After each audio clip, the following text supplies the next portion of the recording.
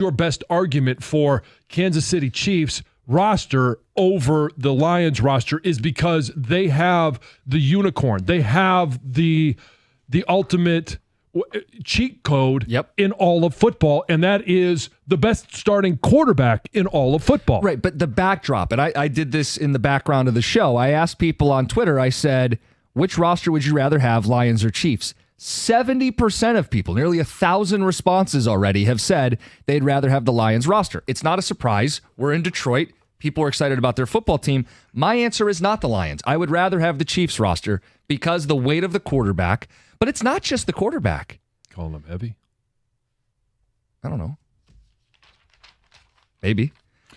It's not just the quarterback, John. Mm-hmm. It's the fact that their defense is better than Detroit's defense. It's their receiver room is deeper than Detroit's receiver room. It's that their offensive line, while not as good as Detroit's, isn't this turnstile. They have multiple All-Pros on their offensive line in their own right, and Creed Humphrey and Joe Thuney from a year ago. The Chiefs have the better roster. And I'll say it, it's not going to win anybody. I'm not going to win anybody over with it, but I think the Chiefs have the better roster than the Lions. And this is what you wanted me to say on the radio so people could yell at me. So 248-539-9797. Feel free to yell. Go ahead. Who has the better roster between the two teams who play on Saturday, the Lions or the Chiefs? And the argument of, well, we beat the Chiefs last year, that to me is not a significant turning point or deciding factor. Yes, we did, but we didn't get a chance to ultimately find the answer strength on strength in the Super Bowl because we fell short. We did not find a way to beat the San Francisco 49ers. I don't want to go down that road. But moving forward, and here's where the Chiefs don't have an old roster, but their premier players, and this is outside of Patrick Mahomes, because Patrick Mahomes is still 100% in the early stages of his prime, which makes him such a huge threat for the future. But when you look at Chris Jones, he is nearing the end of his career. How many good years does he have left versus the good years of Aiden Hutchinson, Aleem McNeil, the budding superstar of Levi Onwuzurike? Right. But Penei Sewell and the way that this offensive line is built. Now, the youth of the offensive line is not a selling point. The strength of the offensive line is more of a current argument because I believe the offensive line for the Lions greatly outweighs the offensive line for the Kansas City Chiefs. And a lot of that is just simply Penei Sewell is the best offensive lineman in all of football. Right. So the Lions, the players themselves did their list of the top 100. And the Lions were well represented. They had 5 players in the top 100. None in the top 10. The Chiefs had 3 in the top 10 alone, with Mahomes, Jones, and Kelsey. But I also look at Jones and Kelsey, and that partly plays into my argument of their age. Sure. Because I would rather have Sam Laporta now with his entire career ahead of him versus the very tail end of Travis Kelsey. You haven't answered this. I'd like Chris Jones, though. Yeah, I was going to say, we all talked about him in the offseason, and if there was a way, even a slim chance to bring him to Detroit, we all would have, gone crazy. You haven't really answered this. Which roster would you rather have? Well, I would rather have the Lions roster. Because of the longevity. Because of the longevity. But Mahomes because is the ultimate longevity. That position, I'm sorry. And here's where you get caught into the argument of, well, okay, front offices stay the same, coaches stay the same. Yes. I like the fact that I like this Detroit roster. The talent is so young, and it is still getting better. Penei Sewell is still going to get better. Just imagine that. Aiden Hutchinson is still going to get better. Not on the same level as Penei Sewell in regards to their impact at their individual position. Amon-Ra St. Brown, while he had a 1,500-yard season last year, I still think, in watching him in training camp, he's better than he was last year. How much better can he get? It's going to be on smaller margins, but I still think there's more there. J-Mo, there's more there. Sam Laporta, certainly more there. And Jahmyr Gibbs, there's more there. Okay, but if I'm looking at this and I'm not putting the Honolulu blue glasses on, I would say Kansas City, just drafted a first-round receiver. There's more there with Xavier Worthy. They just brought in Hollywood Brown. They've upgraded the receiver position to go with Rashee Rice, who was almost a 1,000-yard player last year as a rookie. I would say Mahomes, with a bunch of big play receivers this season, the sky's the limit for Kansas City. They won the Super Bowl last year without the offense really popping off. Like, there's an argument that you look and go, I got a 10-year window with Mahomes that's just getting started, that I'm always going to be in contention. I'm not going to have to churn the roster 2 or 3 times in the next decade because I got 15 and whoever shows up with them. And it's not a bunch of nobodies right now. They're not building from scratch. Their roster won back-to-back Super Bowls, and Trent McDuffie's a young player who's still in his early portion of his career. That was an all-pro corner. They're loaded. This idea that it's Mahomes is the only reason someone would take the Chiefs roster, it's the biggest reason, but the roster isn't a bunch of has-beens around them. Part of the argument for me is you look at the history of the NFL. Is the success that the Chiefs are having sustainable? Well, no one's three-peated, so I mean, it's they are already kind of in uncharted territory here as they approach. Well, they're not yet. Yeah, they're approaching uncharted territory. Yeah. If they can make that happen, when does that drop-off happen? Are they going to be hit with the injury bug? We've seen Mahomes get hurt occasionally, and they had a reliable backup. Now you look at their roster and you look at their, the backups that they have at the quarterback position, and you say, well, if he's Carson Wentz, could he come in and do what Chad Henne did? Probably, but I don't know for a length of time. You look at Isaiah Pacheco, Clyde Edwards-Helaire. Like Isaiah Pacheco, I think, to your point, is an underrated aspect of this offense. He can be very good, but I look at Montgomery and Gibbs, and I think of the youth, and I think of what is still to come with Jahmyr Gibbs. David Montgomery is what we saw last year. That's who he is. Jahmyr Gibbs, we still see so much potential.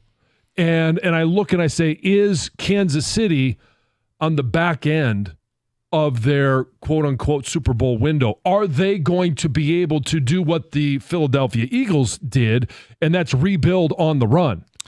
And with Patrick Mahomes, you certainly can. Well, that'd be the argument. Philly had to replace quarterbacks and a bunch of guys in the meantime, and you have stability when you have 15. When you have Mahomes, 248-539-9797. Some of the early responses in the ticket text. And again, it's 2 different Lions conversations. We can focus on the other one here too. What you want to see on Saturday. Yeah. Understanding it's football-ish. It's still the preseason. Many of the starters won't play. What do you want to see? Some of the texts on this roster conversation. This one says, pound for pound, I'll take the Lions every single day. LFG, River, and Kylie from Birmingham. Why does Cookies hate the Lions so much? Another one says, Jim just moved to Kansas City. Says, move to Kansas City, you traitor. This is what you did. This is your problem. Not my problem. This is 100% your problem. Texter says, the problem with this town, Cookies, if you're a realist, you get talked trash about. 90% of Lions fans are delusional. Okay, fans is short for fanatic. Yeah. By the way, these are like 2 of the 3 best rosters in football. football. Which is why when they win the Super Bowl and they go 14-3 this year, this town is going to be something that we can't even imagine right now. I mean, the whole thing with taking their roster is you're buying into what you just said about all the young guys getting better. Right. That's why I'm so bullish on them this year. Yeah. I believe most of these guys are still, you do the under 25 lists around the league and all these websites, and there's 5 Lions on it. Yeah. You know what? You're prime in 26, 27 with the exception of running back. And then they have young running back. A super. Right. Going into his second year. Injuries aside, I still think, I don't know how you can't say they're a top 5. Oh, I do. I think they're probably 2. I mean, the argument against the Niners is right now and what they've accomplished, the Niners roster is better. I mean, it is. And you could still say you still have the age right discussion. now, but you're using speculation and age as part of your argument. And here's the deal. If the Chiefs have the best roster, or the Lions have the best roster, or the Niners have the best roster, it doesn't much matter. You could beat them on that day because these are all teams at the same tier of Super Bowl caliber. Exactly. They've all traded blows in the last season.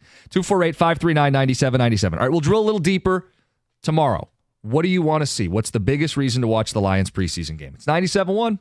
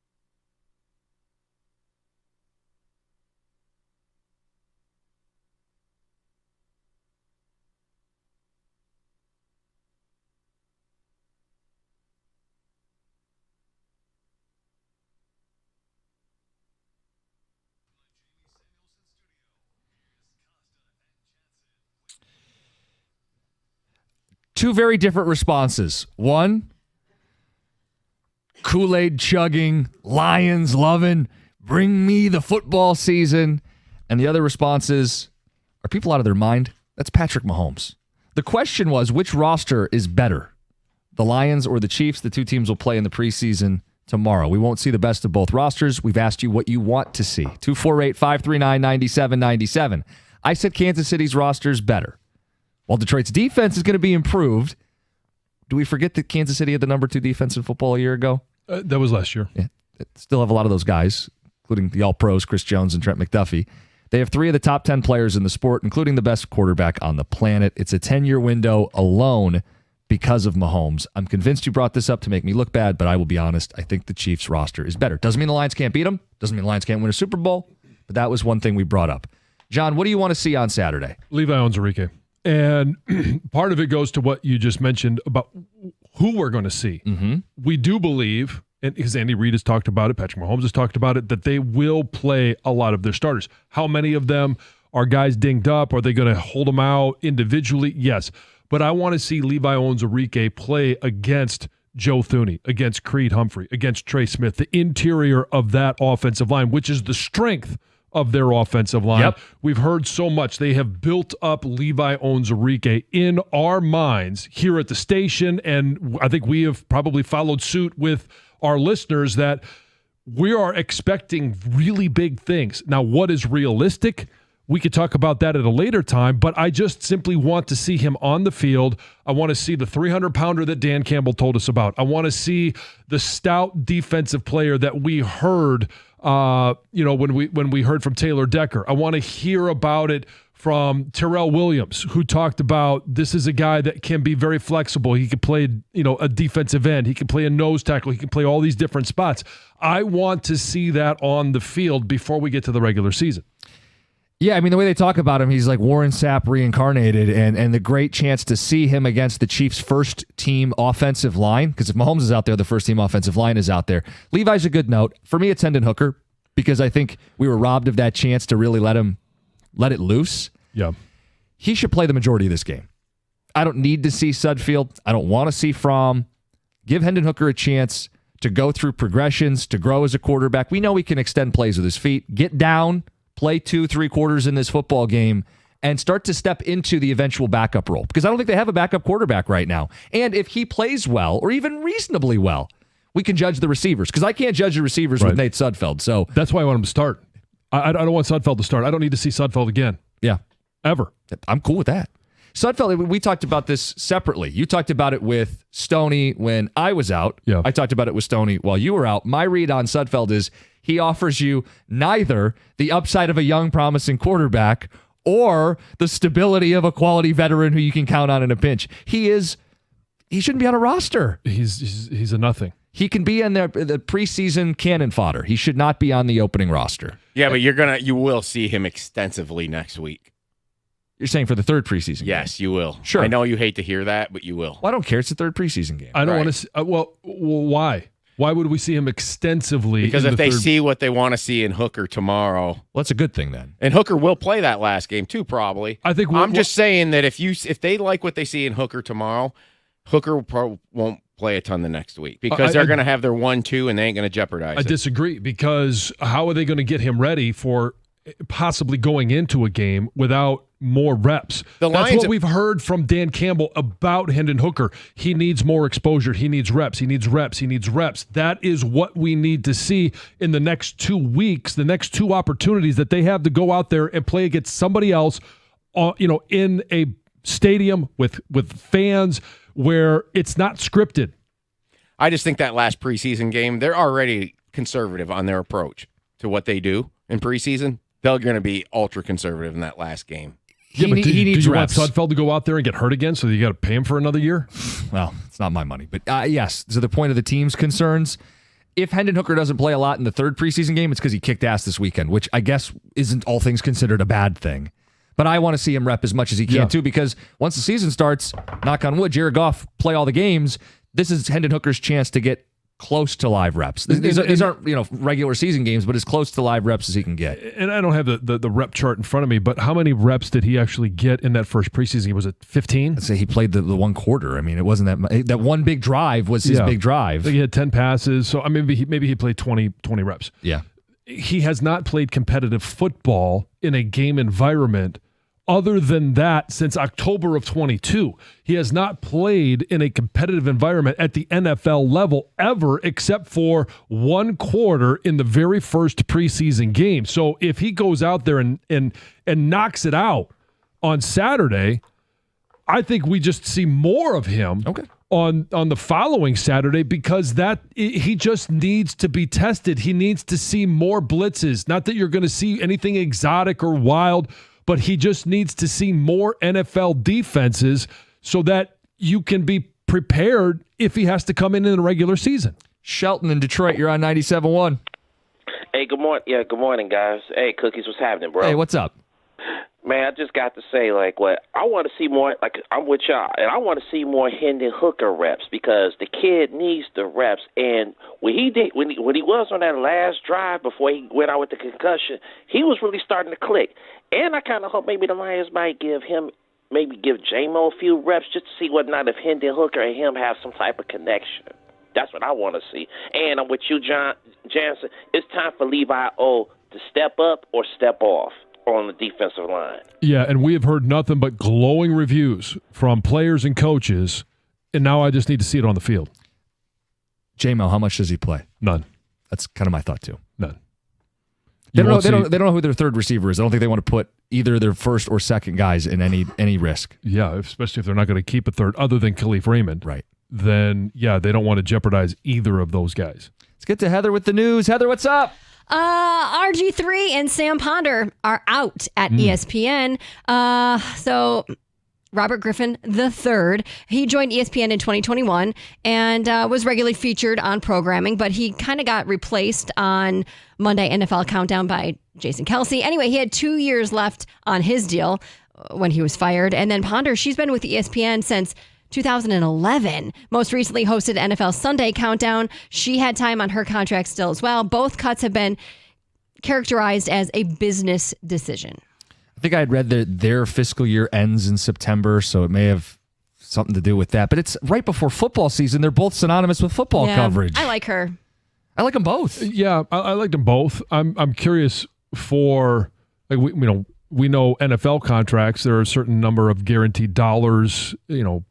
Baseball contracts. Yeah. Like what does it mean for broadcasters? Do they still get paid for 2 years? I don't know what that. I don't know if they're fired and no terminated idea. and the contract is out. I don't know. In my head, that's how it works. Yeah. But I don't really know. Speaking of ESPN star Kirk Herbstreit weighed in on the debate over transgender athletes playing women's sports last week when he was asked on social media, do men belong in women's sports? And he made his stance pretty clear. Of course not, is what he said. And he explained on Tuesday in an interview on Outkick's Don't At Me that he didn't give a crap about what the reaction was going to be.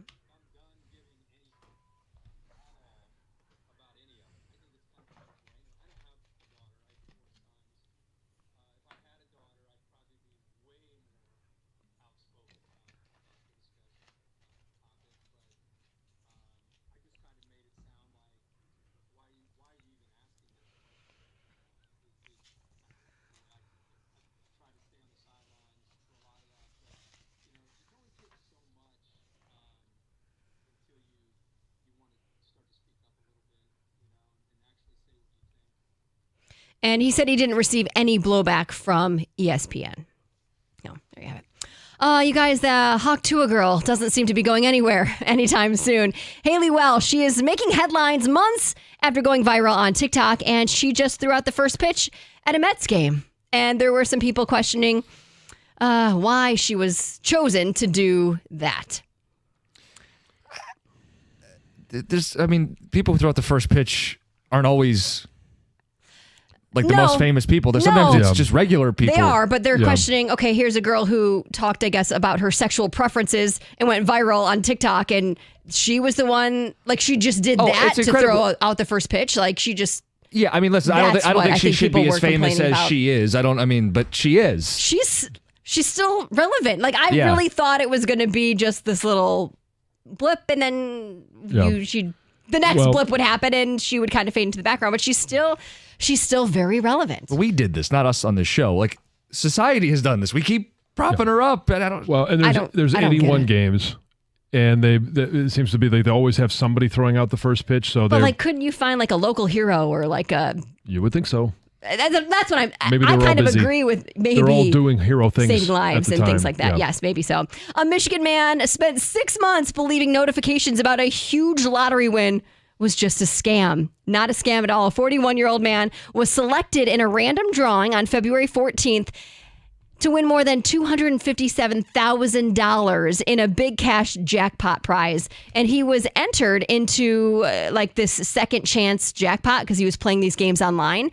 And he kept getting calls that he wasn't answering because he thought it was spam. He got an email about it and said, that's a joke, deleted it. And finally, after he kept getting call after call, he's like, you know what, maybe I should actually look into this. Called the Michigan Lottery, found out the prize was legitimate. He's already claimed the big prize. He's going to spend the money on a new house and a new car. Good for him. I mean, that's incredible. He said it took some time to sink in that this was actually real because for so long he thought it was a complete joke.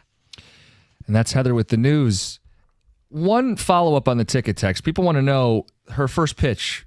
Was it a spitball? Coming up next. We don't need to follow up on that, but we do need to ask a question about something big going on in Metro Detroit this weekend. Love our texters. They are undefeated. There's some other ones I won't read because, as you can imagine, they've gotten very creative there. We're going to ask a question. Are we missing out? It's this weekend. It's 97.1.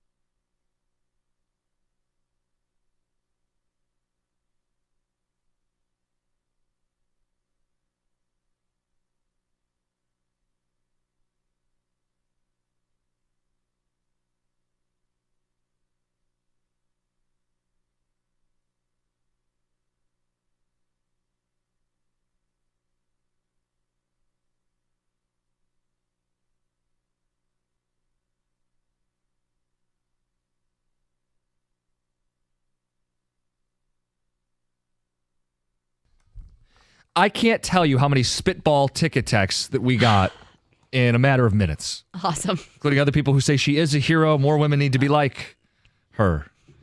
Anyway. All right, guys. We were just talking off air. Doug's still out today, right? Yes. Who's in with Gator? Is it Rieger? I think it's Rieger. It's Rieger. We could ask Rieger the final question of the cookie jar and get his response. Tom says yes. Oh, I think it'd be an epic answer. I won't even speculate as to what that might be. Can we also call Stoney and get his answer? Oh, no. Man, now he's... So this is how we bring it full circle.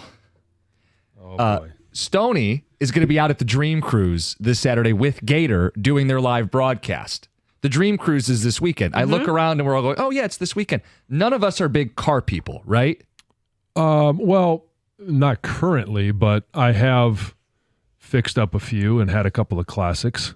How do you feel about the Dream Cruise classic cars? I love the Dream Cruise, love the classic cars. I would love to be able to do a frame-up restoration. I'm a huge early model Bronco fan. I had a 68 at one point that was almost all original. I was able to find parts and get it back. It was 3 on the tree. It just was the perfect vehicle. I thought it was so much fun to drive around. The bench seat in the back, and it just was, God, it was perfect. Take the top off in the summer. And then I had a 77 early model Bronco. The last year they made that body style, and that one I completely took a different direction. It had a 12-inch lift, 40-inch tires. It was souped up, jacked up, and it was bright orange. It was roll bars, didn't even have a top. You're more of a gearhead than I thought you were. I didn't know this. Did you have to sell them? What'd you do with them? I did sell them, yes. Some of it was just unable to keep at the time. And the one that I had all jacked up, that was the first one I had. And right after, and I bought it somewhat done. I ended up making a couple of modifications to it. And that's when I started having some of my injuries. So I tore my Achilles, then I busted up my ankle, and I just couldn't get couldn't get in it. And so I ended up selling it, and that's when I got the 68, which was my favorite because it was all original, inline 6. It was just perfect. Well, so then you have an appreciation for this, and I do too, even though I'm not a car guy. And I want to ask people, the Dream Cruise, it's either a love it or loathe it situation. Like, I live in Royal Oak, and I know people there get really annoyed with the traffic. While I'm not a car guy, I grew up in a family of car guys. My grandpa is in his 90s, and he has an old Model T that he has done up, and he takes it out to car shows. Like, he is a Dream Cruise guy. My dad, I've told you guys the stories. We'd go to Milan Dragway, and he had a 68 Super B, and he'd take that thing down the track. So I grew up around people who were really big into cars. I myself am not, but I love that they have that outlet. I love that we have that unique thing in our backyard. I like living somewhere where stuff's happening. It's not that big of an inconvenience to me personally. So where are you guys at with the Dream Cruise? 248-539-9797.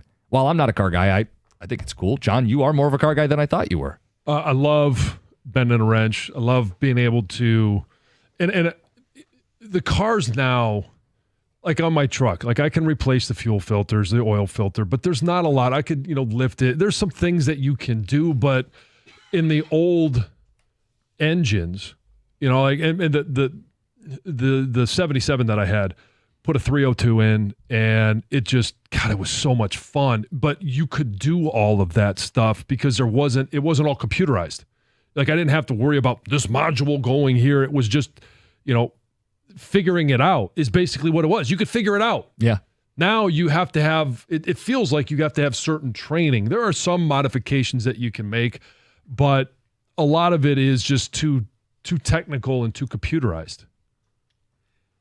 So I'm not a car guy at all, and I've always been, number one, fascinated by the fact that I've never in this industry worked with somebody that's really a car guy. The guy closest to it is probably what John just said. Because you think most guys are either sports or cars?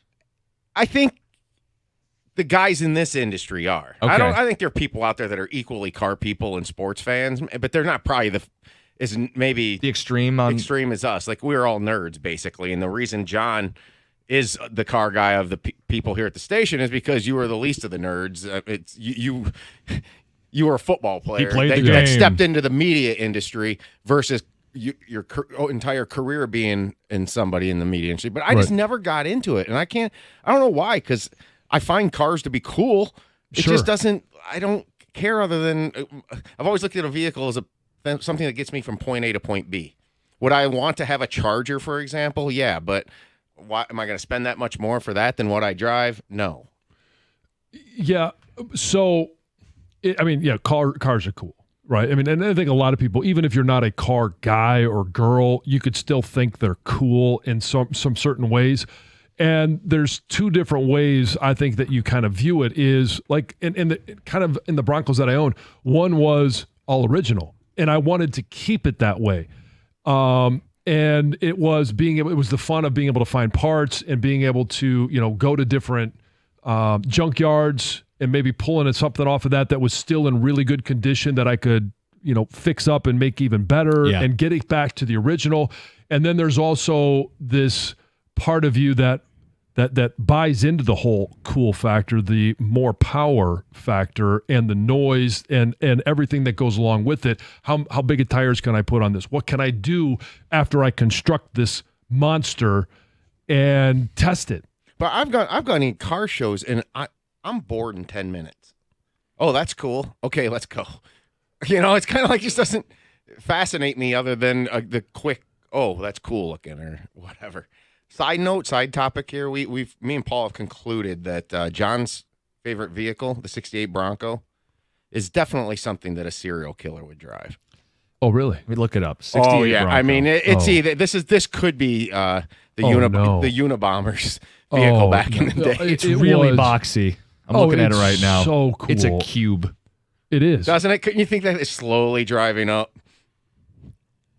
John, you don't agree with this No, designation? I don't agree. No. I mean, if it was some type of 68 panel van.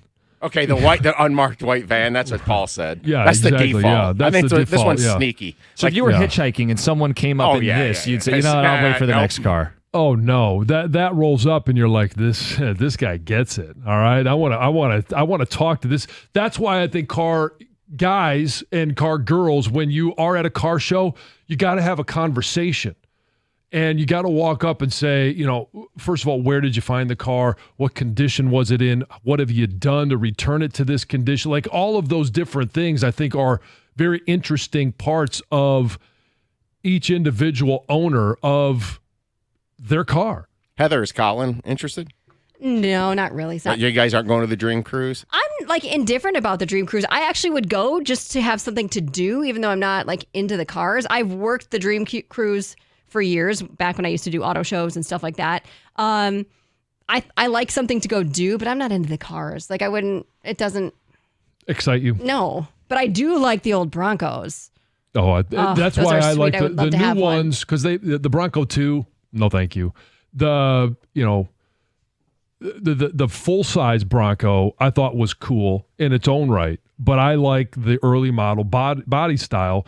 I like older cars because they all seem to have a personality. You look at them and you could tell exactly what they are. Like the Bronco, a lot of people could compare it to the International Scout, but there's still differences. When they roll up, which one is which. Land Cruiser, like all of those things, which one is which. Do you feel like modern cars today have less personality? Yeah, 100%. I think that's they all look the same. Pretty obvious, yeah. Yeah, I mean, there's just not a lot of originality in modern cars. And there's a whole lot of originality if you go to the Dream Cruise. Oh, it is the sights. And again, I'm not a car person, but you don't have to be, I think, to appreciate it. I don't know. I mean, we got people complaining on the ticket text, people who love it on the ticket text. You guys want to jump in on the phones, 248-539-9797. I'll give you just a quick sampling here. This one says, old men in their old cars, someone please look at me. Sad attention seekers grow up. Another person says there's nothing like it anywhere in the world. People come from all over to see this in our own backyard. People should appreciate it more. Which camp are you in? People love to show off their hobbies. Right. It's a hobby. It's not attention seekers. They spend a lot of time with this stuff. Yeah.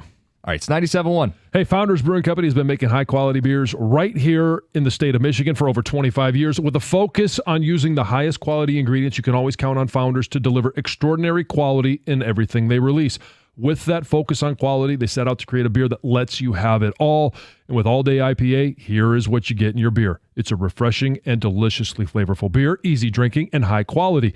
All Day IPA is an IPA that is naturally brewed with an array of malts, grains, and hops, creating a delicious citrusy taste and a clean finish.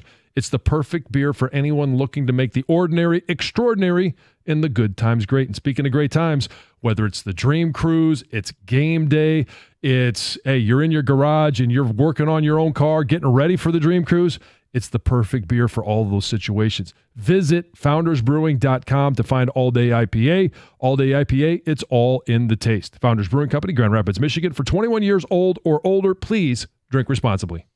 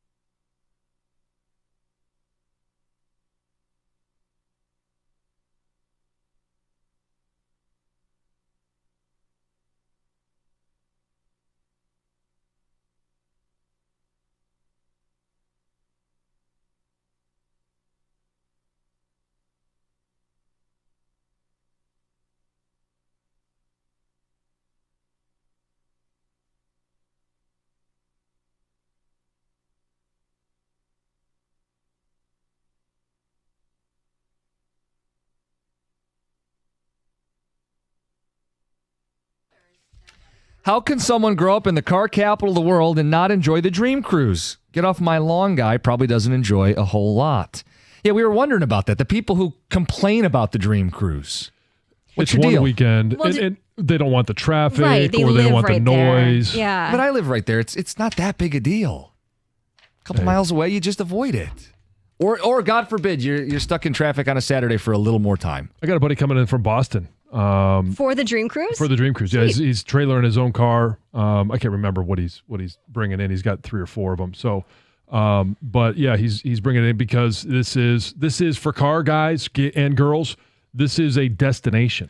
Can I ask a dumb question? So people like this, like your buddy who come in from out of state, they bring their car.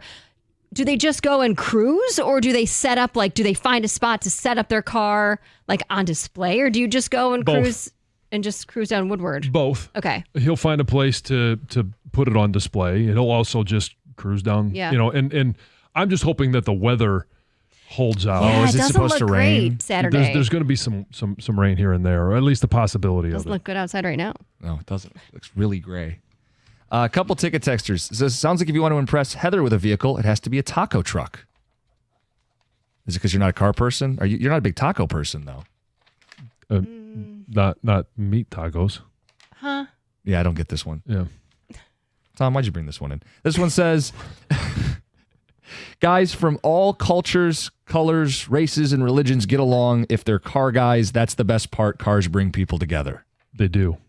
It's a great conversation, and you can argue about which engine is better, and which chassis you like, or axle. I mean, you could have all these debates, but they're all great debates, and they're fun to have those conversations. What's like the stuff we do with sports? Which roster is the best roster? I mean, it's Yeah. all It's all the same. Yeah. I mean, that's what we're doing, and it brings people together. This one says, like the cars and the trucks, but I don't like the chaos. Have a great weekend, Tom and his truck.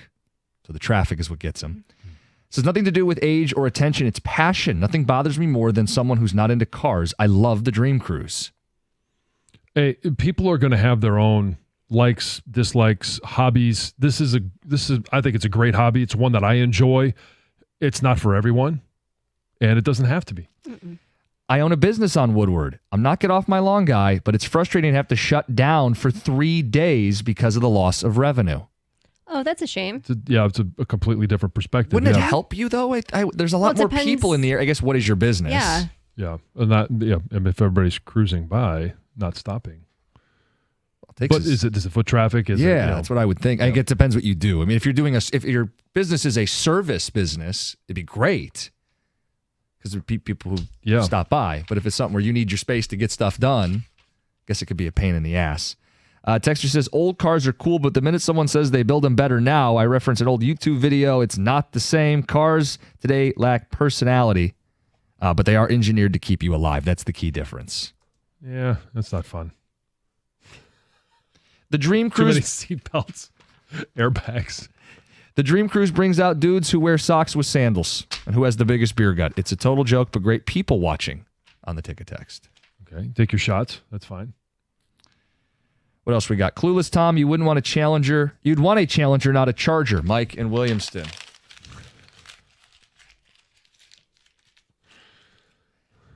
Another one says, I'm a kid who delivers pizza at businesses on Woodward. The traffic is awful. Oh, time to break out the bicycle. Go somewhere else then. Yeah. Maybe not a great weekend for It's very him. good for our community, Ask even for though I'm vacation not time. into it. Yeah. That whole Challenger thing, I put that one on a T for people when I said I didn't care what I drive. But those are the two types of people. Like, to me, a car is A to B. Clearly. That's why you got the Yeah. EV, Yeah. right? It's A to B. Yeah. But Yeah. that doesn't mean I look down at anybody who else wants to get into their hobby. Are we headed for one day where the entire cruise is all EVs? Oh, boy. The How many years from now? 100 years from now? the silent cruise. Yeah. No one revving up an There's engine. no noise. You got all these charging stations like halfway down Woodward. Yeah, exactly. And they all beep when they back up. Yeah, no kidding. It's like a golf cart. So if you missed any of the show today, we got the Odyssey Rewind. We talked about the Lions who are playing a preseason game. Tomorrow's a Dream Cruise and Lions preseason game day. So we talked about the Lions and what you want to see in their second preseason game and some of the storylines. John tried to get me in trouble with the audience by admitting that I think the Chiefs roster is better than the Lions. That was part of the show today. Williamsport is also this weekend, John, and we had some fun playing some of AJ Hinch from yesterday, where he was a little kid playing baseball, like a lot of our listeners were little kids playing baseball, and it gets back to a pure sense of it. We had some people tell their stories earlier. If you missed any of that, Odyssey Rewind or the podcast. And it was fun too. And if you get a chance, even if you've gone Tigers free, tune in on Sunday because I thought last year when I saw this game at Williamsport, they did a really nice job of showing the environment, showing the kids, showing the big leaguers in the stands watching the kids, and then you get a chance to hear some of the stories about, what's the behind the scenes look at some of the big leaguers. What were they like when they were 12, 13 years old? When AJ said it's like 7,000 people, and I looked up like, what's it cost to go? They're not available. Mm-hmm. They were like a lottery system, mostly residents in the area. Like this is supposed to be the innocence of baseball on display. Plus, it's Tarek Skubal on the bump on Sunday. Long-awaited moment here. Jeff Rieger in the studio. Are you familiar with the question we're going to ask you? No. Okay. What? So we do the cookie jar on Fridays. And I like the cookie jar. Yeah, and it's it's a bunch of quick questions. It should be good. Greg Hargrave, who is not here, we're convinced put this question in the cookie jar. All right. Yeah. And it was, if you and your wife had a Freaky Friday situation where you swapped bodies, would you do it? I see what you're saying. So wait, I'm my wife, and she's me. Right. Yes. And it's you in your wife's body. Yeah. Yes, it's still you, but you're in her body and she's your in body. your She's body. seeing what I normally Yeah. Would you? No. Such a great question for Rieger because I thought Rieger would give me a great answer. I thought you'd be more open to it. We all said no. We all said the same thing. No, we all because said I gotta it the look same at way. could you listen? When you're doing stuff, you never see yourself. But to see it's like that Friends episode where Ross and Rachel are getting on. And remember, they videotaped it and they tried to sit down and watch themselves. And they both were was like, yeah. Yeah. I don't want to see this. Like, I can't believe my wife wants to see this, to tell you the truth. She probably doesn't. But no. I know. You don't want to see your face? No. I don't want to see any part of my body. What was it? The League? Did you watch the TV show The League? Oh, yeah. They refer to the vinegar strokes? Exactly. The face, yes. Yes, I know. I already wake up and it's instantly, I'm, 4 I'm sorries and yes, you were right. Right. I don't want to add to the I'm sorries.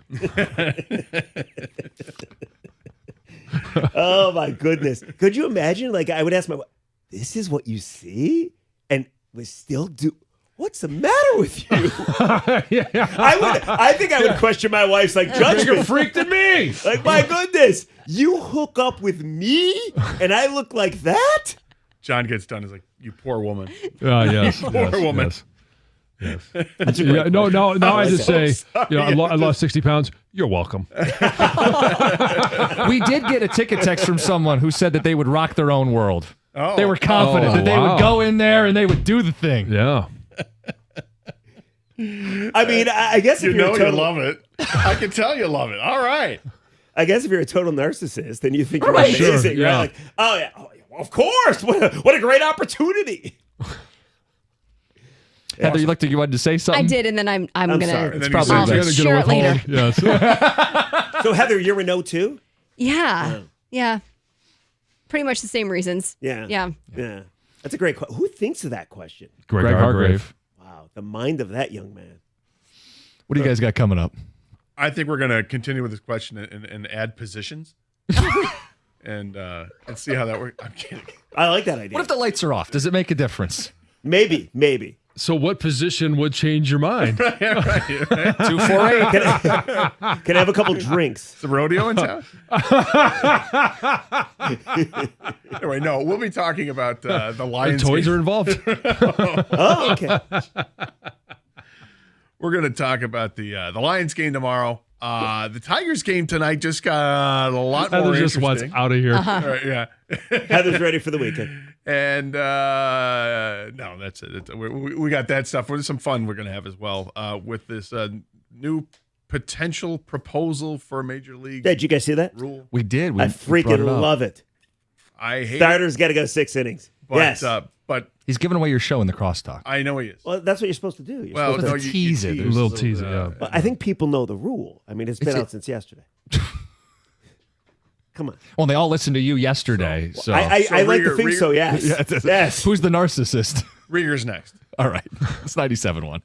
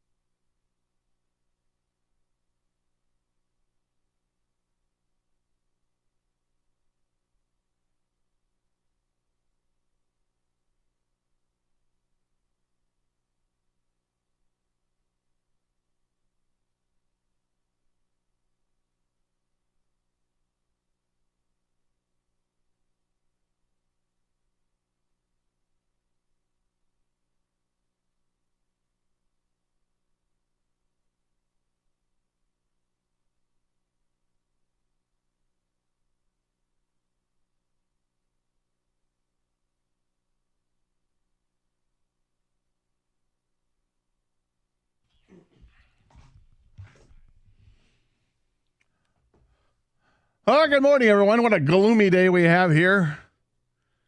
A threat of rain every second. Some places it's rained, some places it haven't. It rained a little bit overnight. It's supposed to rain all day. We'll see. Hopefully it stops in time for the Tigers tonight because it looks like they've got some intrigue now. Not only are they winning games, but moves are afoot that will be made official later today to add a couple players to the roster. We'll get into that later on in the show as well. But Jeff Rieger is in studio. He is in for Doug, who will be back on Monday's program. King behind the glass working with us as well. As always, we take your calls and texts at 248-539-9797. And hey, it's a big week, right? We've got a baseball team that's playing well, but that's secondary to what happens tomorrow. The Dream Cruise. Right. Oh. And that's secondary to what happens tomorrow as well, which is the Lions' second preseason game. You heard in the update, Kansas City plans on playing their starters maybe as much as a full half of football. So when you hear that, it begs a question. Are the Lions going to play their starters, and do you want them to play their starters? Because obviously injuries play a huge role in any team's season.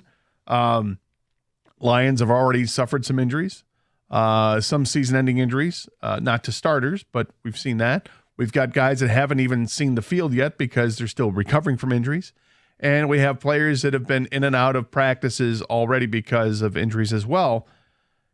And it's a situation, Jeff, where it's tough waters to navigate on which side there's a fan side. Fans, I think, would like to see some guys, but not all guys.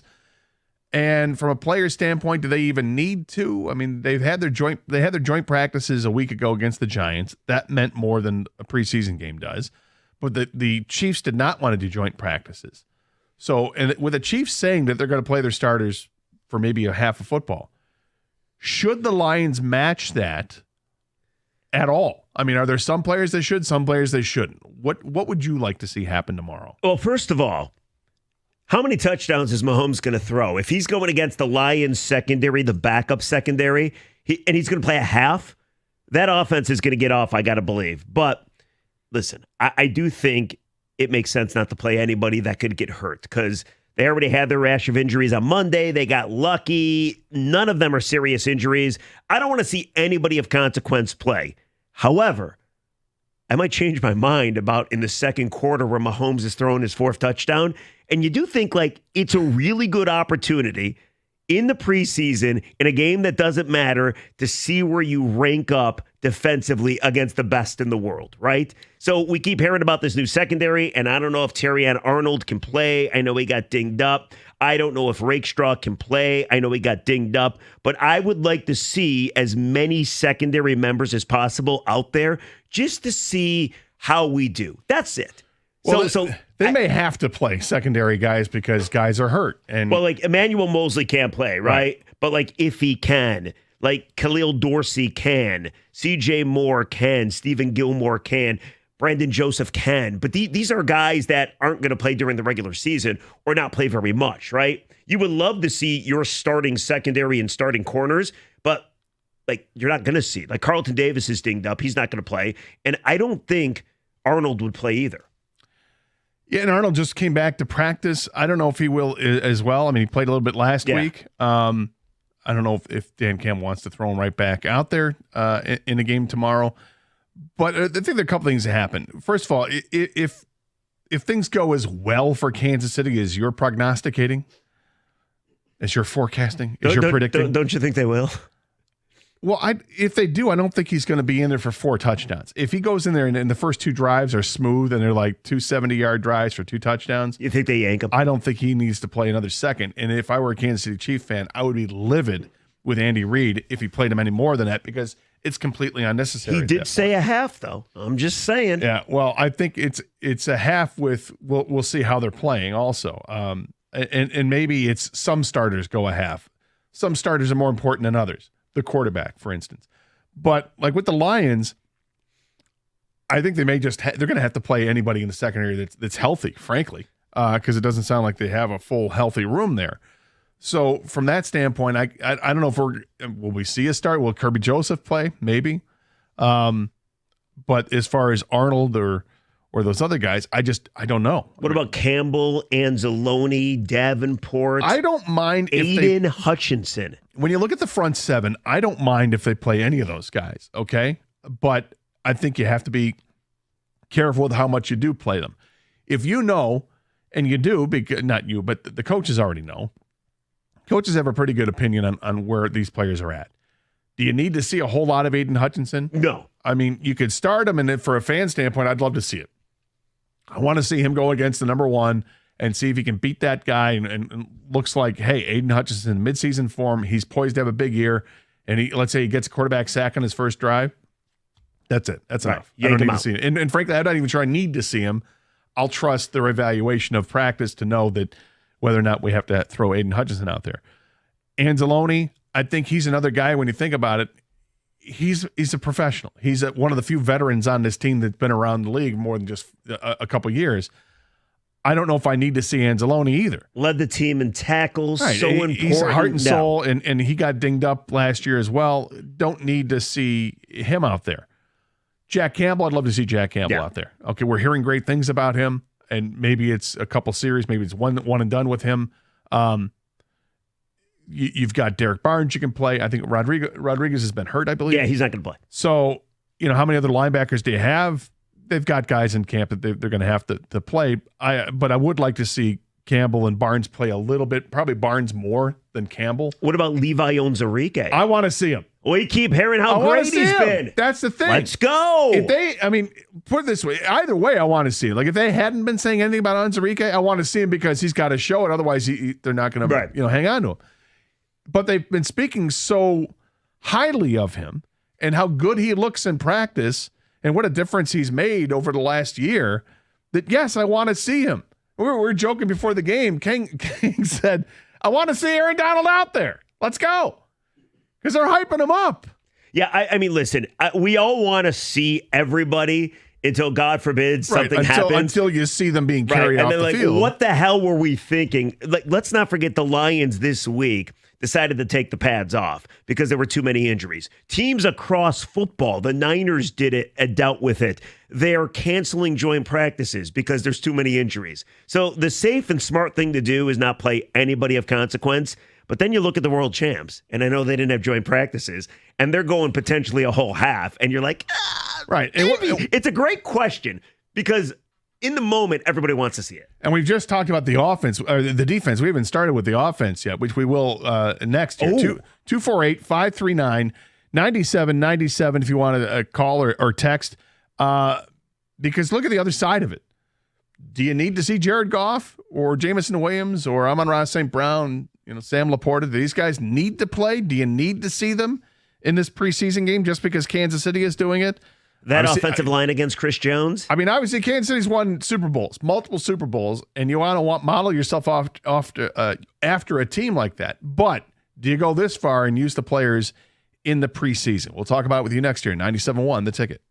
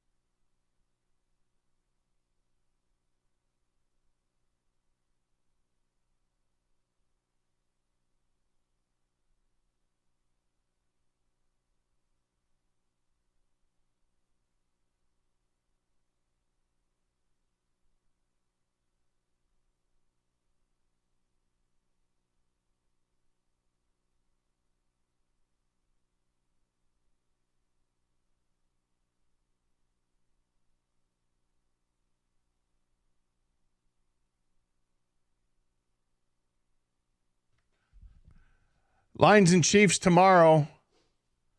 Our broadcast coverage getting underway tomorrow at kind of like at 2, I guess. You're doing a little pregame, and then we've got the actual network portion of the broadcast. Yeah, I think 3. the game starts at 4. It's a 4 o'clock kick, yeah. Yeah. But you're on at 2, right? I'm on for an hour at 2. You and Stoney are on from the Dream Cruise from 10 to 2. That's right. A little rare weekend jaunt with Gator. We'll be out there previewing the Lions as well and looking at the cars, and hopefully the weather cooperates with us. That'd be nice if that happened. But with this game, Kansas City's come out and they said we're going to play our starters close to a half of football, maybe a half of football. And we asked the question, do Lions fans want the Lions starters to play a half in a second preseason game of the season out of 3? Do they need to? We went through the defensive side, and I think we could agree that not everybody has to play. And for me, I leave the evaluation to the coaches, of course. They're the ones going to make this decision. But if they're going to start Aleem McNeil and Levi Onwuzurike, but they don't start Aiden Hutchinson and Alex Anzalone, they leave them off. I'd understand why. I mean, you don't need to. If you know for sure that Aiden's ready to go and he's humming along, he's clicking on all cylinders here, and Anzalone's a veteran, he doesn't need to see the field. He's prepared and he's ready to go. I don't have to see them, and if they're not playing, I'm fine with it. Like, I'm not going to complain if they're not in there. I would like, though, if they're going to put Mahomes and their entire offense out there, which they are, I would like one defensive series where the Lions give all the healthy players they can and see how they stack up. I would like it, and I understand your reaction because we're all worried about injuries. But the more I do think about it, the more just maybe just a little taste, Gator. Just a little taste. Just one series, their best versus the Lions' best, and see how it all shakes out. Wouldn't you feel great about the defense if they get a stop against the best quarterback in the game? As a fan, it'd be great to watch. But you would watch with nervous energy. Yeah, if you're the coach of the team, I don't know if you need to put him in that position. The offensive side of the ball is interesting because the Chiefs are saying, best player in the game, we don't care. He's playing. Patrick Mahomes is going to play. Lions may or may not match that with Jared Goff. There's no way they're matching it, but it'd be nice. I can't imagine they would, and yet, it seemed like Dan Campbell was sort of open to it, to playing some starters, and depending on how things went in practice. I don't know. For me, there's a few guys I don't want to see on the field. All right, who? I don't want to see Jared Goff. Okay. I don't want to see Amon-Ra St. Brown. Okay. I don't want to see Jamison Williams. Okay. Because I think J-Mo is like going to be this weapon that explodes from week 1, and nobody needs to see how good he is right now. Okay. Ooh, kind of take everybody by surprise. I got you. I'd also, I don't need to see Jahmyr Gibbs, and I don't need to see Sam Laporta. Probably no Penei Sewell either. I don't need to see Penei Sewell. I don't need to see Frank Ragnow. I don't need to see Taylor Decker. Kevin Zeitler's already injured, apparently, or he's not playing. So whatever the case is, yes, I hear you. Which is another reason that if my offensive line is banged up, then I'm really not going to play anybody. I'm certainly not going to play Jared Goff. Because why put Goff or anybody else in harm's way? At the end of the day, it's a meaningless game. Any other starters. Unfortunately, the result of that is that guys like Sudfeld and Hooker get thrown to the wolves. But I tell you what, though, Gator, there is this way of thinking. When you're Andy Reid, he's doing it this way. And again, I know they didn't have joint practices, but he's doing it like maybe a half. I'm cool. Want to see what my guys can do. He obviously sees value in his guys playing in a preseason game, right? So if the best to do it sees value in guys playing in a preseason game, one series, just one series for the other team, just a little taste. Come on. Don't need just a little taste. Don't need it. I know you don't need it. No, but I don't need it. it. But I mean, as a fan, of course, you want to see because you like to see the guys. But then the second somebody gets hurt, what do? Right. And I get it. And that's how we always judge this. And then they'll tweet at you, "You're a bastard. You wanted to see this, and now a guy's injured." I'm okay waiting to week 1 to see. Would they play the Rams week 1? Yes. I'm correct. fine waiting to see Stafford come to town. And let's see how they do against Stafford. And I by don't the way, need Stafford's to see how going to well play. Yeah. He was injured. He got taken off the field, but apparently he's going to practice next week. Well, what about Hendon Hooker against the Chiefs' starting defense? Okay. That could be fun. Well, I mean, whoever they're going to throw out there, Hooker or Sudfeld, I mean, would I rather see Hooker? I'd rather see Hooker, but I understand It better be Hooker. Well, Sudfeld's going to be better this week than he was last week. Is he? He should be. He damn well better be. King, you got thoughts on this, on the starting starters for the Lions? So, if you want to count Levi Onwuzurike as a starter right now, that's, I guess, one guy I wouldn't mind seeing out there. I don't need to see Anzalone. You know, he is what he is. I mean, he wasn't playing when they were bad or when they weren't like this good, right? They count on him so much. They're like, hey, he's making the team. We know he's not playing. Any other defensive starters would I want to see out there? I wouldn't mind seeing Arnold and Rakestraw if they're healthy and able to go because they're rookies, and I don't mind them seeing, a little bit of NFL action before the real lights come on. It's like a great test, too. It's a really good test, right? But other than that, I think that's it. Don't play Kirby Joseph. Branch is already dinged up. Don't play him. Carlton Davis is dinged up already a little bit. Don't play him. I don't think I need to see Jack Campbell either. Do you need to see Terry and Arnold? Yeah, I said Terry and Arnold. I do. Yeah, him and Rakestraw if both are healthy enough to go. But Levi's probably the biggest one where I wouldn't mind seeing. I know everyone's raving about him, and maybe they're bubble wrapping him for a reason because he's going to be this good and this important. But what? I guess in my eyes, I'm not a coach. I'm not there at practice every day. He hasn't earned it in my eyes as a guy who's from afar, right? So defensively, I wouldn't mind seeing Levi. Offensively, I don't need to see anybody. I don't. That's the elite side of the ball. With you. I don't need to see anyone from the offensive line. I don't need to see Montgomery. Yep. No skill position players. No. Obviously not Goff. Give me Craig Reynolds and Sione Vaki and Jamar Jefferson. Let those guys compete for the, Zonovan Knight. Let those guys compete for the running back job. The offensive linemen could be all backups. Let's see, Sorsdahl and Skipper and all those guys get, and Manu and the like. Go ahead. But I'm with you. No starters in offense. I see the enticement, though, Riga, that you're trying to bring up, like, hey, test yourself against the best in the league. But it just seems crazy to me that Andy Reid is doing it. And his quote is, the plan is the Chiefs starters will play a half. Right. That's the plan. Well, that was my whole point, though, and I'm getting killed on the ticket text. You're such a moron, Rieger. The only value in it is because Patrick Mahomes wants to play. Well, I love the voice of the texter that Jeff's using. Yeah, well, don't you when you read a text, don't you think like, I don't know if that's the voice I use, but what voice would you use? I don't know. Read a text right now.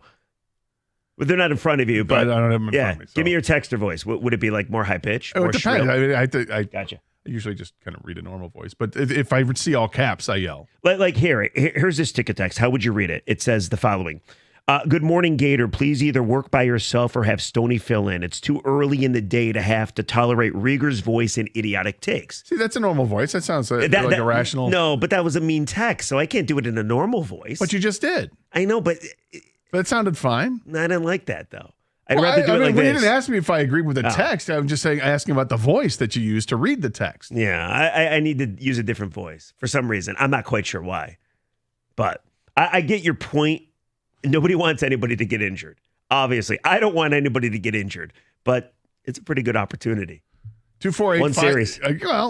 One series or not. I go no series. 248-539-9797. The same number to text us as well. We want to take your calls and texts. Greg, hang on. We got a couple other calls on hold. We got more text to get to.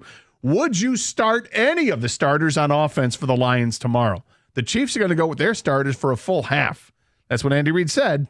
We'll see if he backs it up, but he did say that. If you're Dan Campbell, do you counter that by playing some starters to get more of a real feel for the game? This is 97.1, The Ticket.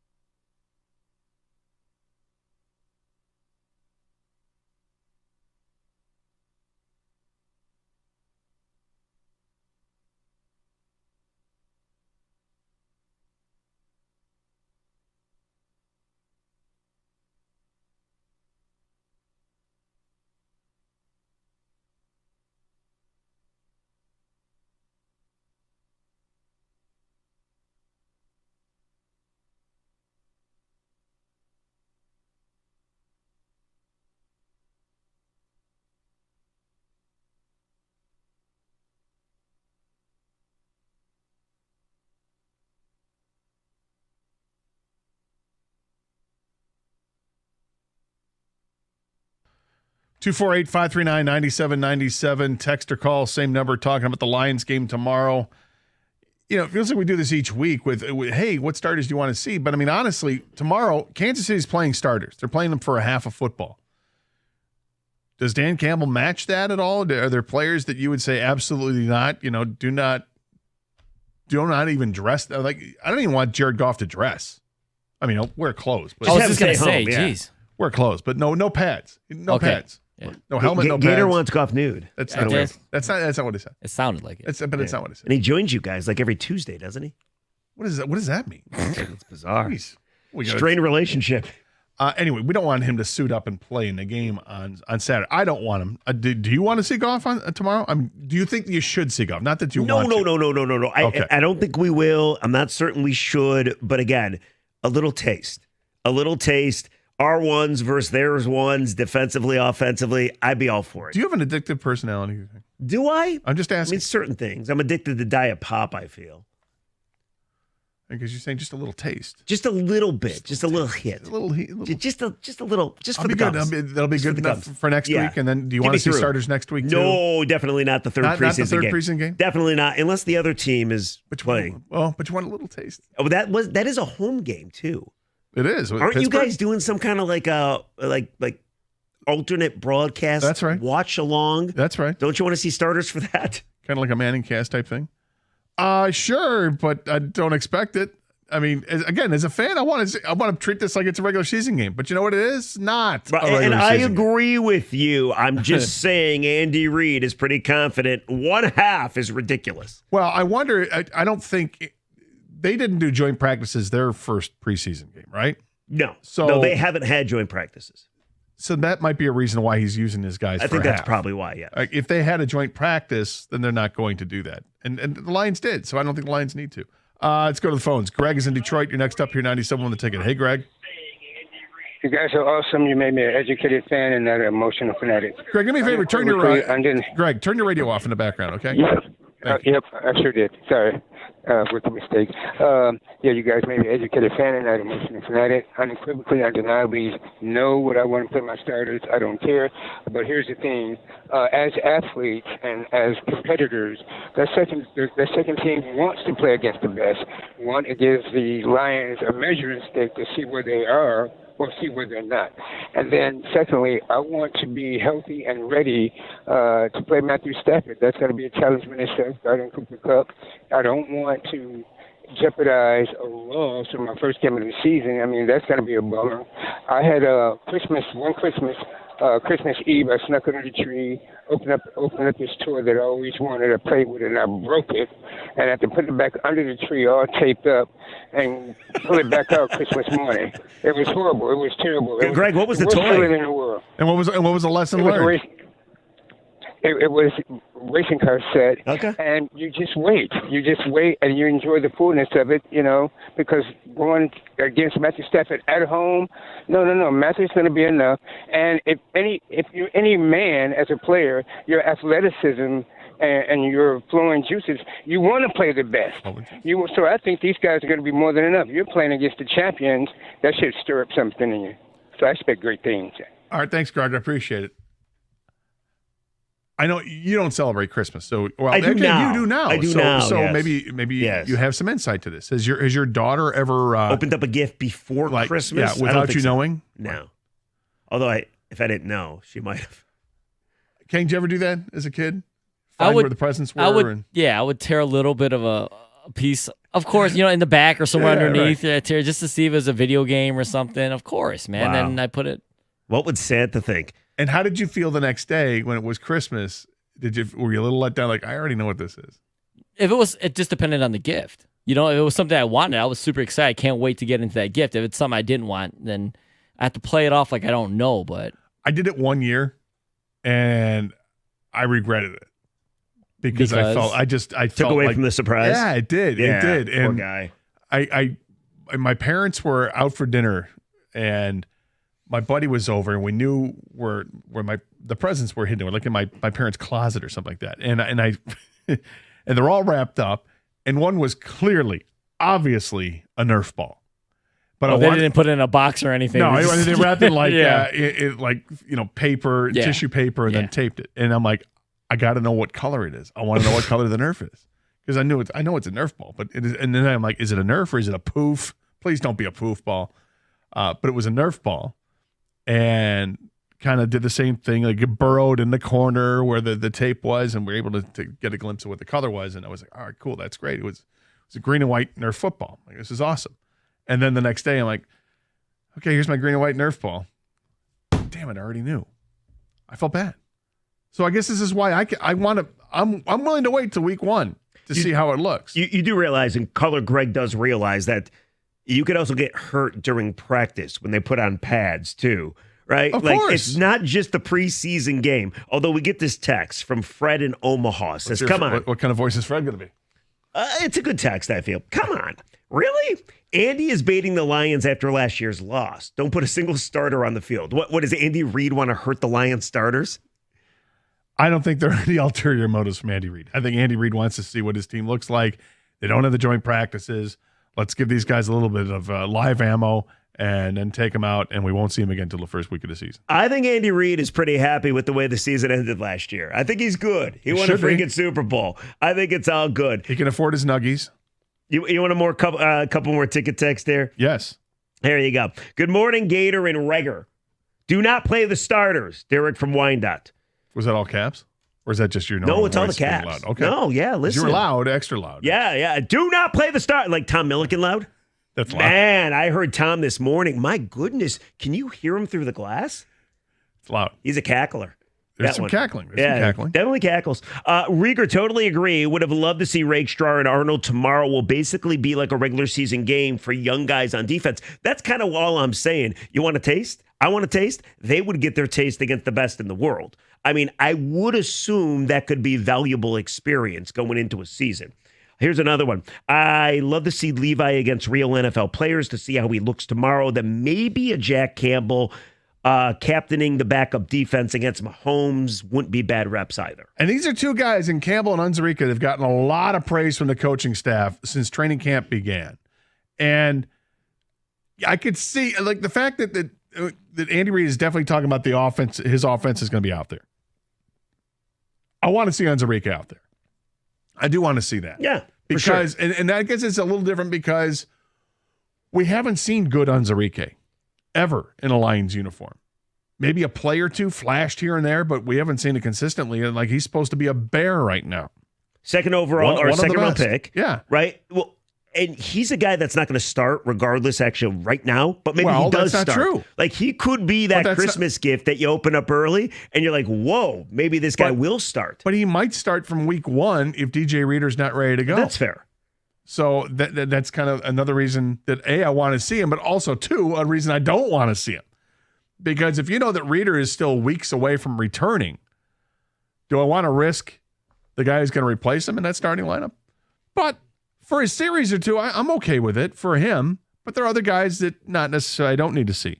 But there are also guys that you definitely want to see that aren't starters, like looking forward to see some kind of progress. Yes. Last week, the offensive line left a lot to be desired. Okay. And these guys, some of these guys have had a lot of playing time as a starter because of all the injuries they went through last year. And yet, as a second unit all coming together, it didn't look great. They weren't opening up huge holes in the running game. The pass protection was, hit or miss. I mean, it didn't help that Sudfeld looked so bad. How much of that is on the offensive line? How much of that was on Sudfeld? And for that matter, Hendon Hooker at quarterback is a guy who's going to get, looks like he's going to play in this game because he's returned to practice from concussion protocol. Want to see a lot of Hendon Hooker. I feel like split this game down the middle, play one guy one half, one guy the other half. In fact, maybe even alternate quarters depending on, what kind of opposition they're facing. Like if Kansas City is dedicated to playing their starters for a half, I'd kind of like to see one quarter each with both of those quarterbacks so they can go against number one defense. I'm not sure if that's how it's going to work out with Andy Reid. I don't know if he's going to stick to that. I might be a bad guy, but I don't care about Nate Sudfeld. If they were to cut him today, you've made up your mind. I don't need to see him anymore. I was very intrigued by Hendon Hooker, very intrigued. And listen, they're not going to play Jared Goff. I would give Hendon Hooker the entire game Wow. Like, honestly, or at least 3 of the 4 quarters and then bring in Jake Fromm for the 4th quarter. Go ahead. I don't need to see any more of Sudfeld. He does not fit on this team in any way, shape, or form. If we're forced to count on Nate Sudfeld, you're screwed. I mean, you're doubly screwed just because Jared Goff is injured to begin with. So I don't need to see him. See ya. Bye. I want Take care, Nate. to make sure of that. That's why I'm playing Sudfeld. Okay. I want to make sure that Listen, would be the right decision to make and that you can elevate Hooker to be the number 2 guy. So when the regular season starts and you're preparing for regular season games, that Goff gets 90% of the snaps and Hooker gets the other 10%. And then your third string quarterback is basically, he's running the demo offense. Sudfeld dead to me. I mean, listen, I don't want to, we shouldn't talk about them like this. These are people, okay? I'm not talking about just cutting a guy, give him his paycheck. I'm done with Sudfeld, though. That was embarrassing what we saw last Thursday. It was absolutely embarrassing. Okay, Rieger, I don't think anyone's going to say Sudfeld was good, but you don't leave any room at all to be like, hey, that was just a bad game. He could be better than that. We knew what Sudfeld was before the season. It's not like anybody in their right mind said, I really think Nate Sudfeld could play a role. Well, people forgot Sudfeld was on this team. But you know who said that? Who's that? Brad Holmes and Dan Campbell. Those guys have. They think differently now. They must. I mean, that's the thing. If we ultimately trust those guys to make the decisions, understand those guys have made the decision that Nate Sudfeld is still on his team as quarterback. I am the king of following guys once they leave Detroit and updating the masses what those guys are doing, whether it be like an Isak Paredes or, why am I drawing a blank up? Just won a gold point guard for the Spurs. For the Pacers.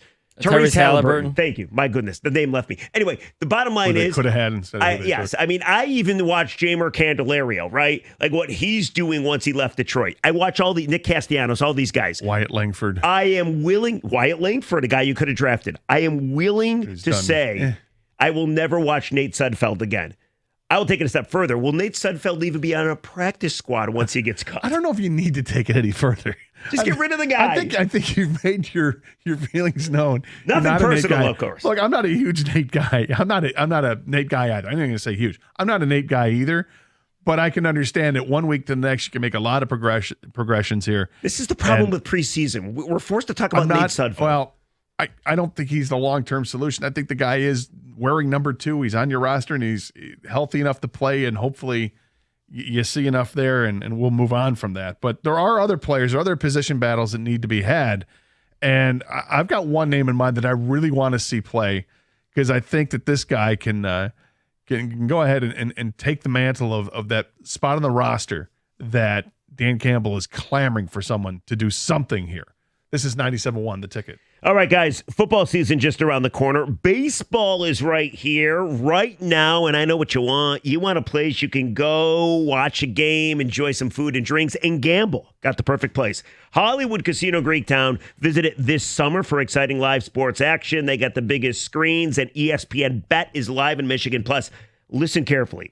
Penn Play Reward members can win up to $500 Penn Cash every week. I know you're wondering, well, how do I do that? It's totally free. All you got to do is visit PennPlaySports.com/cover5, PennPlaySports.com/cover5 today, and register for your chance to play and win. It's free. All you're doing is picking games, and if you're good at it, you can win some Penn Cash. If you're not a member, no big deal. Get the Penn Play app today, and you also park for free at Hollywood Casino Greektown.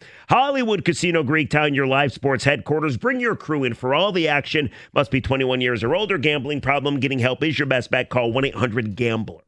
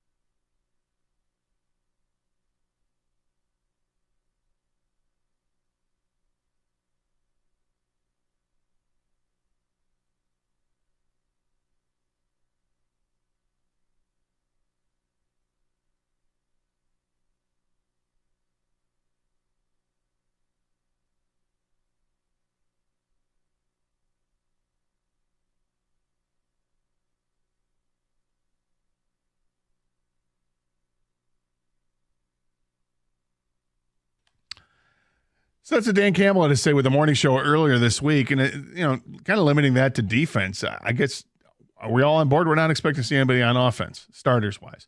But what I do want to see offensively, Jeff, I do want to see somebody emerge from the wide receiver group. We're not going to see, likely not to see St. Brown or Jamison Williams. I don't know if we'll see Khalif Raymond. Probably not. Those three guys are locked in. But someone needs to step up between the group of Donovan Peoples-Jones and Darius Fountain, Caden Davis, Maurice Alexander. You've got Isaiah Williams. Someone has to step up in that group. And I've got a guy that I really want to step up because I think he's good. You're not going to say Tom Kennedy, are you? I'm not going to go with TK. Okay. He'll be back next year for training camp. Right. You got to keep him healthy for next year, man. For the preseason next year. I won't play him in the preseason. Yeah. He's got to be healthy for next year's preseason. Yes. I know how frustrating it is for him. I mean, he's always been a performer in the preseason, and then training camp, everybody says great things about him, and then he's like, last guy cut, goes to practice squad, and he's deserving of a chance somewhere. By the way, practice squad's not the worst thing in the world. You're making $150,000 to $200,000 a year. That's how I look at it. Yeah, it's not the worst thing in the world when you're in your early 20s and you can do something like that. Absolutely. Yeah. But the guy I want to kind of rise up and take a hold of this whole thing, I want Isaiah Williams to do this. He's the undrafted rookie from Illinois. As King pointed out yesterday, they gave him a pretty decent signing bonus to come to the Lions as an undrafted free agent. He's not the biggest receiver. He's only 5'10", so he's not that prototypical north of 6 feet, be 6'2", 210 guy. But what he does is he catches everything that was thrown to him. He was the leading receiver in the Big Ten over the last couple of seasons. He caught like 160-something passes over the last 2 years at Illinois. So it wasn't like he was at Ohio State where they throw the ball a lot. It's Illinois. Or maybe they throw the ball a lot, but it's Illinois. Not good. Not a great program. And he was a standout. And he has looked good in practice. He's turned some heads like, this guy over here. What do we got? Played a little bit in the game that we saw last week, and I'm not going to say flashed or anything, but we caught passes that were thrown to him. But that's the guy I want to see step up because I believe that he can be something. My guy is easy. It's Darius Fountain. Now, he wasn't all that good in the first preseason game, and I feel he flashed early on. He got a lot of good praise, and then he kind of disappeared. But the biggest reason is he's big. He's 6'2". So that's the kind of third receiver you want, right? A guy to take the spot of Josh Reynolds, a guy with a little height, win some 50-50 battles. For me, it'd be great if he stepped up and won that third receiver spot. But we know they're going to be looking because that was one of the comments that stuck out over the week, that they're dying for somebody to step up for that third receiver spot and grab it. Kang, is there a guy you want to see step up and really kind of show himself tomorrow to be the guy that you have to have on the roster?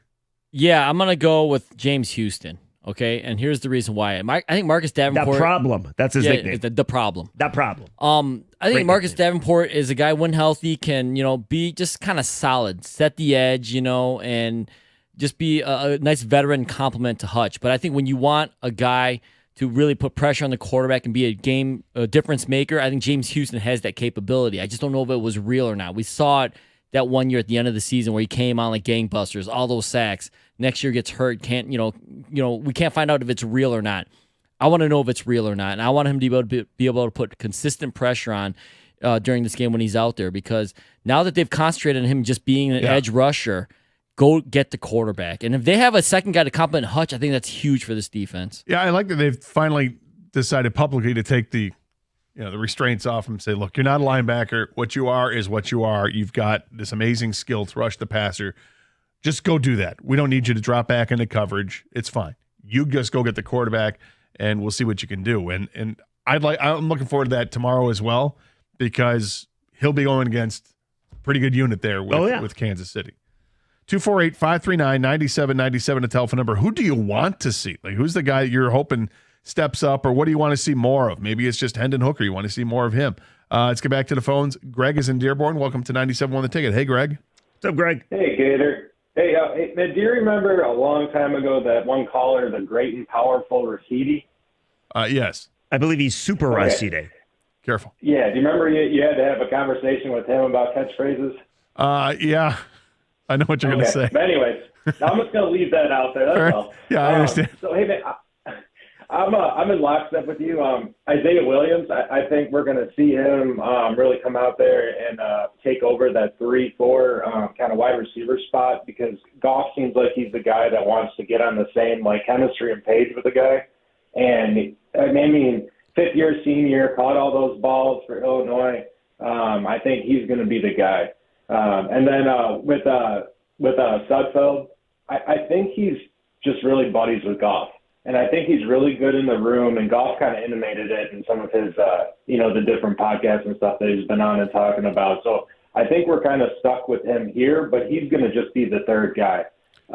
We'll see this weekend. The excuse will be that he had to go up against the ones, but then hopefully, like you were saying, hopefully Hooker will get in for like the second. They'll go kind of back and forth, and we'll see what he can do. And slide this time, right? All right, thanks, Greg. I appreciate it. And with Sudfeld, I mean, let's understand he is coming off injury. Conditions last week weren't spectacular conditions to work under. It was the conditions actually were better for Hooker when he got in the game because the rain let up when he was in there. I just want to be as fair as I can before I make a full evaluation. Yeah, I don't care about fair. I know. You're Get done. rid of him.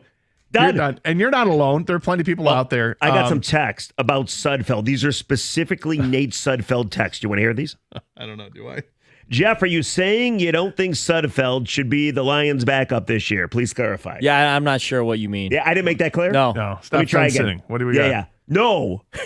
That's what I would say. Here's another one. Nate Sudfeld can be a good backup anywhere but in Detroit. He is what he is. He's not getting any better. AI or Al from Jackson. It's kind of interesting that he's been in the league for like 8-9 years and he's only thrown like 37 passes. He's made a nice living. That's a great gig. It is a great gig. I don't feel bad for Nate Sudfeld. But when I think of like the backup quarterbacks that were in the league forever and just you knew they weren't great like the starters. Drew Stantons. Yeah. Yeah, made a ton of money. But at least they played a bunch. Yeah, I mean, Nate Sudfeld is right where he wants to be. He doesn't want to play either. He knows how bad he is. He just wants to make money. He just wants a roster spot. Come on, Jeff. Nate Sudfeld is probably probably very happy making a nice check not playing. Let's stop it right there. That's not right. That's not right. Probably You're in the true, league. though. You want to play. He's there for a reason. He's got a roster spot right now for a reason. He wants to play. He's not there just to collect the check. Ooh, I don't know. It's a pretty nice check. Stop it. Come on. Not everything is money. These guys are all competitors. They want to be there. They want a chance to play. They're not cowering because, oh crap, I just got thrown in the game. Now I got to earn my money. I'm not saying he's like. Well, you're saying he's just in it for the money. That's not right. I think he probably. You can say he's not good enough to be on the roster, but don't say it's just for the money. Maybe he wants to be a coach someday. 248-539. Let's just be honest. 9797 is the telephone number. Going to switch gears a little bit. We got some baseball because, frankly, there was kind of, I think, more of a crazy idea that was proposed yesterday. Jeff loves the idea that was proposed yesterday. We'll throw it out to you, but we're going to have a caveat, okay? When we start the topic, when we set it up and explain it, there will be a caveat, and you people are going to have to abide by the rules, okay? We'll explain next on 97.1 The Ticket.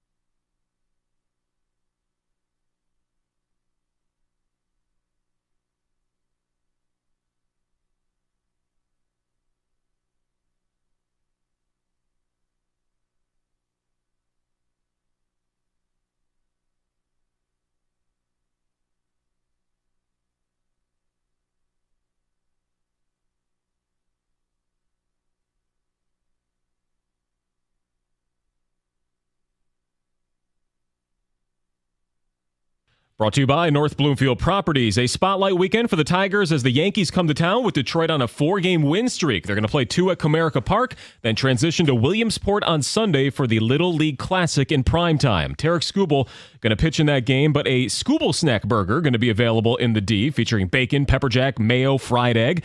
The Ace will also be wearing Scooby-Doo inspired cleats for Players Weekend.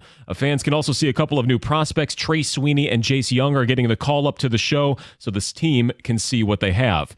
Baseball fans around the water coolers have been talking about the hypothetical MLB rule being kicked around by the league, according to reports, a mandatory 6-inning minimum for starting pitchers with stipulations. Jason Stark of The Athletic tried to explain their reasoning through an analogy.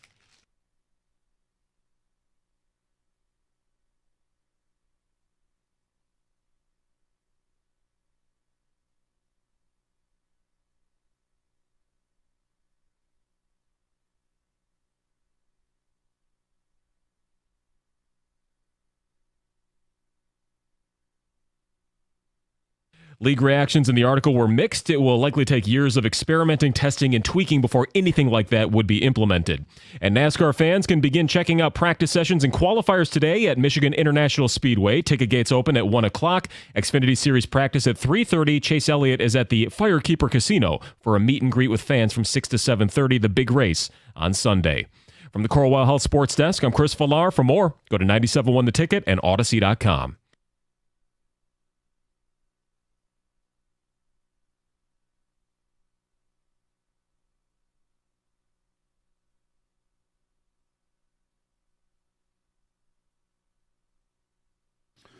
Welcome back to the Karsch and Anderson program here on 97.1 The Ticket. Gator with you along with Jeff Rieger, who's in for Doug. Doug will be back on Monday's program. Taking your calls and texts, 248-539-9797. So we did a lot in the first hour about the Lions, and we took a lot of texts on the Lions in a preseason game they've got tomorrow. Starters for Kansas City are going to play for a half. Should the Lions counter with any starters playing? Doesn't sound like they're going to do that offensively, but maybe defensively we could see a couple starters.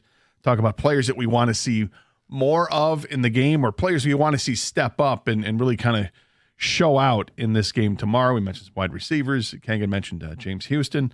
Getting to that. And that kind of shifting gears to baseball. This was a story that came out yesterday, Jeff, that I know you got a chance to talk about a little bit about it last night when this broke. And when I saw the headline, I was like, "Are you what? What are we talking about? Is this seriously being considered?"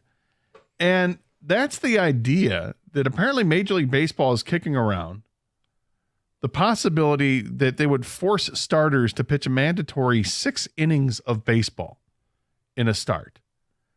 They'd have some caveats to that, perhaps, that, okay, if a guy hits a 100-pitch limit, then you can take him out if it's before 6 innings. Give up 4 runs, you can yank him, or maybe, if he's on a rehab start. Right. There are caveats involved in that. But when I saw this story, the first question that I had was, why? Were people clamoring that this is the first thing we need to address in baseball is we have to have the starters pitch 6? Isn't that the manager's decision? Why is this even being addressed? Gator, I don't know why you're asking that question, because I think I know why it's being addressed. Because it's a problem. I do think baseball has been pretty good in their rule changes. I love the Ghost Runner. I love the fact they got rid of pitchers hitting. I love the fact that they tried the shift, realized it sucked, and then got rid of the shift. I think baseball realizes. Like the pitch clock? Yeah, I do like the pitch clock. Do you? I love the pitch clock. Yeah. I mean, I think the pitch games, clock has kind of solved all the problems. Although some people are blaming the pitch clock for why so many pitchers are getting injured. Anyway, the bottom line is, I find it so insulting these days when I see a pitcher go out and last 5 innings. In this article, it says the average outing for a pitcher this year is 5.1 innings. Pathetic. They said there's only been 23 complete games this season, and only 2 pitchers have had multiple complete games, Kevin Gausman and Max Fried. Like, there is such an issue, and I get it. I'm 48 years old, so maybe I'm an old man, but the fact that you lose starting pitchers after 80 pitches, after 75 pitches, these guys are so babied, it drives me nuts. The fact that we have combined no-hitters, which is a ridiculous phenomenon because you're yanking guys out of the game when they got a no-no through 6 and 7 because you're worried about a pitch count. It's absolutely preposterous. I love this rule, and I don't know if it's going to work, but I just love the concept of the rule. Let's get the starters back to being the main characters of the game, and that's what they want. Like, Gator, we watched the series with the Mariners. There was 2 Mariners starting pitchers for against the Tigers, and they both dominated. One was Wu, the other was Miller, yesterday and the day before, right?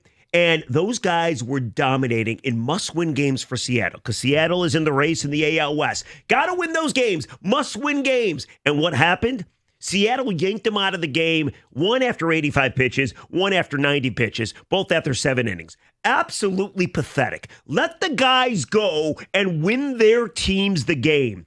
This is an issue, and it's ruining baseball, and I love that it seems like they're pretty self-aware about it, and they want to fix it. I love the idea of going longer. But it's not an issue. You know it's what? a huge issue. Hold on, I'll counter this. It's not an issue because it's a managerial decision. The manager's going to pull them. Be pissed at the manager. There's no rule that says that you got to pull the guy after 80 pitches. Nothing like that is said. And in fact, the guy in Seattle's case, they've got a lights-out closer they can go to who lost the game for them yesterday.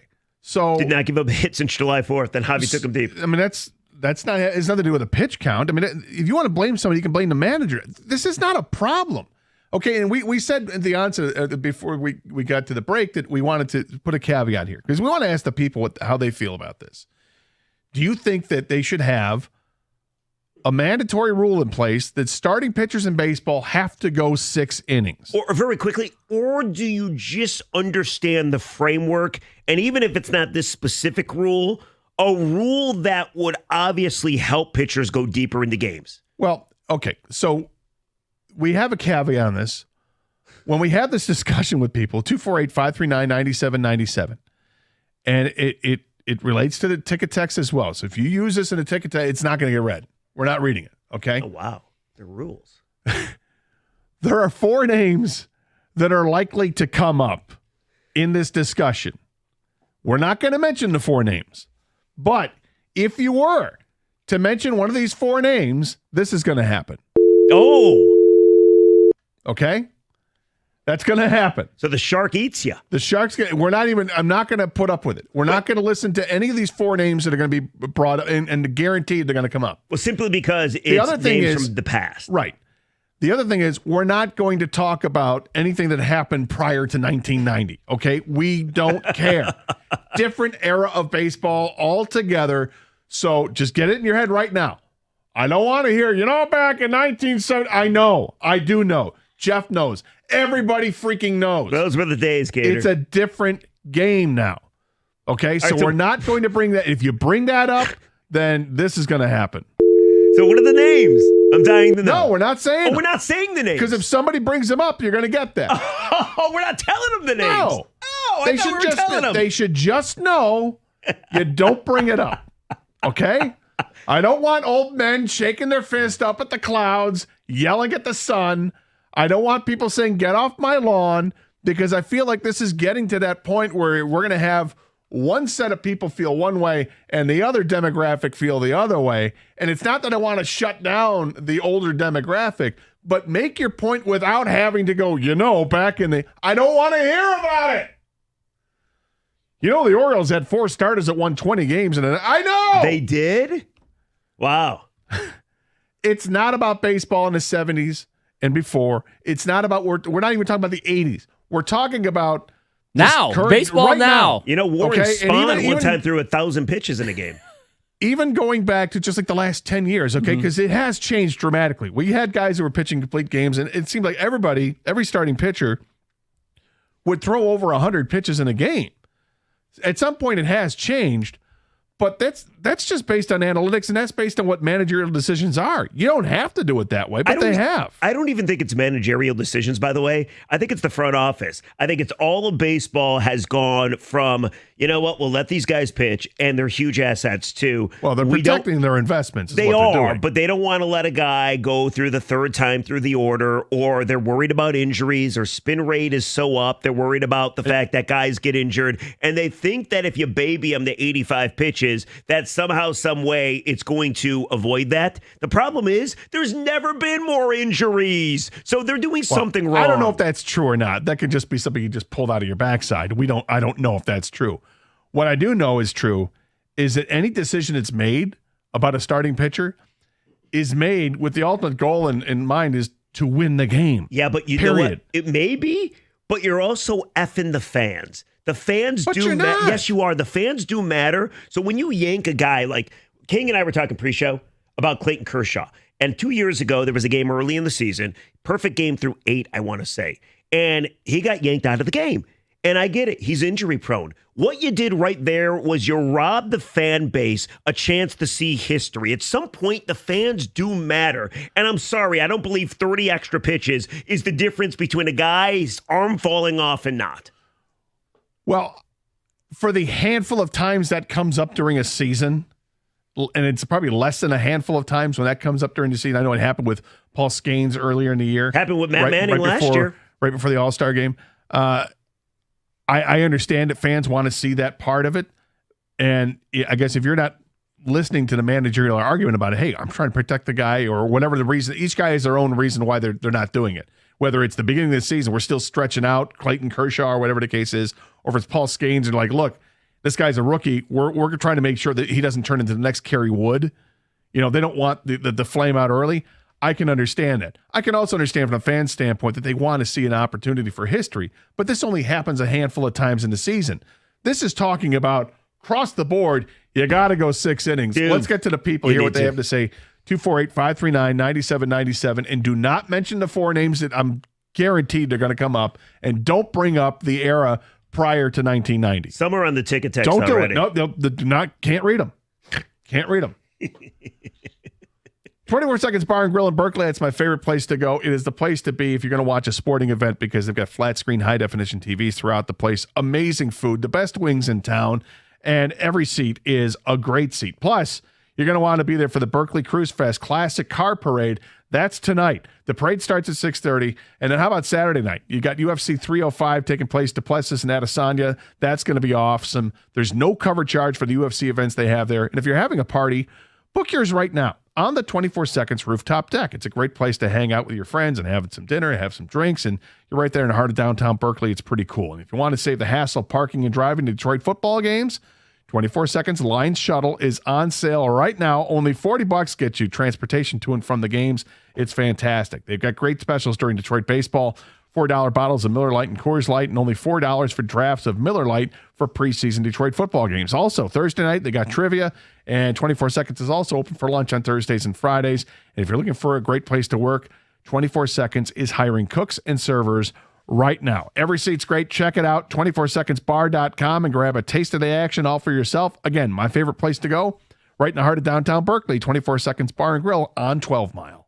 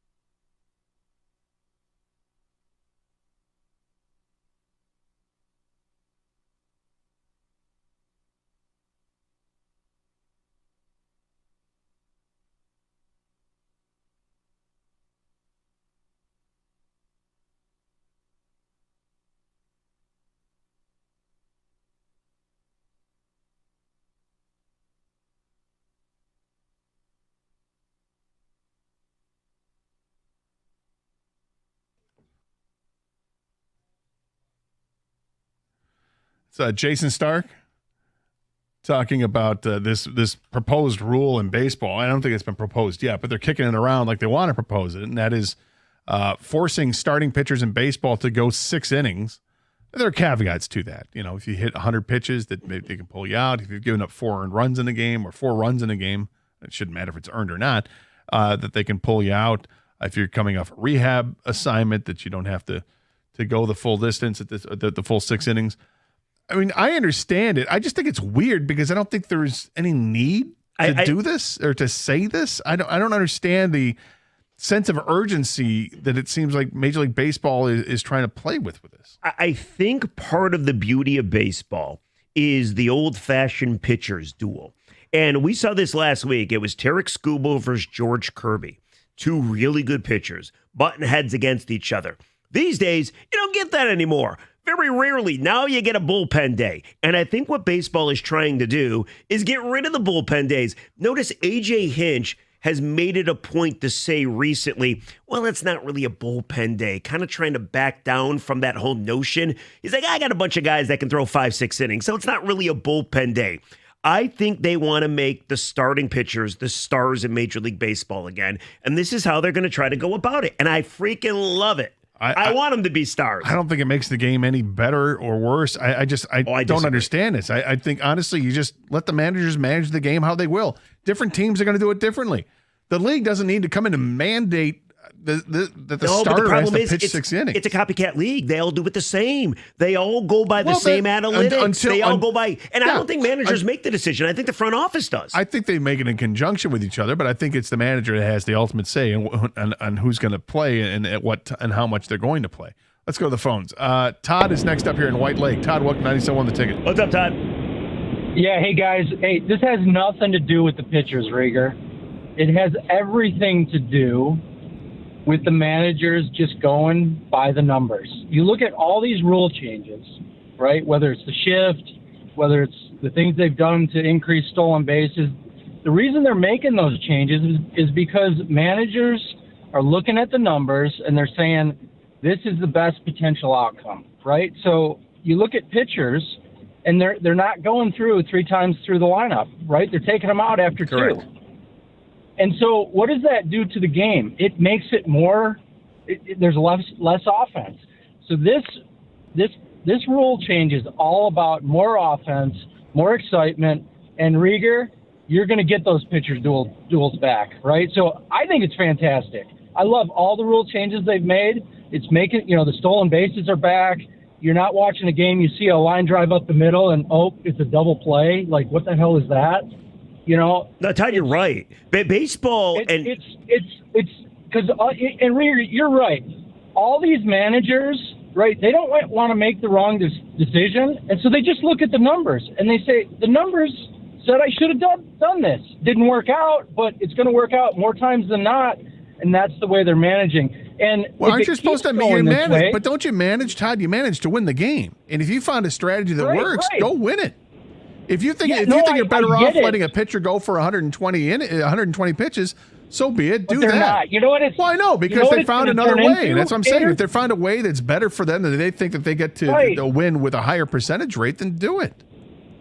Yeah, but it's going to take away from the fans because what's going to happen is you're going to have a different pitcher pitching every inning. They've already started doing openers. And it sucks. To pitch basically a closer to pitch against the top 3 batters and take away, an at bat from those guys every game. Is that good for the fan? Right? You want to go see your top 3 strike out every game? Honestly, you know what, Todd? I don't know if it's beginning of the game. I don't know if it's bad for the fans because I don't know if the fans are complaining all that much about it. The other thing is that you're looking. Not every team has 5 legitimate starters, so that's why they don't go to the opener just because.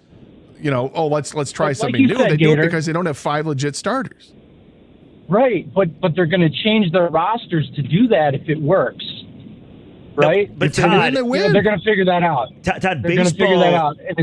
Baseball's been pretty self-aware. They understand their game at times is in trouble. They understand fan interest at times is down. There is no doubt in my mind they're trying to make a better game for the people that matter the most, which is the fans. At the same time, of course, you're trying to win the ball game. But, Gator, you and I disagree on one big point. if it's a problem to begin with. I think it's a massive problem. You don't think it is. I don't think it's a problem at all. I haven't heard. I mean, aside from when somebody who's pitching a perfect game or a no hitter gets pulled out of the game because he's thrown 95 pitches and they're in the 7th inning. Aside from that situation, I've never heard anybody complain about this. I disagree. It happens all the time, not specifically with a no-hitter or a perfect game. I'm talking about yanking a guy after 6 innings and he's got 85 pitches and you don't want to give him the third time around the lineup and you yank him out and you blow the baseball game. I mean, that happens way more than it's ever happened before. You know what happens way more? Pull the guy out of the game because he's thrown 90 pitches or whatever, and then you bring other guys in and they win. That happens way more. Otherwise, they wouldn't do it. Because it's a strategy. Josh is next up here, 97.1 The Ticket. Hey, Josh. Hey, I was just calling to say I think it's all about velocity. I think these guys that are throwing these 60 to 70 pitches in a game, they're just going to the wall. Like they're throwing 100, 101, 98. And at a certain point, you just got to pull them. And I think the 6th inning will force these guys to basically get back into pitch the location over velocity, making these people miss outside of the zone, inside of the zone, instead of just throwing fastballs all game. But aren't they showing now that they're throwing less fastballs now than they have in the past? I mean, they have. Well, you got to take into account not just fastballs. You know, you got slurves that are always going 97, 96, 95. So there are other pitches that are in there. Well, I mean, you're looking at 4-seam fastballs, the sinkers, the higher. Thanks for the call, Josh. There are certainly higher velocity pitches, and yes, pitchers by far are throwing harder than they ever have in the past. I'm just saying that even though the velocity is way up, the number of those pitches I think is down as a percentage. But the more guys can throw in the mid to high 90s. The spin rate is higher than it's ever been, which people are worried that it's going to hurt guys' arms. But you're right. I mean, this stuff is insane. Everybody throws 95 to 97. The other thing is guys aren't throwing 60 or 70 pitches a start and then getting yanked. Okay, if you look at the Tigers, 85 to 90 is still unacceptable. 85, but it's different, a hell of a lot different than saying 60 to 70. Okay? I didn't say 60 to 70. You just did. Did I? Yeah. When did I say 60 to 70? Like 2.5 minutes ago. Did I? It's okay. But like Jack Flaherty had thrown 93 pitches a start, Tarek Skubal 92 pitches a start, 88 for Reese Olson, 88 for Matt Manning when he was playing here, 87 for Casey Mize. Keita Montero was 84. Kenta Maeda was at 74. Probably more likely because he kept giving up runs in the first inning and then they had to yank him because he was bad rather than, he's taxed with his arm. He just wasn't pitching well enough. Would I like to see guys throw 100 pitches again in a game? I don't think it matters to me, but if I had to lean one way, sure. Okay, great. It'd be nice to see that this guy can still throw 110 pitches in a game and get it done. But ultimately, it's about winning the game. So it never really has, in this new kind of baseball we've seen over the last few years, there has been, over the last couple of years, it has been a drastic cut. Because everybody was throwing 100 pitches before. They'd get to like 120, like, ooh, that's a lot of pitches, 120. But now I agree that it's interesting where they're like, well, he's thrown 90. Is he going to come out and pitch the next inning? He never comes out and pitches. And I'm understanding the strategy now more, I guess, because you don't want to see the lineup through a third time because the batters will have the advantage. You want to take that advantage back for you. It's a strategy move. And if it works, it works. Like, I wasn't a fan of the shift. I hated the shift, but it's a strategy. Beat it. Find a way to counter it. And that's what baseball has always done. The game has always evolved. There's a new hotness, a way of doing things, and then the game changes because somebody figured out a better way or a different way. And then everybody, as you said, it's a copycat league. Things will change. By the way, we have some huge breaking news. You want to do it after the break? Yes, we will do it after. Huge. Is this a whoa? This is a triggering breaking news. Oh, we will get to it next. People are going to freak, I feel. I'm excited to hear it. We'll hear the huge breaking news next here on 97.1 The Ticket.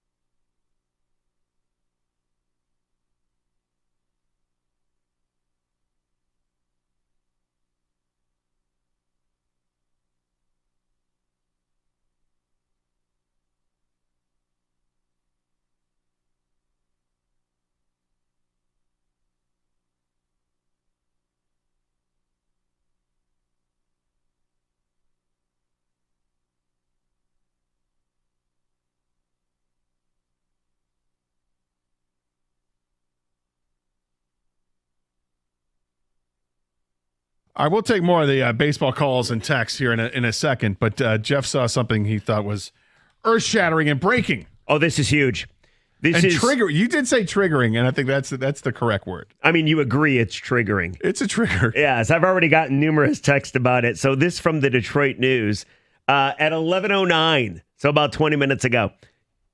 Connor Stallions got a job. Apparently, he's the new defensive coordinator at Detroit Mumford. The new head coach, William McMichael, told the Detroit News on Thursday, quote, "I got the most hated man in college football right now, Connor Stallions. He's my defensive coordinator." How great is that? I mean, I don't know what. A couple weeks before the documentary on Netflix. I love it. I mean, why would you hire Connor Stallions? Well, because he knows football. There's no question he knows football. He's looking to become the Michigan head coach one of these days. If you're asking me, you're asking why I would or why I wouldn't hire him. He could help you win games. I'm pretty sure of that. I don't know if I'd want all the smoke and attention if I were Detroit Mumford on this. Is there, I mean, this is a much smaller scale, of course, but I mean, A.J. Hinch got a job again. I mean, that's a good point. And I'm not saying A.J. Hinch was the orchestrator of the cheating, but he takes responsibility for what he takes responsibility for. He did sit out a year. Connor Stallions got fired. Belichick, whoever. Yeah. I mean, the players themselves are in the league still. I mean, I get it. I just maybe take some time off before you get back into it. Hey, vacuum selling business ain't as good as it used to be, man. He's running out of vacuum cleaners to fix. Hey, it's also high school. You do you. Mumford, you go and do you. You want to hire him, go ahead. But it's going to come with some This is how it all some starts. blowback, I'm sure. Could you imagine, though, like Connor Stallions obviously not hiding anymore. Remember when he would just show up in videos, not say anything, but he'd make on little the cameos from other teams? Well, that too. Those videos? Yes. Do you think the spy glasses are going to make their way to Detroit Mumford? I mean, that's a guy that will leave no rock unturned. Don't you want a guy like that fighting for you?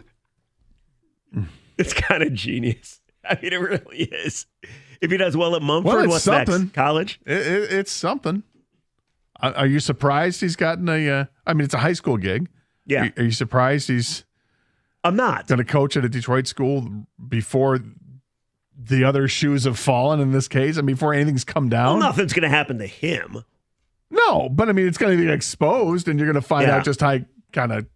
Maybe it's a good thing he got the job early before the doc came out. No, but do you think if he does a really good job in college, maybe one day becomes high school? I'm sorry, in high school, and then one day he becomes a head coach. Do I think he gets an opportunity gets back in the college ranks? I don't know. I think he will. I mean, eventually all's forgotten. You just mentioned A.J. Hinch. I mean, he was part of the biggest cheating scandal ever, and he's back in managing now. Will he get an opportunity at some point if he proves that he's his worth? Sure, he will. I think that there's plenty of branches in that Michigan tree that will reach out and support him at some point. Very quickly, Gator. I'm looking at the ticket text. Somebody doesn't like the breaking news. He thinks it's dumb, while other people are fascinated by the breaking news.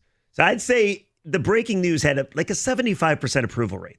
Based on one ticket text? Yes. There's a couple if it was worthy of being breaking news. That's I worthy, don't know right? I don't know if I'd say it was worthy. I don't think it was worthy of being breaking news. Do I think it's triggering to a degree? I think it's kind of triggering. But when you had said there's breaking news, I thought, did the Tigers just buy out Javi Baez? Oh, that'd be nice. I'm like, that's big news. That's not what happened. They didn't do that. Do you In think fact, we're waiting to hear who the corresponding moves are for bringing up Trey Sweeney and Jace Young, which we'll get to a little bit later on in the show. Let's get back to the baseball topic. The idea that Major League Baseball is considering implementing a rule that would force starting pitchers to go 6 innings in a game with caveats. Throw 100 pitches, you can be taken out of the game. If you give up 4 runs, you can be taken out of the game. Or if you're coming off a rehab assignment, you can be taken out earlier. There are some caveats. There's some fuzzy areas.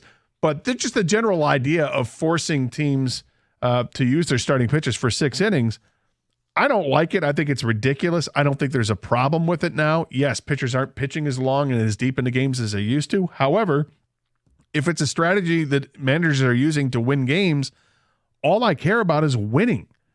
Now, do you have a better chance of winning if you use an excellent starter for more than 100 pitches? You probably would, and I think it depends on the starter.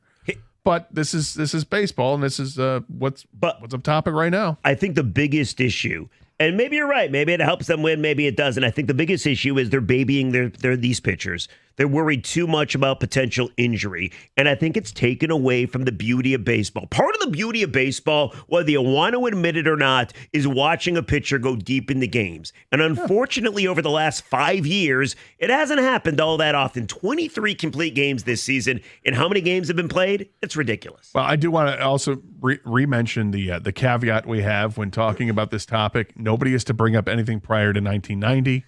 There are 4 specific names. If anybody brings these names up, we will just end it.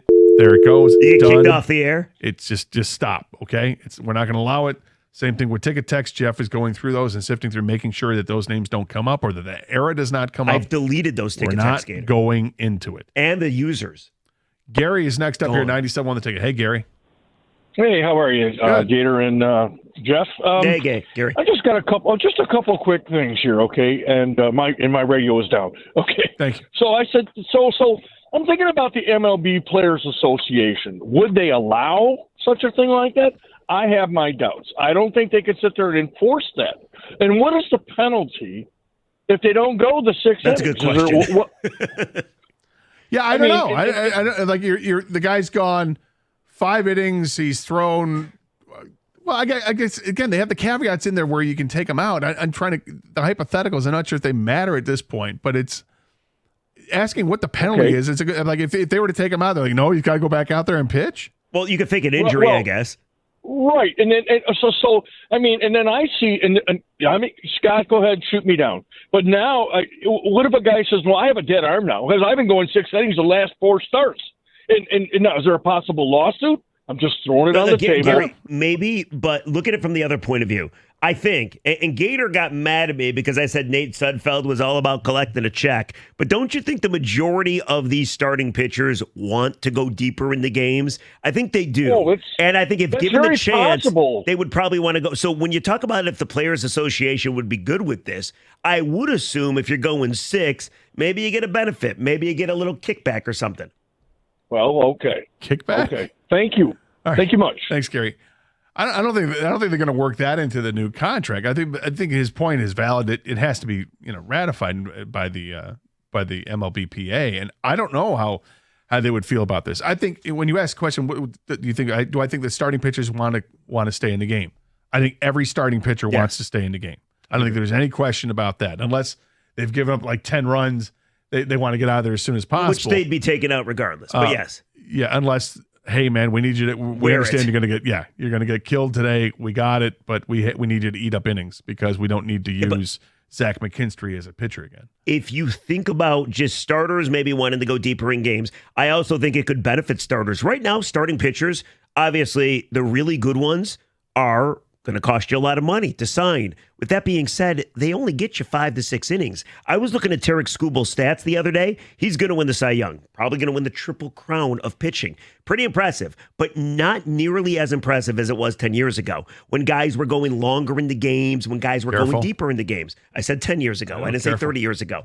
So the point is, I think a rule like this would actually allow pitchers to start making more money. Right now, you look at starting pitchers like they're NFL running backs. Yeah, but they're going to pay him regardless. Tarek Skubal is going to get paid regardless if he's only like averaging. But your average starting pitcher. That's the example you brought up. Yeah, but the average starting pitcher that only gets you 5 innings, are you really going to break the bank for that guy? Probably not. Prove you can go 7 or 8. Yeah, but if you're pitching 6 or 7 and you're not a good pitcher, then your ERA and your WHIP gets elevated and you're not making the money. Glenn is next up here, 97 on the ticket. Hey, Glenn. Hey, Glenn.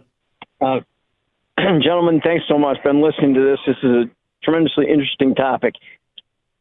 To me, it's like the economics of baseball and how it's changed so much. And I know one of the names.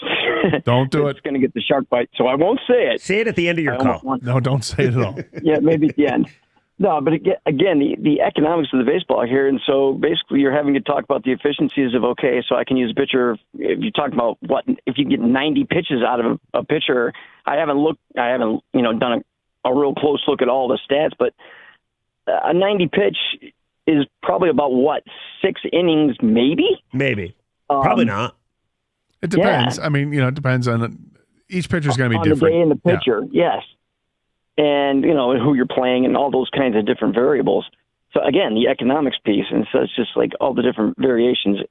And I like, I'm an old school baseball game, so I like to see if the pitcher is pitching well, I like to see them having the opportunity to go ahead and have some continuance. But if they put some, additional, oh, you can't kind of thing in there, I guess I kind of have an issue with that. All right, thanks, Glenn. I appreciate it, and thank you for dancing around it. Damn it, I wanted him to say one of them. We need somebody to say one of them. Now, you know what we can do, Kang? We can do the 10 texts. 10 texts on what? 10 texts for people to guess who the 4 names are. That people have gotten them like within one text. Yeah. with one text. I would like. There are 4 names in particular that we do not want to hear. We can take the 10 texts, and we can reveal that prior to the top of the hour. We are going to get back to the Lions coming up at 12:05. So maybe we do this right now. That we need to get. We need to hear 10 texts. We need 10 texts from the people at 248-539-9797. Text in the 4 names that you think that we have put on complete embargo from this topic about pitching and pitch counts. Do you want them to text 4 names or 1 name each? Because no, 4. I want to see if anybody nails it. They hit the grand slam of the names. Oh yeah. Yes. Now that's a voice. So go ahead and send those over, 248-539-9797. And also, to Jeff's point, Jeff wants to give you credit. In order to take credit, you need to sign your name. So please sign those texts. Good luck, and God bless. Yeah, that'd be great. 248-539-9797 is the telephone number. We continue talking about it. This is a hot button. Apparently, people like the idea of the pitchers being forced to go 6 innings. I don't know. If I was a manager, I'd be pissed. Let me manage the game. You hired me to manage this team to win games. Let me do it. It goes both ways. 97.1, the ticket.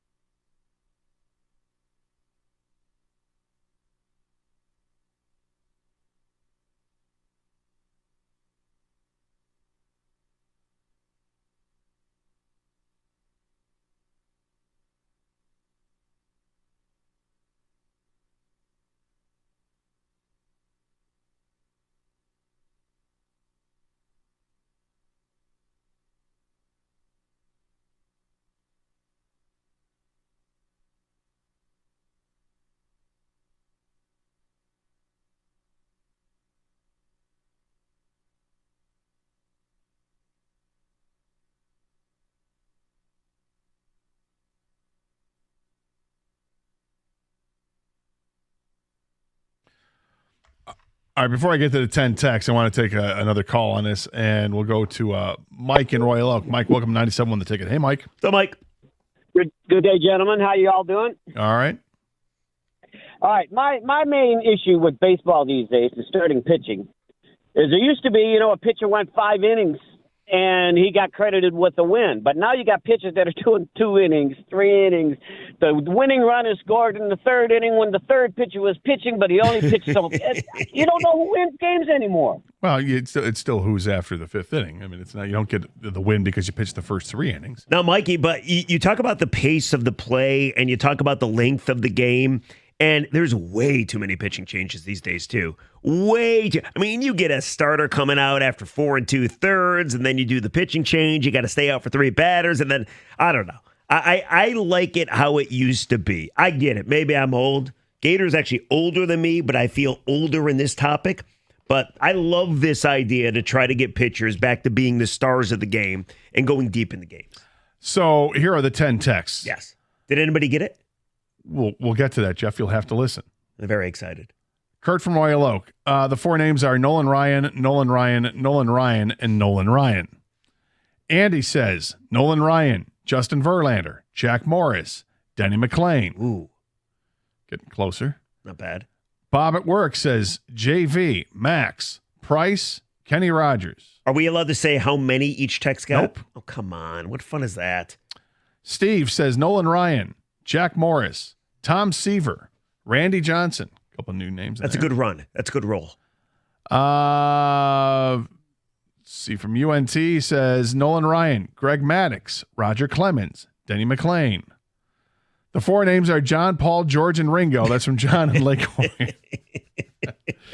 Cy Young, Nolan Ryan, Tom Seaver, Roger Clemens. Nope. Cy Young, they Cy say. Young in there. How many? What was his pitch count? It's 300, I think, per game was his pitch count. Nolan Ryan, Tom Seaver, Jack Morris, Steve Carlton. Steve Carlton. That's lefty. One. Jack Morris, Nolan Ryan, Randy Johnson, Greg Maddux. That's from Pat and Wyandotte. And then finally are the names Denny McLain, Mickey Lolich, Nolan Ryan, and Justin Verlander. Nobody got it. That person got 3 of the 4. Nobody got it. 3 of the 4 there.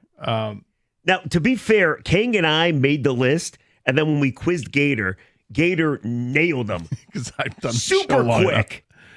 Nobody got one of the names. Okay, so here are the names. The names are Denny McLain, Mickey Lolich. Those are the first 2 that will come up every time because they threw 300 innings, and we know 1 million complete games and all that because it was a different era. And their arms never did fall off, by the way. Never. No, and they. I'm just saying they didn't fall off. Well, Denny's may have later on, but those are exceptions to the rule.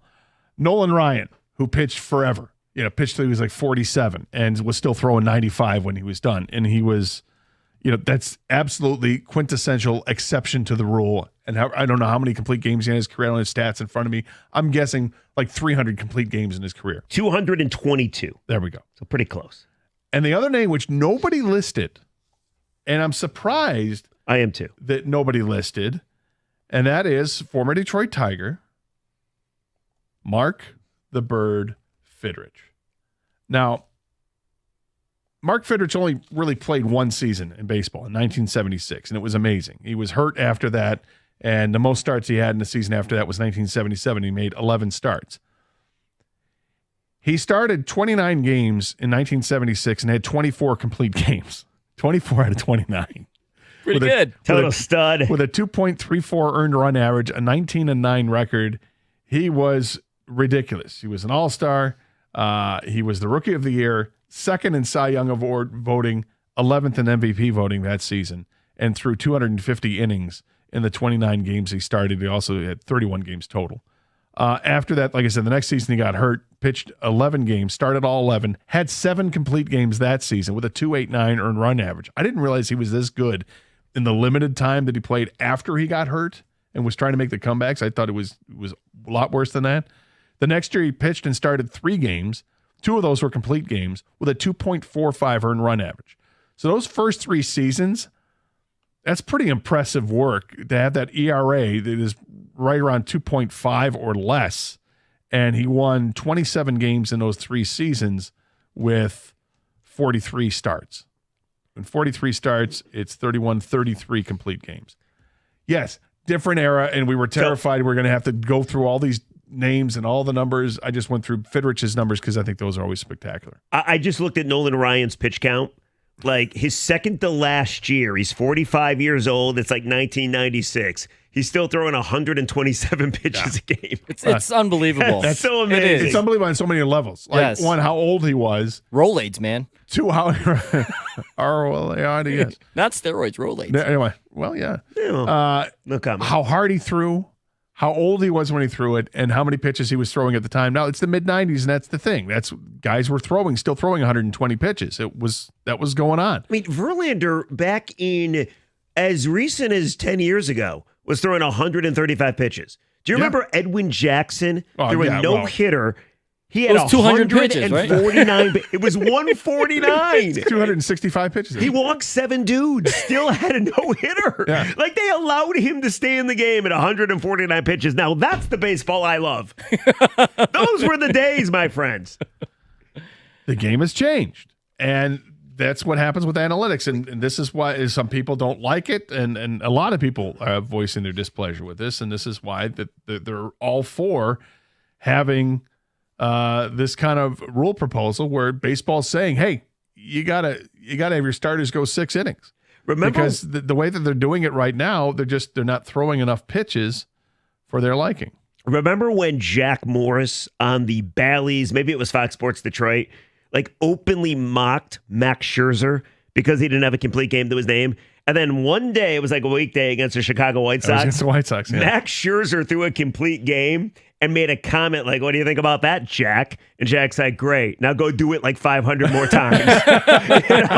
Like, shut up, dude. You got one complete game. Now, one complete game, you're like an all-star. Yep. Yeah, the game's changed. It just is. I mean, look, they used to run a lot more. They don't run as much as they do. Well, they now. tried to make rules to make it, though. Right. They want. I get it. Yeah. And this is, I guess, to try to get the innings count back up there. But I don't know if it's necessary. I just think everything is cyclical. Let it run its course. I mean, if it gets to the point where starters are going 50 pitches and they're out after 4, and then they don't even get credit for a win because they didn't get the 5th They'll have to inning. change the rules. If the league totally changes over where you've got 4/5 of your starts are openers, and you've got a guy who pitches just the first inning, and then the starter comes in, throws the next 5, so he gets credit for the win. I get it. You're going down, but that's going down a slippery slope, and I don't think we're there. Do you remember I think Lynn Henning actually started this, the quality start stat. Was that him or John Lowe? No, it was John Lowe. John Lowe. Okay, quality start was 6 innings and 3 runs. Is that correct? It's been a while. 4, I believe, which is, I think it's 4. Is it 6 and 3? Or is it 6 and 4? It was one of the two. The bottom line is we all used to mock that stat, like, oh, it's stupid, big deal. He's got like a 4 ERA. Who cares? Well, right, right? It's like a 4.5 ERA. Right, no big deal. Now a quality start seems like legitimately a quality start. You're like, whoa, all right, guy won 6 innings. I'll throw him a parade. I hate guys leaving after 4 2/3 or after 5 innings. I hate my starters leaving early after 90 pitches. And I especially, and again, the Tigers won the games, but I especially would lose my freaking mind if I was a Mariners fan and watch back-to-back must-win games, starters leaving at 85 and 90 pitches, and you end up losing the games. That would drive me bonkers. Well, it's interesting. People have brought up Clayton Kershaw, right? Yeah. Earlier on, I think you brought his name up. Kershaw in his prime was only throwing 105 pitches at most, like per start, and that was as recent as that's in the beginning of his career. 2010, he was throwing 105.9 pitches per game, and then he went on a streak: 105, 105, 103, 100, 102. Hasn't thrown on average more than 100 pitches in a game since 2015. So since 2016 and forward, it's all been in the 90s and the 80s, and then this year it's in the 70s because he's been banged up. That's not the kind of starting pitcher I want. I want the Nolan Ryan. You don't want Clayton Kershaw? No. Turn him down. He's friends with Matthew Stafford. I'll pass. What? How do they know each other? Did you know that? How What are you talking about? You guys know that? What are you talking about? Oh, I broke news, didn't I? Yeah. I didn't think anybody knew that. 97-1, the ticket.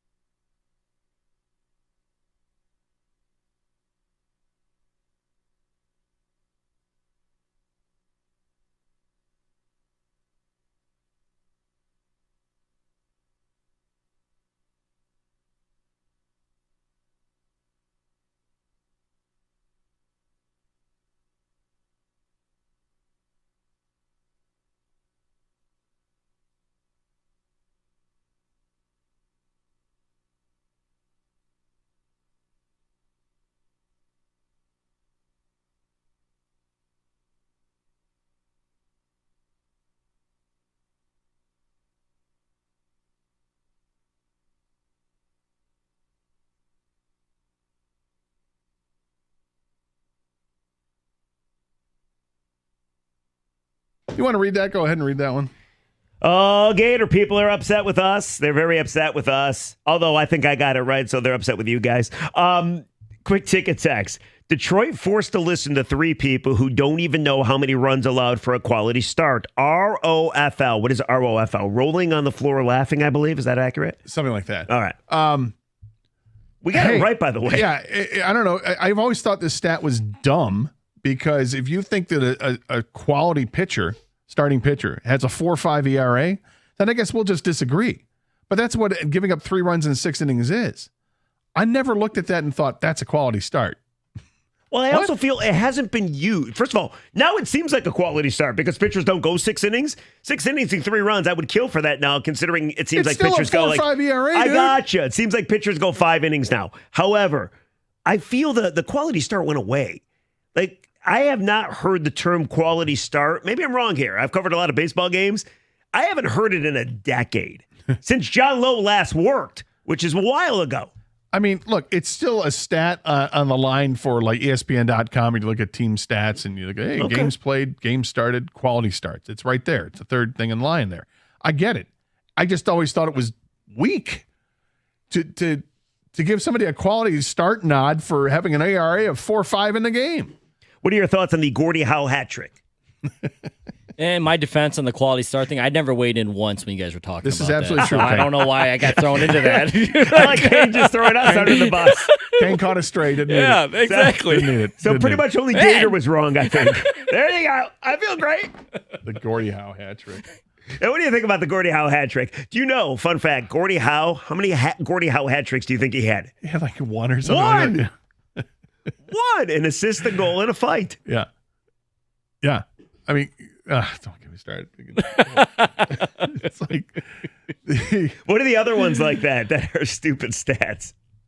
I don't think it gets worse than quality start, but the Gordie Howe hat trick is interesting. The golden sombrero. Is that 4 strikeouts in a game? Yeah. That's a funny name for one. It is a funny That is. That's pretty good. It's like the opposite of hat trick. Yeah. Yep. You know what I like? I like the BABIP, the batting average balls in play. Yeah? Do you? Yeah. Big fan. Big fan. You're the one? The BABIP, it's unbelievable right now, which means it's going to correct itself. Let's take away the other plays that matter. Let's see if you put it over the fence. Oh, that doesn't matter. Why? Well, because that's not in play. That's over the fence. If I walked, it doesn't matter. It's just your batting average and literally on balls in play. Why? What about OPS and then OPS plus that takes into account every ballpark and condition you play in? Why wouldn't you just use the OPS plus? It's pretty crazy. Sure, fair enough. I really don't care so much. I refer to OPS a lot. I think I OPS, like the OPS. It's OPS to good. me is relevant. It is relevant. It's just an added layer to it that, on base percentage plus slugging percentage. Because people used to concentrate a lot on batting average, and I still look at batting average. I think batting average matters. I want to make sure you get on base, but your slugging percentage is how many total bases you're getting per the plate appearances. So that's going to be a higher number, and that's what people focus on more now. And you couple that with the on base percentage, and boom, you get that number. And the major league average is like 705 or 710 right now.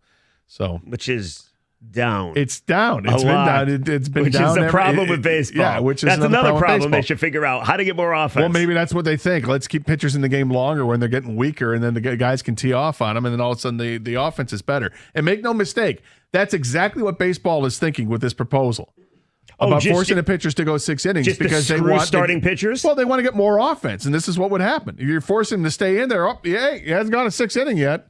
He's got to pitch that 6. You got to face that lineup a 3rd time through because we want more offense. That's exactly why they're going to do it. Just correct the mound already. What, you want to raise it again? Go back. Where there's no offense? Is that what you want to do? Just lower it. Push it in. You know, in 1968. What about, I'm sure this has been brought up before since we're going radical with all these rules. What about you can't, the pitcher throws from the same spot, every pitcher, not from their back foot. Do you know what I'm saying? Where they land. It's like a 3-point line or something. Oh, to limit where you can't you can't go across this line. But if a guy's 6'8" and has this great stride, he can't go over that. You can't use that to your advantage. Is my point. Do you understand what I'm saying? I understand what you're saying. I'm not for that. I'm not saying I'm advocating. I'm just saying we're going radical. I mean, and that helps offense. Wouldn't it help offenses? That would be another radical move. Yeah, and I could see pitchers you fumbling can't go all over over the place line. trying to figure. Did I cross it or not? And start back further. You start back further. I was talking to a buddy the other day, and I told him I was working with Gator today. He said, "Oh yeah, try to get something on the list that Gator hates." I'm like, "What do you mean?" So there's this list that all the things you hate. Quality right? start is one of them. Yeah. So was it already on the list? No. Can we add it? Strongly dislikes list. Yeah, Why are you trying to poke him? Is that what you were trying to do, or your buddy was trying to get you to do? I had no idea this man hated the quality start as much as I just found out he hates the quality start. I had no idea. I mean, you agree with me, don't you, on the quality start stat? Yeah, it's dumb. It's dumb. I agree. Yes. Somebody just texted in. Quality start does not mean good start, but it kind of does. With what does quality mean? Quality means pretty good. That's quality. And it's not, it dumbs down a pitcher's performance.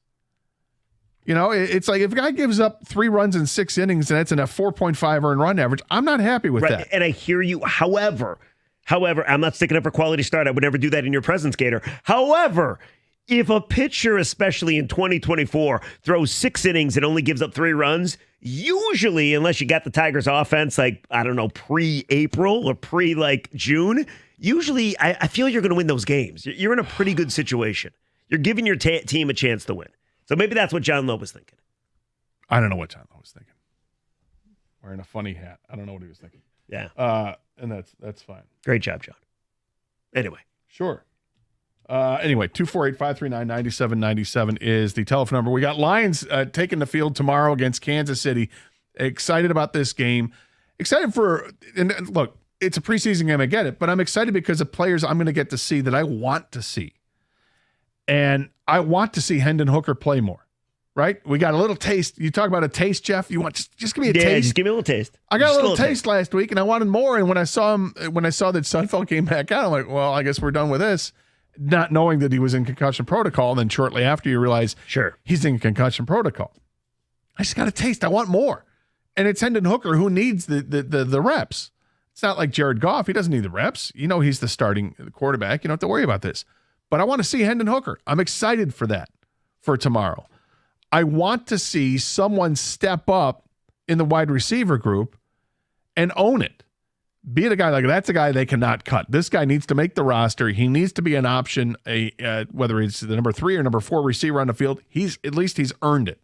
And right now, they got a huge group of players at the wide receiver position, and nobody is taking control at this point.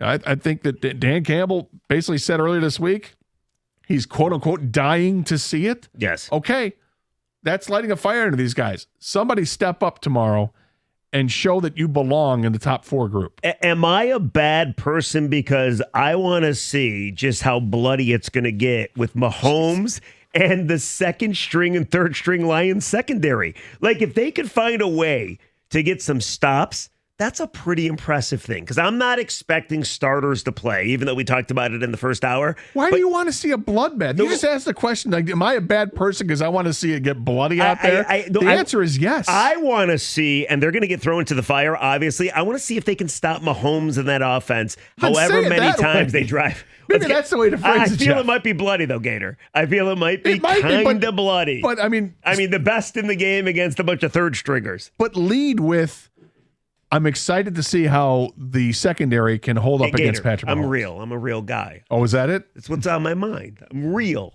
That's all. By the way, very quickly. You're real that you want to see it get bloody.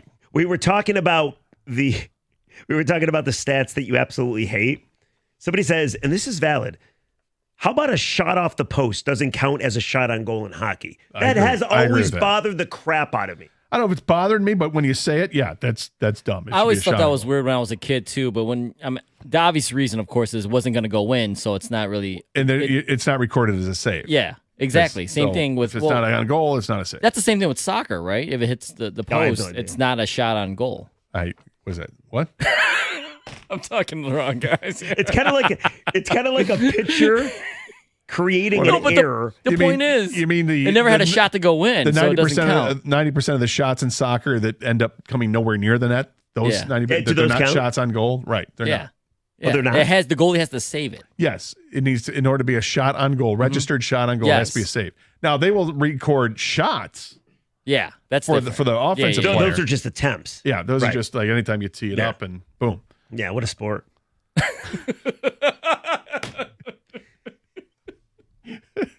248-539-9797. Same number to text us as well. We're going to talk Lions here in the preseason game tomorrow. Do you want to see the starters at all? Jeff wants a taste.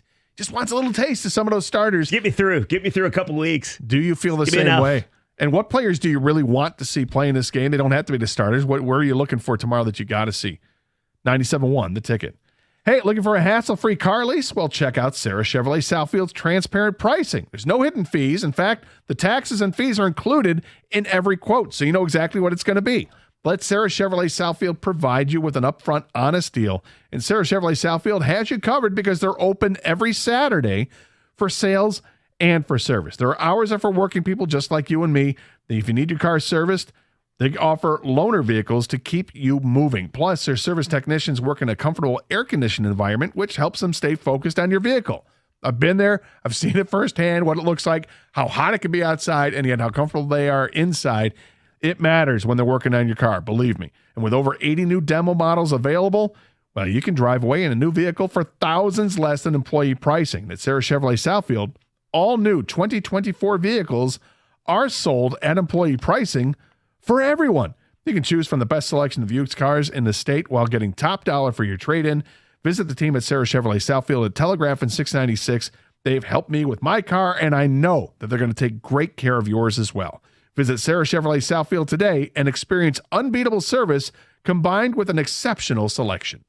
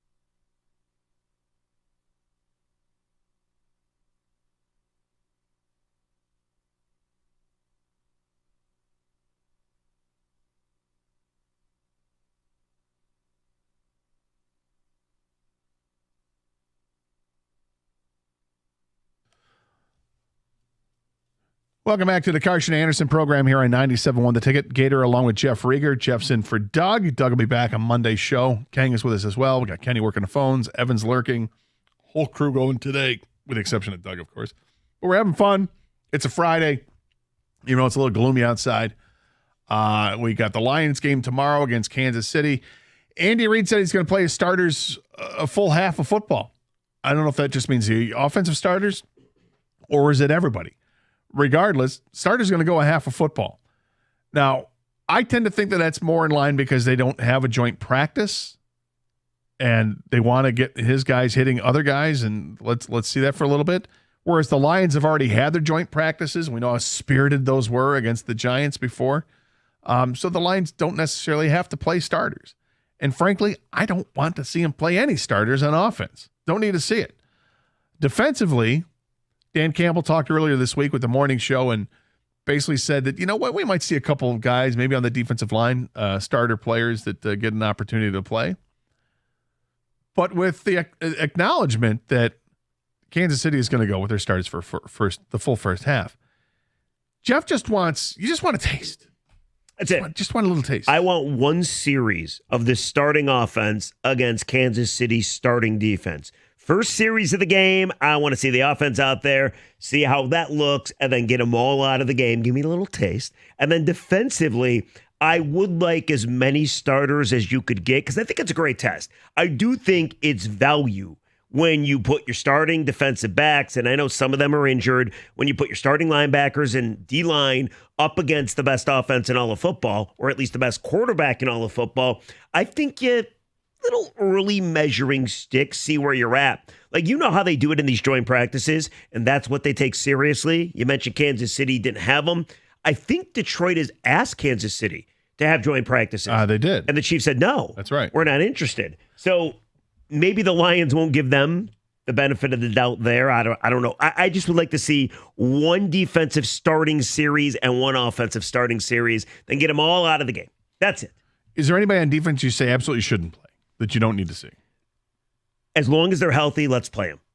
Even Hutch. Yeah. You really want that taste. You got a Jones. Absolutely. I want to see how they rank. I just think, like, if it's not the Chiefs, if it's the Bills, I don't feel maybe the same. If it's the Carolina Panthers, I don't give a damn. But it's the best team in football, and you get an opportunity to see where you rank. So I wouldn't hate one series on each. Now, I don't think it's going to happen. I'm pretty certain it's not going to happen. Hell, maybe Dan Campbell's like, screw you guys. We wanted to do joint practices with you. You said no. So now we're not going to give you the closest thing to them now. We're not going to play our starters. And maybe that's what's happening. I don't expect to see it, but a little taste would be nice. You didn't get that last year, Rieger, when they beat them in a whole entire game? Oh, it was very nice. But my point is, I think on the road. I mean, it's was great. Season, pretty much the same roster for the most part, and you think you got better on defense actually at the Lions. Yes. I want to see how much better. But we're not gonna, but those guys may not. I mean, and that's true. That's Carlton Davis. Listen, that's. I'm not going to lose sleep over it. I'm not going to be furious if he doesn't play some starters. I mean, he did say to the morning show that expect a couple D linemen to play, but probably not much more. So when he says that, King, do you take out of it when we can see a couple defensive linemen? Do you think that's James Houston and Levi Onwuzurike? Or do you think it goes beyond that? It probably goes beyond that, but I mean, I think that's where John Jansen was the one who asked Coach Campbell the question, and I think he was trying to lead him towards, is Levi going to play? Because Levi didn't play in the first preseason game. Will he play in the second preseason game? I don't want to really play any starters, but if you're asking me if I had to pick somebody, I would pick Levi Onwuzurike. He's probably going to start the season because depending on the DJ Reader injury right now, I know the rave and reviews and the hype and everything's been there so far for him during camp and everything, but I've never seen it on the field. We've never seen it on the field, like for more than maybe a few flashes. So I'd like to see where he's at. How dominant is he? How good is he? Can he stay healthy? All that stuff. I think you need to know. And I wouldn't mind playing the cornerbacks, to be honest with you, the rookie cornerbacks, Terrion Arnold, Enos Rakestraw, just because they're younger guys that need to learn the speed of the game, need to learn the physicality of the game. You know, just get their feet against more one wet. of the best in the game. Exactly. So I wouldn't mind seeing them a little bit, but besides those three players, basically, those are the only three potential starters that I'd like to see out there. Yeah, I mean, I want to see it mode when it comes to even if it's just a taste with Onwuzurike, just because I want to see the hype. I want to see what it's all about. We haven't had a chance to get out to practice yet. We'll be out there for a couple days next week and then a couple days the week after that, but I haven't had a chance to see it with my own eyes. So, we kind of jokingly said this a couple weeks ago with, do you totally buy into everything Dan Campbell has to say because he came out and said about Onwuzurike that he's one of the best? And I'm like, I'm skeptical because I haven't seen it. I heard that yet. conversation. Yeah, because I haven't seen it yet. Doug's all on board, and that's fine. I can't believe you don't trust Dan Campbell. You called him a liar, didn't you? I did not. That's what they said you did. That's what I heard. I was listening. I thought it was a lot of coach speak, and that's fine. And I'm encouraged, and I'd like to see it. If there is one guy, I agree with you. If I could only play one guy, it would be Onwuzurike, just because you could tell a lot from a couple of series, right? Like, wow, he looked dominant. Wow, he got to the quarterback. So I would agree with you guys there, but I would like to see maybe a little more. I also want to see if Donovan Peoples-Jones is going to be playing in the fourth quarter again. And, it's like, I think the first time his name has been brought up. And it's interesting because this is a guy who, when they acquired him last year at the deadline, seemed like, okay, that's a solid get to improve the wide receiver room. And he really wasn't used much and wasn't targeted hardly at all. And then we're seeing him in the game last week and it was in the fourth quarter. Now, Dan Campbell kind of lit a fire under him last week and said, we got to see more out of him. And then over the weekend, after practicing a couple more times, he started saying, okay, he's starting to get it now. He's starting to show a little bit. You think he was lying?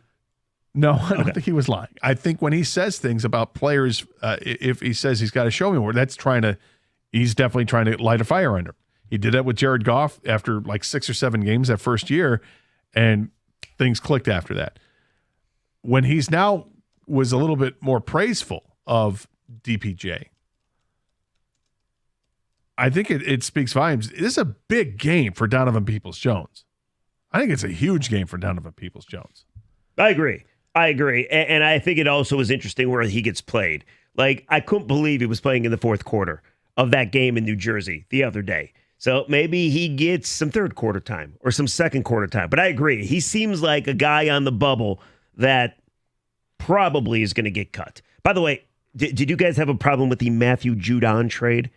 Where you guys, I know some Lions fans were pissed because all it would cost was a third-round pick for a guy that definitely wanted a contract, but could get to the quarterback, could play opposite of Hutch, and that seems to be maybe still in need on this team. Were you guys furious? No, I wasn't, because I'll speak before King says, but for me, it was a third-round pick is nothing to sneeze at. They don't have a third-round pick. Right. Well, I mean, if they had it, and also the Lions are a really good football team, so they'd have to do a better offer than Atlanta. So you're talking about a second-round pick now. And to make it worse, you're going to have to pay him because he wants an extension. That's the whole thing. And I don't know if they have the money to do that for an extension for him when they've got looming extensions for other defensive players coming down the road real soon.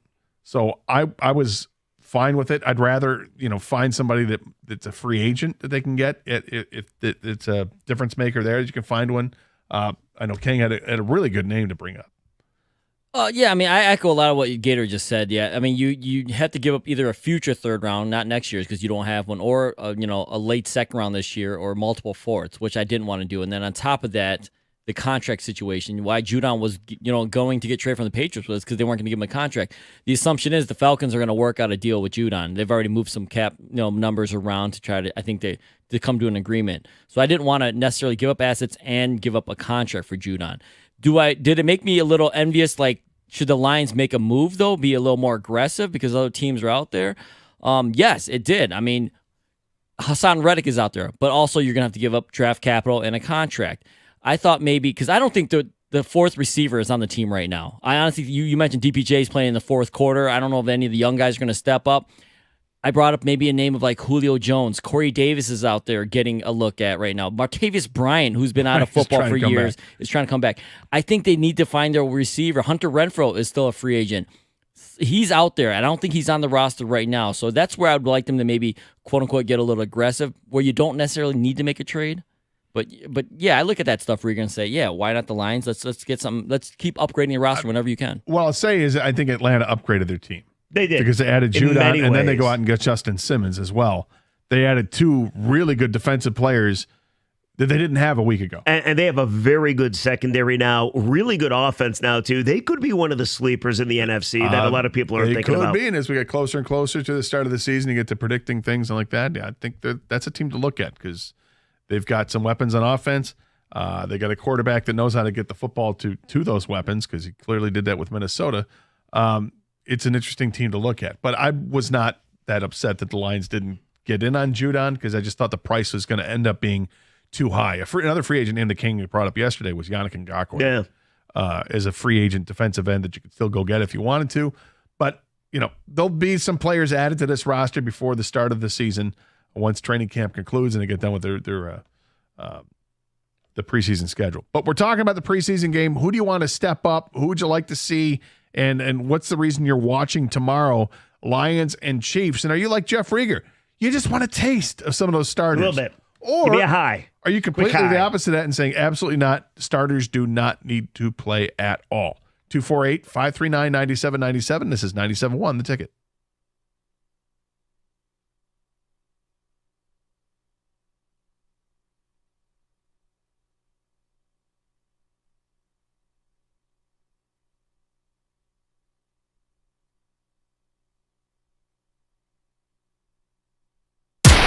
Live from the Woodward Dream Cruise at Nicky D's, Kaj and Anderson, brought to you by your Metro.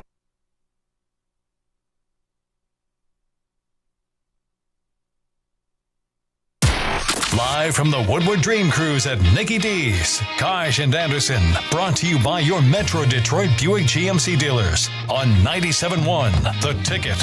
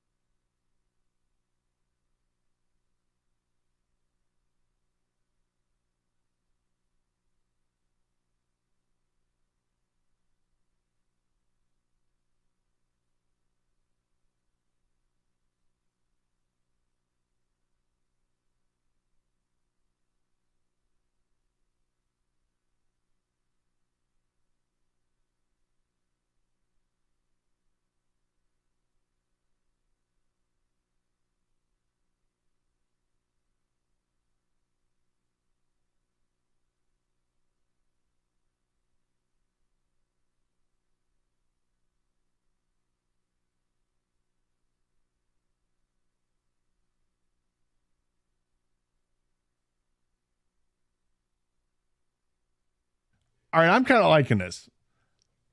This morning, three of us are talking in the cubicle, working on the show. And then, Jeff, you mentioned this bet that you and Kang have. It was actually Kang's idea. Well, yeah.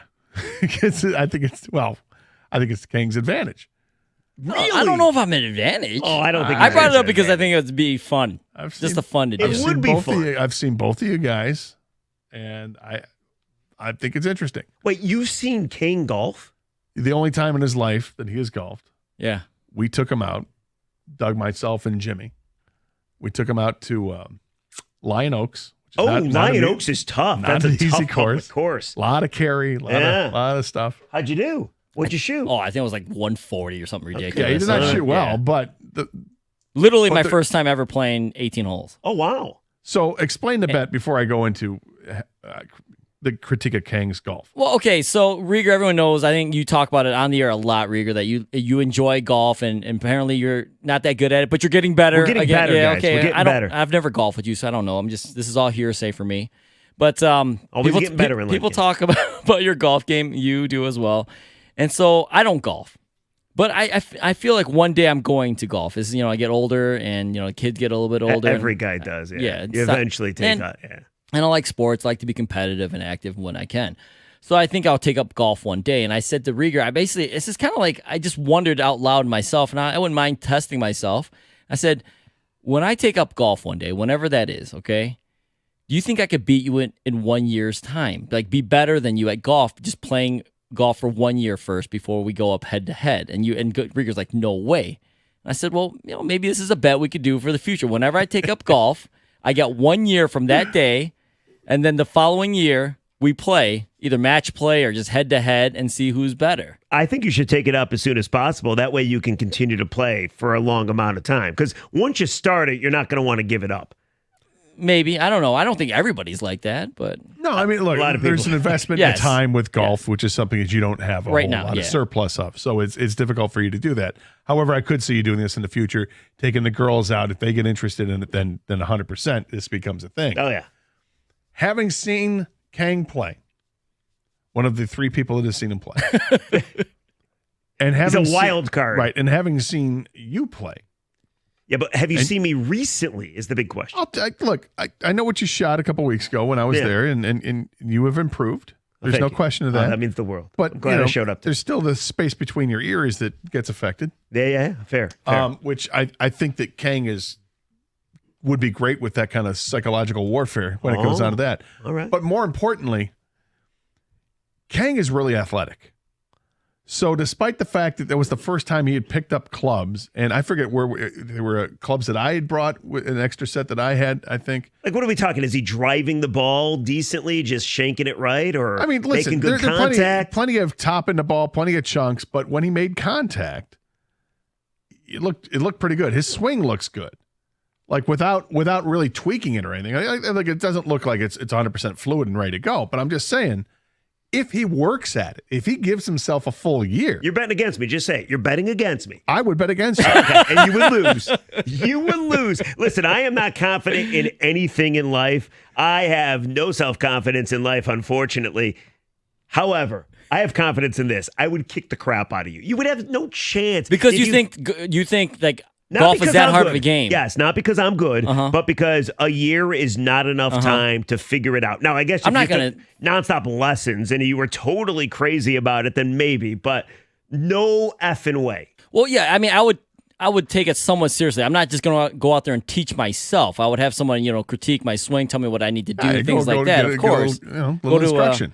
Go to the simulators, things like that, course. and try to learn. But there's also a difference, too, when you actually get on the course compared to being on the range. Yeah. Sure. I'd rather hit on the course than hit off the mats. Well, I would do that too, though. Yeah. During the year, I'd play on a real course. He's got a year. He's got a year from the time he's ready to do this. Well, he should be ready right now. I'm not willing to wait, okay? Now you're changing the bet. No, I have to be you right now. I am. You're 48. You said that earlier. Yeah, but who knows how old I'll live to? I mean, I want to get this bet in the books. Well, let's hope go. a long, long time, Jeff. I mean, you never know, Gator. You never know. Well, when Kang's got the time to start the clock going, then we'll get to it. Yeah. But I think it'll it's probably be soon. It's not going to be like in 5-10 years. Don't worry. Let me know. Yeah. And I would be curious. I know we don't want to spend a whole lot of time. We got to get back to other sports topics. However, 248-539-9797. Kang has no chance. I mean, real golfers understand that a year is nothing. Yeah, a year is nothing. But do you think real golfers consider you a real golfer? That's what the No, probably not. thing. That was I the am other not part of talking it. about myself, though. I'm not That's what it is. I'm not Listen, saying I'm bet. good. I'm just saying there's no way. There's not enough time for him to get good enough to beat me. Don't take this the wrong way, even though you should take this the wrong way. I wasn't yeah. challenging That like never Jimmy. starts off. I wasn't challenging Jimmy or Falar or Evan or Gator or anybody. I thought I've heard you're not that good, so I was like, maybe Rieger I can beat. God, I want to kick your ass so bad. God, I want to kick your ass. And the funny thing is, I would demolish you. No. You would stand no chance. I know Kang. He's competitive and he'd work at it. And I want to be there when he's doing these training sessions and watch the evolution of the swing. What is this, like a Rocky montage? I mean, come on. I have zero worries about this bet. I will bet you whatever you want. Now, King did say, if I win, he'll give me a couple $100. But if I lose, I thought he said 100 is what he said. But okay, either whatever. way, yeah. But if I lose, this is intriguing. I have to quit the sport. Because you can't lose to me, right? You can't burn my clubs, like bag and everything. All my equipment goes in the fire. I get to light it on fire. Yes, and of course we would stream this. Yes, It's this is me Kang training, man. doing one-arm push-ups. Sure. Running around the golf course. Right. Watching Bryson DeChambeau trying to break 50 on his YouTube I'll be watching station. all that stuff. Yeah, I would love to do this. Mike, I wish you were ready right now. Can we fast forward a year? God, I'd kick your ass. I kind of wish that you were on the course with us that day to look at his swing and go, if Kang gave that a little bit of time. Because Doug and I had the same thought. I think Jimmy did too. That we're all like, dude, there's something to work with there. Yeah, I'm not like some uncoordinated, it's not like he's right-handed using left-handed clubs. You are more athletic than I am, so you are starting from a better spot than when I started because I am not athletic. That's the point. It took me 20 years to figure out just slow damn down and I'm better. With that being said, you have no chance. Zero chance. You're still shooting 100. Better than it was. I almost beat you. You shot a 99. I know, it was terrible. And I kicked Doug's ass. Right, I shot a 99. I almost didn't come into work the day before because I threw my back up. Oh, excuses. Everybody's got excuses. I don't care. I still beat you. Yeah, by a stroke. You beat this lousy, awful, pathetic golfer by a stroke. I don't need to go 6 innings. I just need to get the win. Damn it, I did have a birdie putt. I tied in the earlier discussion. Yeah, that was nice. That was nice. The ticket texts are coming in. Oh, I bet they are. Yes. Anybody back you? Let's see. I'm a real golfer. A year is plenty. Jeff, you're a low bar to hurdle. That's from Austin. Low bar to hurdle. I'm fine with that. That's a here great we way go. to phrase It's it. not that hard to become a bogey golfer. He just won't become a bogey golfer in a year. I think it's hard to become a bogey golfer in a year. Yes. You're talking shooting 90. I think it's hard to do that. Somebody says just pure athleticism, baby. Okay, that guy would lose too. Here's another one. It was a great bet because I needed someone to play with. I'm sorry. A year's time is plenty. I didn't play nothing but once a week for a year, and I was average 90 on 18. Have shot 41 multiple times this year. Last year, I was shooting high 50s and low 60s on 9. So what he's saying is he took a year. He started off with high 50s and low 60s on 9 holes, and then he got it down to the low 40s. Yeah. Have you ever played Caputo? No, I want to. Because Caputo's a big talker. Yeah. He says because he never plays, and he says I can pick up the club right now, okay, and I can still shoot, a little over par. Caputo is full of crap, and let me tell you why. Caputo said he went out to Oakland Hills after one of the U.S. Open maybe was there. It was either right before or right after. So the course was in tournament condition, of course, right? And he goes out there with some media group, and he claims that he shot in the 80s. Even in the 70s, I think. Oh. He's like, I could take a 7-iron, okay? All I need is a 5-iron and a 7-iron and a putter. That's it, okay? He's full of crap, too. Everybody's full of crap, all right? I'm sick of this. Someone just texted, Happy Gilmore did it in 6 weeks, guys. That's a great call. Yeah. That's actually, you ever try to swing like Happy Gilmore? Yeah, it's always fun to try that at the range. Don't do that in the course. 248-539-9797 is the telephone number. We're talking about this proposal in baseball. It was kind of crazy to hear it that they're looking at forcing pitchers to go 6 innings. The starting pitchers would have to go 6 innings. There'd be some caveats on that. We're talking about the Lions game tomorrow against the Kansas City Chiefs in the preseason. Kansas City's going to go with their starters for a full half. Should the Lions counter and use some of their starters as well? Is there a player that you're really looking forward to seeing in that game? Also, Tigers are making moves, and it's not just the way that they played lately in sweeping Seattle, but they're making moves off the field, bringing guys up. We'll talk about that next year on 97.1 The Ticket.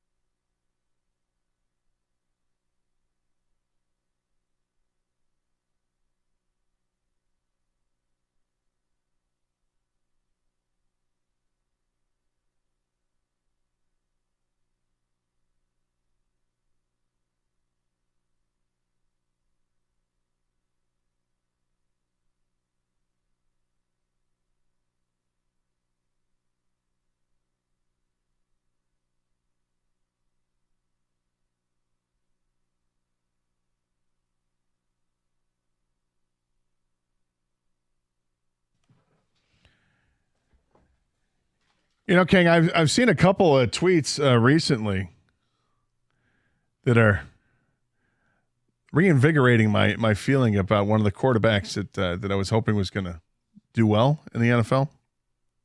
Actually, two, for that matter. One just came down from Chase Daniel, who said Zach Wilson was perfect in 7-7 drills, arm strength, arm talent, and pushed the ball down the field. Was really impressed with how well he's picking up the offense when I was in quarterback meetings last night. Will be interesting battle for quarterback 2 between Stidham and Wilson. That was one. And then Diana Rossini had a tweet that says, Bo Nix is a stud. He operates in this Sean Payton offense like a veteran. It would be a surprise if he's not starter week 1. Zach Wilson is also having a great camp with the Denver Broncos. Strong arm, his throws on time, asking good questions. One coach told me he is rejuvenated. Never give up. Those are two of your guys, man. Don't give up. You know what they say? If you got 2 quarterbacks, you don't have one. Is that what they say? That's what they say. Really? Yeah. You're a Broncos fan? No, and this is the horrible thing is that I am absolutely not. I can't stand the Broncos. And maybe one of the reasons is because your brother is such a massive Broncos he's fan. a loser. I would agree. Yeah, for sure. I didn't say that. I just I said it. Yeah, I mean, my brother, I've talked about him before on the radio. He's one of these guys that, was so upset that Detroit wasn't very good, so I'm going to go root for Elway. And now he's got Bronco bed sheets. It's pathetic. I know it is pathetic. So I'm not a Denver fan. I'm a Zach Wilson fan. I'm a Bo Nix fan. Why are you a Zach Wilson fan? Because he's got the thing for the moms? What? That's the reason. That's the first thing that comes to your mind. I mean, why? If someone's a Zach Wilson fan, they have to have because they like that he's got a thing why for else moms. would anybody be a Zach Wilson fan? I mean, honestly. I mean, what else could be the reason? The guy likes mothers. I mean, what else? Maybe his college career. Look, was at good. my age, it's not a bad thing. Yeah, but right. I mean, no, that's not the reason. I was a Zach Wilson fan because during COVID, when all you got to see was BYU games on Saturday night. Oh, okay. I really respected his talent. I'm like, this guy's going to be great. And then he goes to the Jets, which is one of the worst teams you could go to at the time because they had no offensive line. Right. They had no weapons to work with. And he was in way over his head with a coach that didn't know what to do with a quarterback. And it was a mess. It was a disaster. It was never going to work out. Okay, so then Bo Nix, what's the deal there? I was a huge Bo Nix fan watching him play at Oregon. I'm like, this guy deserves more credit than what he's getting. And people we get close to the end of the season, and then between the end of the season and the draft, it just people kept knocking him. Like, this guy's not good. They didn't include him in the top quarterback. He was never talked about in the top quarterback. And I'm like, how is this guy not talked about? He played at Oregon where they play, decent competition out there when you're playing against, Oregon State and USC and Washington and, all these teams had pretty good seasons last year and the last couple of years. And I just thought he was never getting his fair shake. And he was a guy that had mobility. He wasn't a running quarterback, but he was a mobile quarterback. He could buy himself extra time and would take off downfield and pick up big yards if he had to. But his arm, I thought, was great. So those are guys I latched on to early in the process of their respective drafts. And then obviously Zach Wilson had a disastrous career with the Jets, but I thought there was still talent there. So when I'm reading stuff like this, I personally, it warms my heart a little bit saying maybe I wasn't dead wrong on him as a quarterback, that maybe there's still hope for him to be good in the league. And the Bo Nix stuff, people are really coming around on Bo Nix now. You guys are like that? You want to get in at the ground level of a quarterback? Yeah. Yeah, I thought I did. Mine was awful.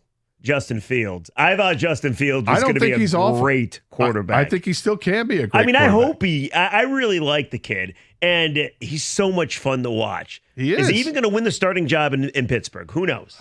He might. And Kang's guy was Trey Lance. Oh, yeah, that's a bad one. But King also has his backup is Anthony Richardson. That's a good one. That's his ride or die right now. But we gotta stay healthy. But we don't forget.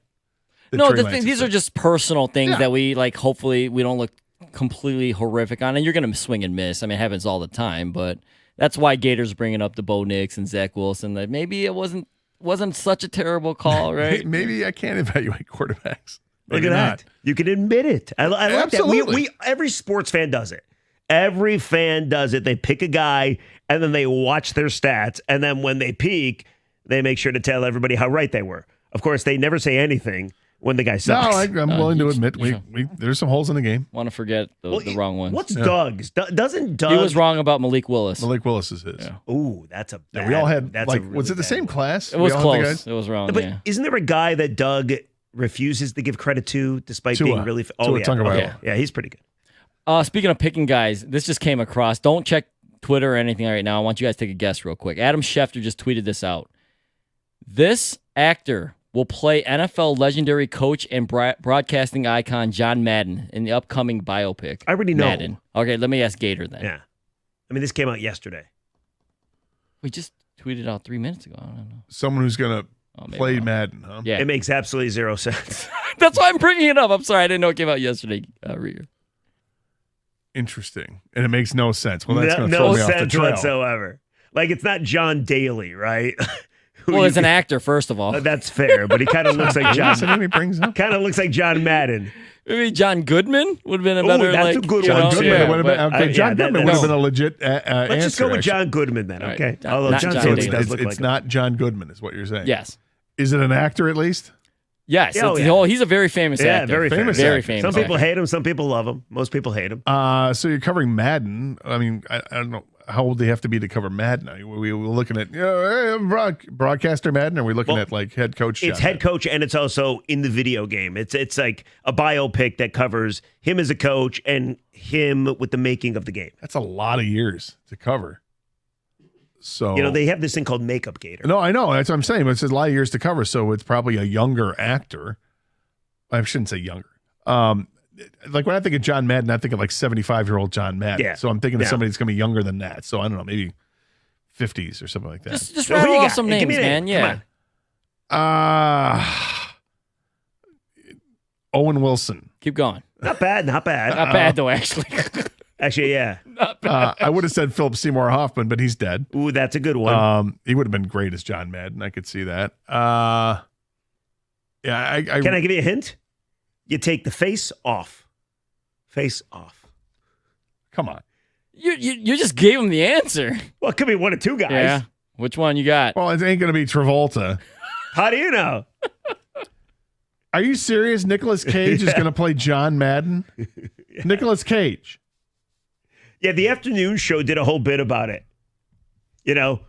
Like apparently the next thing is David Hatchett Hall will play Eric Montross. Like the complete opposites, right? Like Rico Beard is going to play Donald Trump. Denzel Washington. If you had to ask Doug, that's what he would say, Denzel, because he always. That's says the Denzel. only actor he knows. That's right. Yeah. That's astounding. An astoundingly bad casting call. I'll say it right now. That sounds terrible. That doesn't make any sense. Nicolas Cage is John Madden. That's right. That's weird. Yeah. By the way, Adam Schefter, believe it or not, maybe why he was so late on the news, he was at the Springsteen concert yesterday with Stoney. True story. They didn't go together to the Springsteen, but they were at the same concert. Woj was there too, not with Stoney, but with Schefter. And Jeff Passan was there too. Not Wojo, Adrian Wojnarowski. Correct. Yes. The Woj, not the guy I work with. Was this like a Swifty thing or something of these? I don't know. I just saw a picture. I'm surprised Stoney didn't try to walk up to them. Don't put it past him. He probably did. He could find out. He probably did. He's got a radar for those things. 248-539-9797. This is 97.1, The Ticket.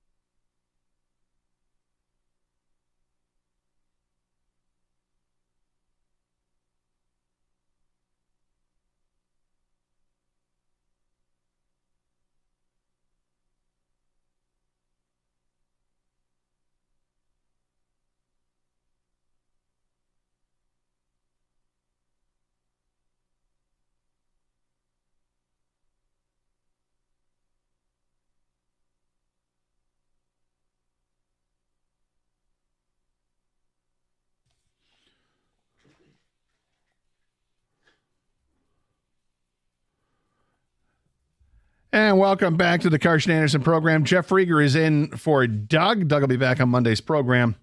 It's another program note that Stoney and I will be out at the Dream Cruise tomorrow outside of Nikki D's, right there in Woodward, just south of 14 Mile on the west side of the road there. We will be broadcasting from 10 to 2 tomorrow.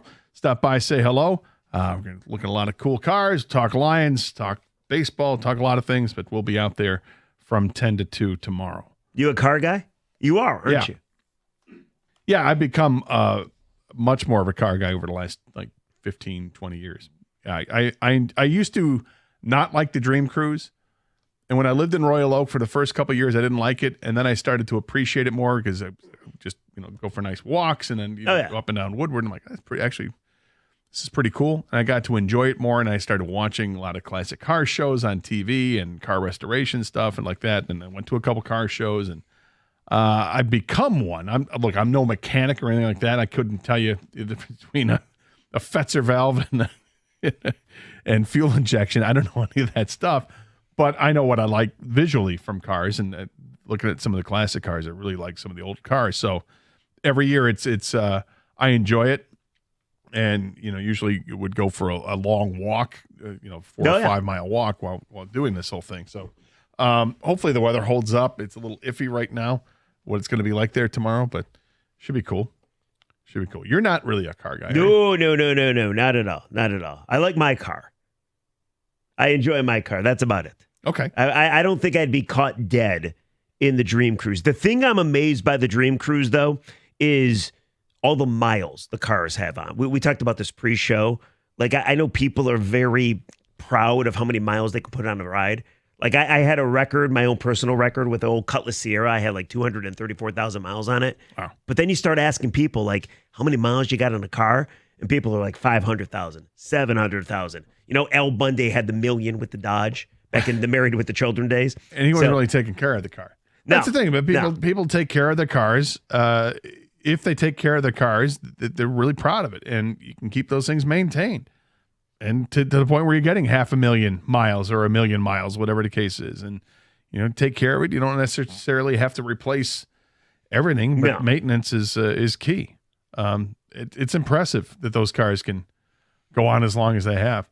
But I think for me, the car I drove that had the most miles on it wasn't that high. It was less than 100. Oh, see, yeah.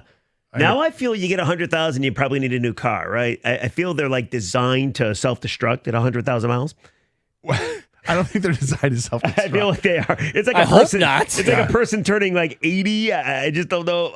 Things are going to start to go wrong. Yeah, of course that. Right? But I don't think they're designed to go I don't wrong. think so either. I just don't think they last maybe as long they used to. I've leased cars. That's how I roll. I lease cars. And so it's always something new every 2 or 3 years. Yeah, that's fun. But I enjoy that part of it because I don't have to worry about the maintenance or whatever because I'm just turning the car in.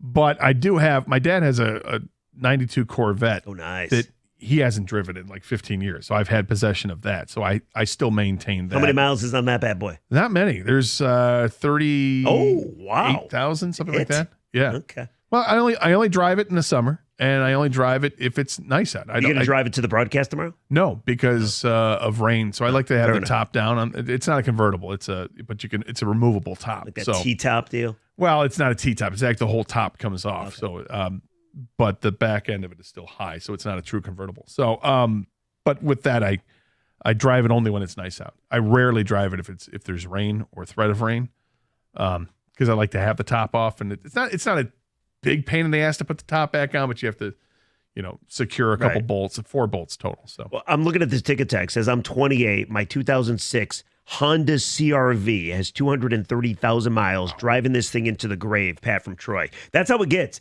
It starts with you get up to 150. You're I probably need a new car, but then a certain number of miles hits the odometer, and you're like, wait a second, this is now pride.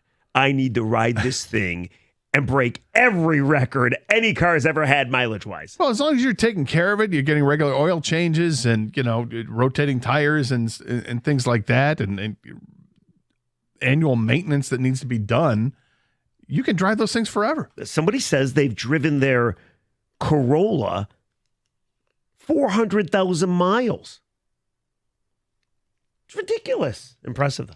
That's a lot. Yeah. That's probably a lot of highway miles, though. That's how you can get more out of your car, too. Yeah. Oh, they're coming in now. I got a 1999 Audi Daily Driver, 217,000 miles. Not bad. But 1999. 1999? It's still 1999. 25 years old. Thing is old. So you've only put 10,000 miles on it every year. There's another one. Rieger had a 2018 Chevy Silverado at 100,000 miles. I had to put in a trans, and at $140,000, I blew a cylinder and needed a motor. See? That's what I'm saying, man. You get up to 100K, bad things Is that go. like, Gator, you're more of a car guy than me and Jeff, but like, of course, the classic cars that are on Woodward are like these great, cool cars, right? Yeah. Is there anything cool about just having a car that's been through hell, like 30, 40 years? It's not a great car. It's not like they didn't soup it up. I mean, look. But this car has 300,000 miles on it. Can I ride out here? You're driving down with the I classic think cars. if I were going to enter the Dream Cruise area in a car hey, I got a 1990 Honda Civic. Yeah. That I have 455,000 miles People on it. mock you, right? I might put a sign on the side of the car that says 450,000 miles is still going. Oh, okay. I would There do we that go. because There that's we the go. reason you're doing it, right? I was actually going to say about the newer cars because people bitch about the new cars that go on the Dream Cruise. I'm like, I love it. It's to me, it's morphed into, and some people have a real problem with this with the Dream Cruise, that it's morphed into. It's just a car show. It's no longer a classic car. People, I only want this to harken back to the, anything before 1970 is what they want, or the Mopar years, the muscle cars of the early 70s.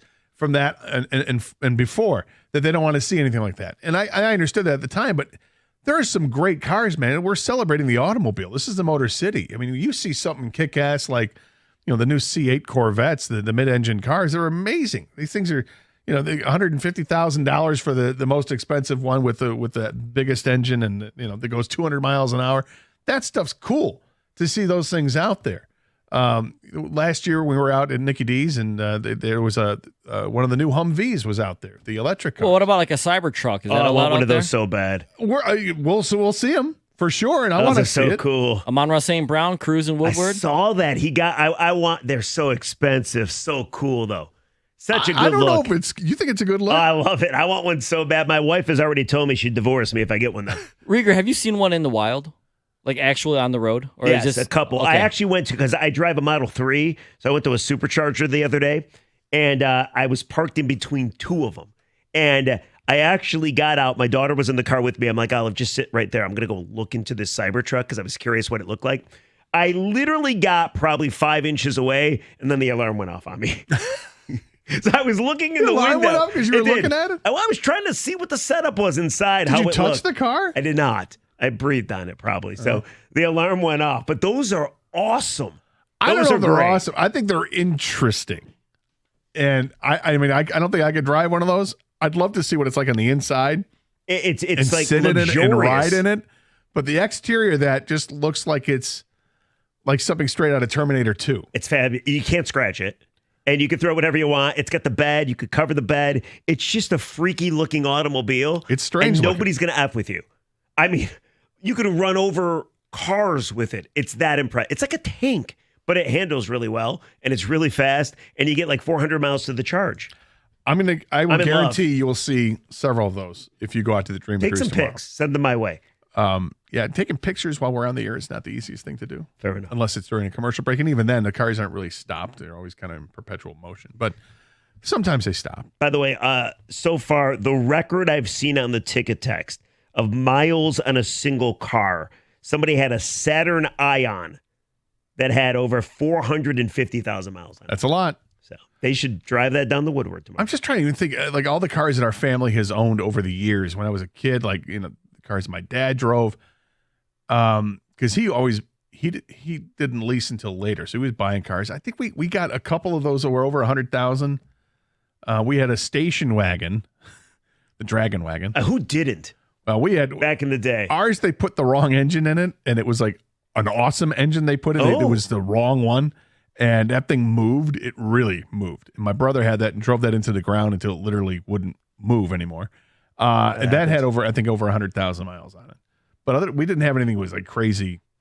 So we had. My dad had a Toyota when we moved here that he drove for years, and he did a lot of driving. And I think that maybe that one had close to 200,000 on it. We had this, it was a station wagon. It was orange. It was disgusting. I had to drive it to school while all the other cool kids at West Bloomfield had cooler cars than me.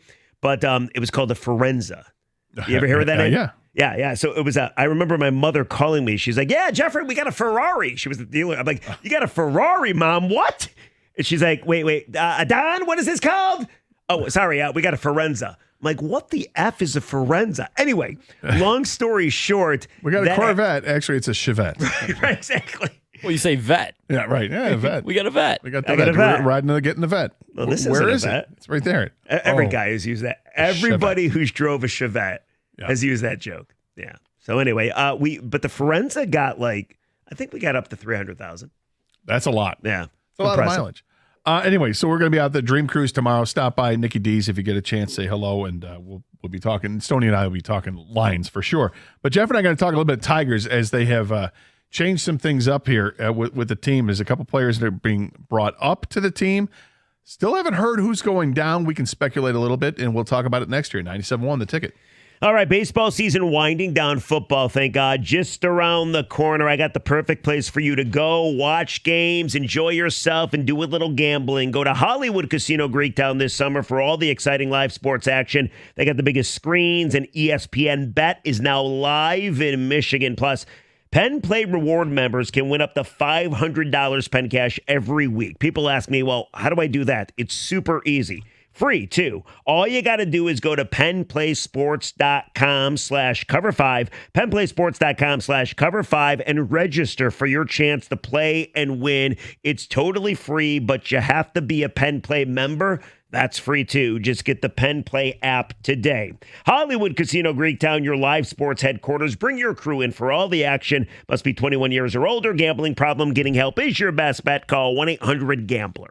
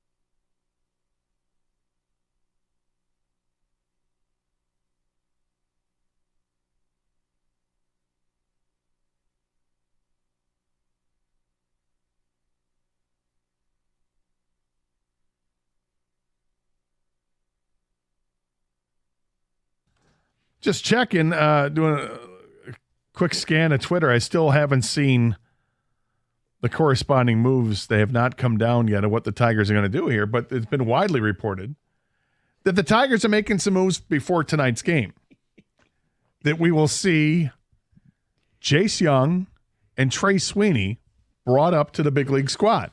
Young has been playing third base. Sweeney is a shortstop. Sweeney's one of the guys they got in the trade with the Dodgers. Killing the baseball in the minors. Yeah, he's done. I mean, with Toledo especially, he's been phenomenal with Toledo, as is Lorenzo, who's down at the high A ball. That's the bigger prospect of the two, the catching prospect. He's been a machine down at West Michigan, which is great. And like I said, and Sweeney has been to a AAA, and Jace Young's hit well. High OPS numbers, like in the 850 range, I believe, and he's 14 home runs this year, I think. Hurt his arm earlier in the year, or his hand earlier in the year, wrist, one of the three, somewhere in there. I'm throwing my hand up in the air. And missed some time, and he's come back, and it's been a little bit a slow road for him to come back, but now he's picking it up a little bit, and they give him the opportunity. So he's going to come up, and he has not been very good defensively as a third baseman. I believe 12 errors already. 16 total. Yeah, it's not been a good switch for him to third base. He was a second baseman, but because Colt Keith is playing second, they've asked him to move over to third base full time this year, and he's played it, and very mixed results. So actually, the results are bad. Let's just say that. Work in progress, but something that I feel if you've always been an infielder, you can adapt at some point. He's still a young guy. He's like, 22 years old, 21 years old. But getting his opportunity is kind of cool, because this is the reason I feel like maybe this is also some posturing because people are tired of the Matt Chapman discussion. Matt Chapman's a good ball player. The what could have been stuff. And when Scott Harris talks about the future of this team and not blocking guys, I feel like this is a move that is full display. We didn't want to block him. This is one of our guys. Yeah, but you can't have had Chapman for like 120 games. I understand that. I'm just saying this is and that's a whole different argument. But this is what I think he's doing, and he's earned a promotion to get up, although defensively he's not ready, and yet he's going to play third base likely with the Tigers for the rest of this game, the rest of the season, which are 40 games left. I find it interesting that he's going to get this opportunity here. It's still August. Although, because he can come up now, it's at a date where he's not going to affect his rookie status next year. And same thing with Trey Sweeney. And they need to take a look at both of these guys. Sweeney is older. He's 24 and will play shortstop. Interesting. Javi Baez is starting to pick it up with his bat over the last 2 weeks. 930 OPS. That's nice to see. Is it sustainable with Javi? Has he finally figured things out? I don't know. But, probably not. He's the hero yesterday, and give him all the credit for being the hero. I actually made him my champ of the week, a week ago, I think, when he had the home runs, and was it 3 straight games? 3 consecutive games, yeah, so against Cleveland. He's perking up a little bit here, but these guys coming up, it's interesting. They're deserving of the opportunity. The team is winning now. They've won 4 games in a row. They're 4 games below 500 with 40 games to go. They're making a little bit of a move here. They're starting to get healthy. Kerry Carpenter came back to the team. Riley Green, he's going to be back Sunday, we're led to believe. He's going to be Sunday. He's going to meet the team out in Williamsport. So Riley Green just started his rehab assignment with Toledo last night. I think it went over 3. Yeah. But doesn't matter. Kerry Carpenter didn't exactly light it up in the 6 at-bats that he had at Toledo before he came back to the Tigers and launched 3 home runs in 2 games. But the offense might be getting a little bit of a lift here with getting some guys healthy. I'm not deranged in thinking this team is going to all of a sudden make a run for the wild card. But what I'm saying is, from this point on, the rest of the season, these are more reasons to look at the Tigers and see the direction that Scott Harris is trying to look at. The guys that he's acquired or players that are developing in the minor league system, players that they don't want to block, here they are. They're going to be on full display in the last 40 games, and we'll see to some degree if he is right in his vision. Well, Woj and I were talking about this yesterday, and there's a lot to like. Like, Wojo came on, and he's like, this season could still be a success. And, of course, I thought that because, for me, only success is the postseason. And They could have made the postseason. They could have gave it a better go, but they decided to do nothing in the offseason. But who cares about that conversation? We've had it about 1 billion times. But there is reason for optimism. Like, we get to see a brand new left side of the field, we think, tonight. Sweeney at short, and, of course, Jace Young at third. And then Colt Keith's at second. They need to figure out who their first baseman is. Maybe Bly Madris. This is fun. Like, this is fun. I'd rather win. Don't get me wrong. I'd rather be in a pennant chase. But this is fun. Furthermore, I give credit to Scott Harris because Colt Keith was not called up last year, despite hitting better than Jace Young. And then this year, he gets the nod. He gets the big contract. Yeah. And he stunk for 2 months, maybe a month and a half. So maybe if you bring up Jace Young early and he gets the spider webs out right now, next year when he makes the team, he'll be able to hit the ground running. So I like that. I also like the fact that for 2 months, I can't believe there's 40 games left. Baseball's so long. But for 2 months, we get to watch what we think is the future. And then we get to determine, hey, is this the core? And if it's the core, then who knows what they're going to do in the offseason. But I'd rather contend. I think we all would. But this is fun. This is reason to watch against the Yankees tonight. It's going to hold my interest a little bit here. Obviously, and look, the Yankees in town, I mean, see Aaron Judge and Juan Soto and the like, and it's reason enough to be interested in it. And then Sunday night, that's awesome because they're playing Williamsport Little League, World Series area. Yeah, and Scooble's going against the Yankees. Scooble's going to pitch. He's got his Scooby-Doo shoes he's going to be wearing. They got the Scooby snacks the Scooby snack today and burger. tomorrow. Interesting burger that they have, a double patty Scooble burger. And, that's going to be nationally televised on Sunday night. That's a whole cool atmosphere. So this team, though, it's interesting how they're being built. And I've been kind of reluctant to fully embrace whatever Scott Harris's vision is. I wish they had done more in the offseason, and I think that's been beaten to death of what could have been done. Oh, yes. But what has been done is this team somehow, despite the fact they literally have 2 starters, somehow they found themselves back to within striking range of 500. They're just 4 games below. Gator, let me ask you. Let me ask everybody, and we'll take the calls as well, but be honest with yourself. What would it take? I'm not saying it's going to happen.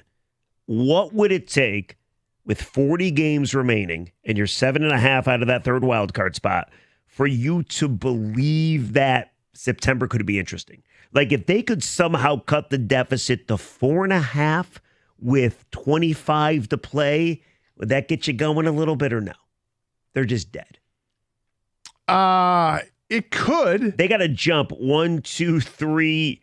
They only got to jump 3 teams, actually 4 teams, because they have to take over that third spot. I was going to say, I'm looking at the schedule, what it would be and who they're playing, and seeing if there's anybody that can get the double whammy and pass.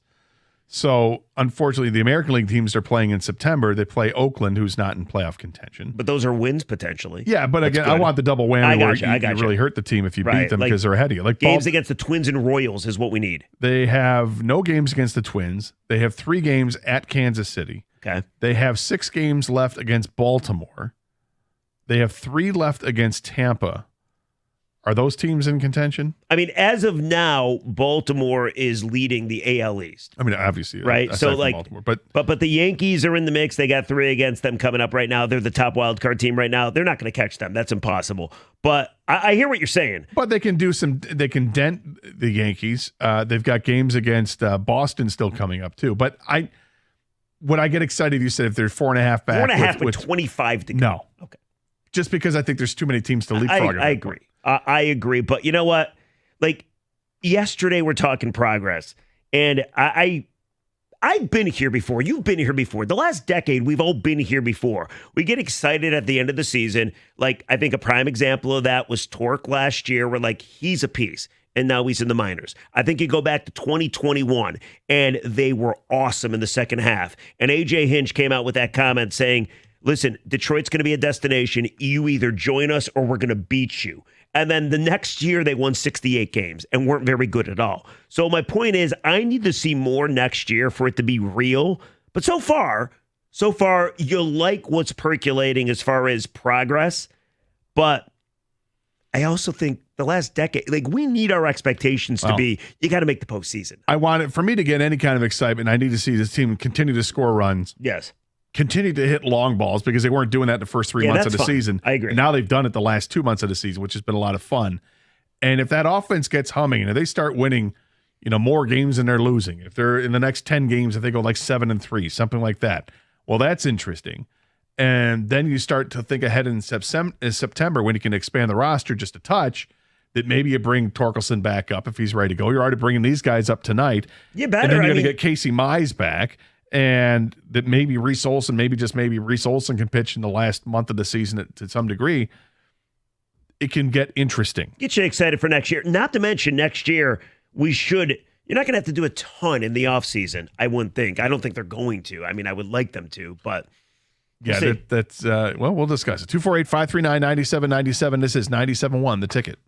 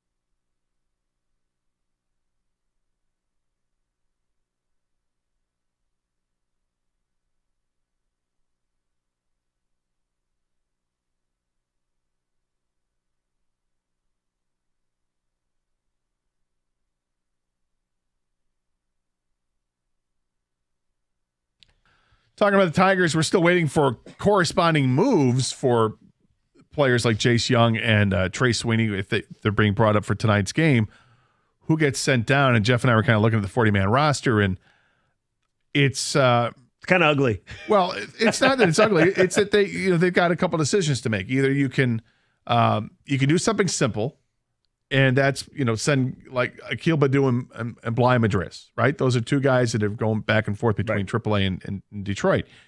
You could send both of those guys down. I doubt that's going to happen because you're bringing up two infielders. So more than likely, you're talking about guys that are on the 40-man roster that are infielders. So I'm looking at Gio Urshela. To me, would make all the sense in the world to DFA him or to waive him. Yeah, give him a shot at another team. Exactly, because it's not that he's bad. It's that he is a free agent at the end of the season, right? First and foremost. So he's a guy you didn't move prior to the trade deadline. You have a chance to move him now in terms of just waiving him, so he has time to latch on with another team that is perhaps a contending team that's looking for that backup infielder that can hit left-handed pitching, that can field a couple of positions in the infield that adequately. I think that makes sense. I don't know if they'll do that. This is me speculating. The other one might be Zach McKinstry, who is arbitration eligible at the end of the season, but he's 29. He's got a lot of position versatility, but I mean, the guy's hitting below 200 with an OPS below 600. He stinks, yes. He's not very good. I'm not saying he stinks. I'm saying you're very harsh. Yeah, well, you know what? Players. Guys make millions of dollars. I think you're allowed to be a little harsh. He's not. He makes $800,000. He's fine. He's making less than that. But nonetheless. Do we know that for a fact? Yes, I do actually know that for a fact. I'll look that up.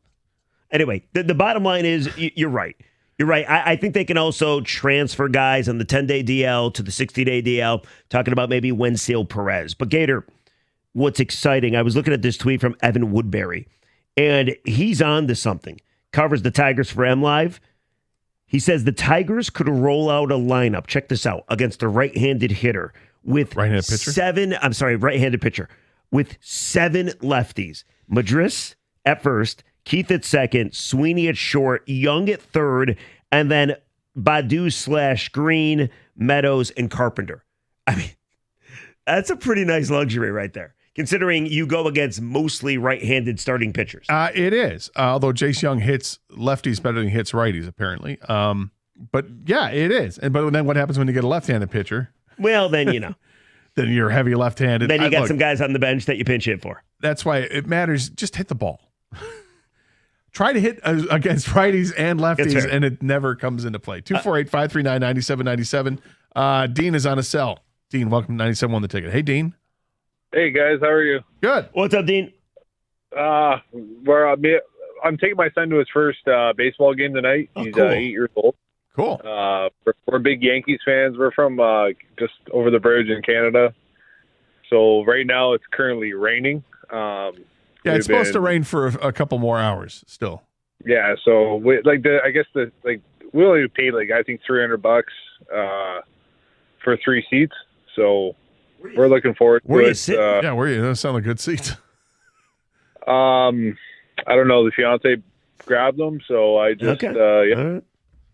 we're just excited. We're going to try to get there early enough to grab some food before we go, and we're my fiance is a huge Tigers fan, so she follows Tigers. Always had a soft spot for me being that close, but it's nice to just see your favorite team come to town, and my son's super excited.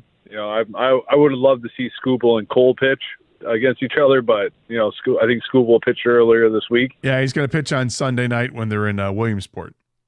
Yeah, so it's we didn't luck out that way, but I don't know. We're just looking forward to the experience. Hopefully the rain clears up so my son can have a good baseball experience. Yeah, it should be. And thanks for the call. Appreciate it. It should be. Looking at the forecast, there's a percentage chance of rain after 6:00, but it's I think below 20% chance, and it jumps up quite a bit a couple hours later. So if they get the game started, they'll play it. I am no meteorologist. However, I'm looking at the hourly forecast. Rain is supposed to be out of the area by 5. So, but when does it come back in the area? not until I don't see that it does come back in the area. Oh, maybe we have an update. Yeah. So 2 p.m. it should rain. 3 p.m., 4 p.m. it should rain. And then it goes away. So that's awesome for that guy. And, today is the first time in a while, other than watching a Scooble start, that I'm going to make sure to tune in. Now, I watch them all because I just think it's a force of habit. But I will admit, I was watching the game yesterday, and they've become a tough watch simply because over the last couple days, they've won really dramatically, and they had 15 runs, which was great on Tuesday, but there's no stake anymore. They're not going to make the postseason. So it has become a tough watch simply because I'm sick of doing this. But now that they brought up a couple new kids, I'm excited to see what this looks like, especially if this is, a forecast of what next year could look like. I mean, getting Kerry Carpenter back definitely injected some life in the team. Seeing him go yard 3 times Kerry in Bonds. 2 games is pretty great. Getting to watch Colt Keith develop as a player, this is what it is. It's about the young guys. And now that Jace Young and Trey Sweeney are going to be brought up tonight, I'm really looking forward to seeing this. Do I expect these guys to go out and go combine 5 for 8 with 2 home runs and 2 doubles? No. Probably not. That'd be cool, though. That would be really cool. Yeah, that'd be very cool. But I also feel like this weekend's a little bit of validation, too. It's the Yankees. So you're not playing that juggernaut of an offense that was the Seattle Mariners. Oh, Seattle Mariners stink. I mean, I know you don't like me saying that, but that is a god-awful offense, and they leave so many guys in scoring position. The funny thing is, do you remember the last Yankee series in the Bronx earlier this year when the Tigers were kind of in it? That was a heartbreaking series. That's when I think Scooble pitched great, Reese Olson pitched great, and Flaherty pitched great. And I want to say they got swept, and they averaged, I want to say, 1 or no runs in those 3 games. It was like a weekend set at the Bronx. Well, let's hope that the offense can show something, because if they don't, it's absolutely pathetic when you look at this team and you see how many times they've scored 1 run or fewer.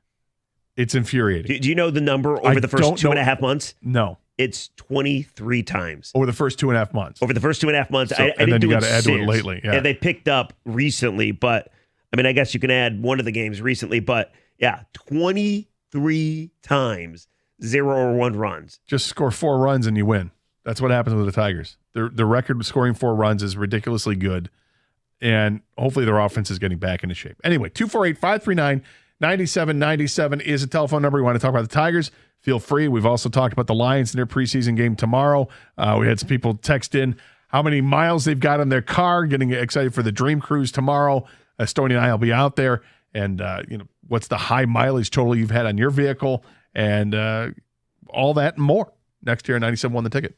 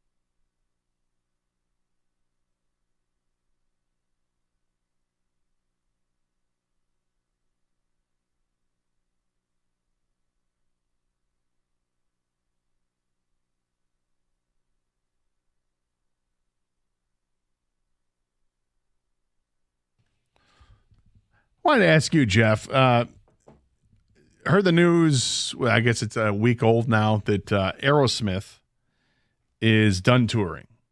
Like this is legit that they're shutting it down. Steven Tyler has his issues with his voice, and they had to cancel the tour.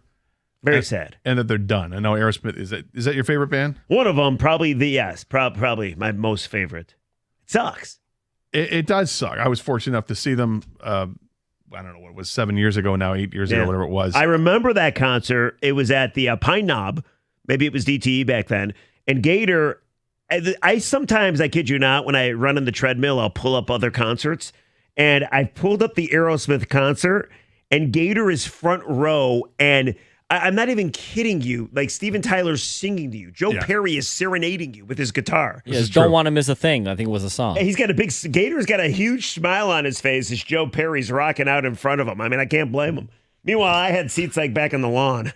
I mean, Gator, do you have to look directly in his eyes at that point, or do you look away? I mean, do you pretend he's not looking at you? I mean, I tried to. There was eye contact, it depended. Like if there was like a ballad, when Steven Tyler was singing the ballads and he came around to our side, it was uncomfortable because I'm not going to be singing the lyrics back. I mean, I don't want to miss. I would have. I definitely. I would have sang to Steve. But this is I'll show you. This is a picture that my buddy took when we were there. Oh yeah, from behind me. Which is you guys Joe were Perry right in our face. Super close. It's funny because if you watch it and it's all over YouTube, but it's on. I pulled it up right now. It was like a Yahoo concert. Yeah, it was like broadcast live, and people were texting us the next day, like, was that Gator right in the front? Like everyone. We did like a Photoshop contest. Where else was Gator at? And they would oh my God! Take the picture of me and Photoshop me in other places. I'm pulling up you have to watch for all of 4 seconds and you see Gator. He's got that. That's not him. By the time the show ends, I'm going to get you the picture. Oh, I know the picture. Yeah, I've seen the picture. Yeah. I got a huge smile on my face. My friend's wife is next to me. She's got a big smile on her face. I mean, how could you not? I was extremely it was a great jealous. show. It was great. And when I saw the news, I immediately thought of you because I know you're a huge Steven Tyler and Aerosmith fan. I thought, that sucks. I mean, I did have tickets, and then they canceled. So they played a couple shows, and then they canceled because Tyler had bleeding vocal cords, like hemorrhaging vocal cords, which sounds disgusting. And at that point, I'm like, it's probably not going to happen. Then it was back on for I want to say January, and then they announced it's over. Yeah, that's too bad. And then I saw earlier today that the lead singer from the group Great White, which was a once bitten, twice shy. There you go. Yeah, sort of a hair metal band from the 80s and into the 90s, and unfortunately, that tragic concert out on I don't know, it was Rhode Island or somewhere out east, where people got trapped. Was it burning? Yeah, they had a problem with pyrotechnics, and all of a sudden, the stage caught fire, and it was a smaller venue, and people were trapped in there, and 100 people died, including a member or two of the band, if I'm not mistaken. Led to all types of problems, legal issues, and then the band ended up breaking up. There was a Great White touring band, and then there was a Jack Russell's Great White band, and Jack Russell was a singer. I love Jack Russell. I love Great White. I was a huge Great White fan back. The first few albums are fantastic, but he had an amazing bluesy voice, and I've said on the air a few times, it was a very unpopular take that Great White covered a Led Zeppelin. They did a whole live show of Zeppelin tunes. Really? And they recorded it and called it Great Zeppelin. I contend that Great White's live version of recording Led Zeppelin songs is better than Led Zeppelin. Is this live anywhere?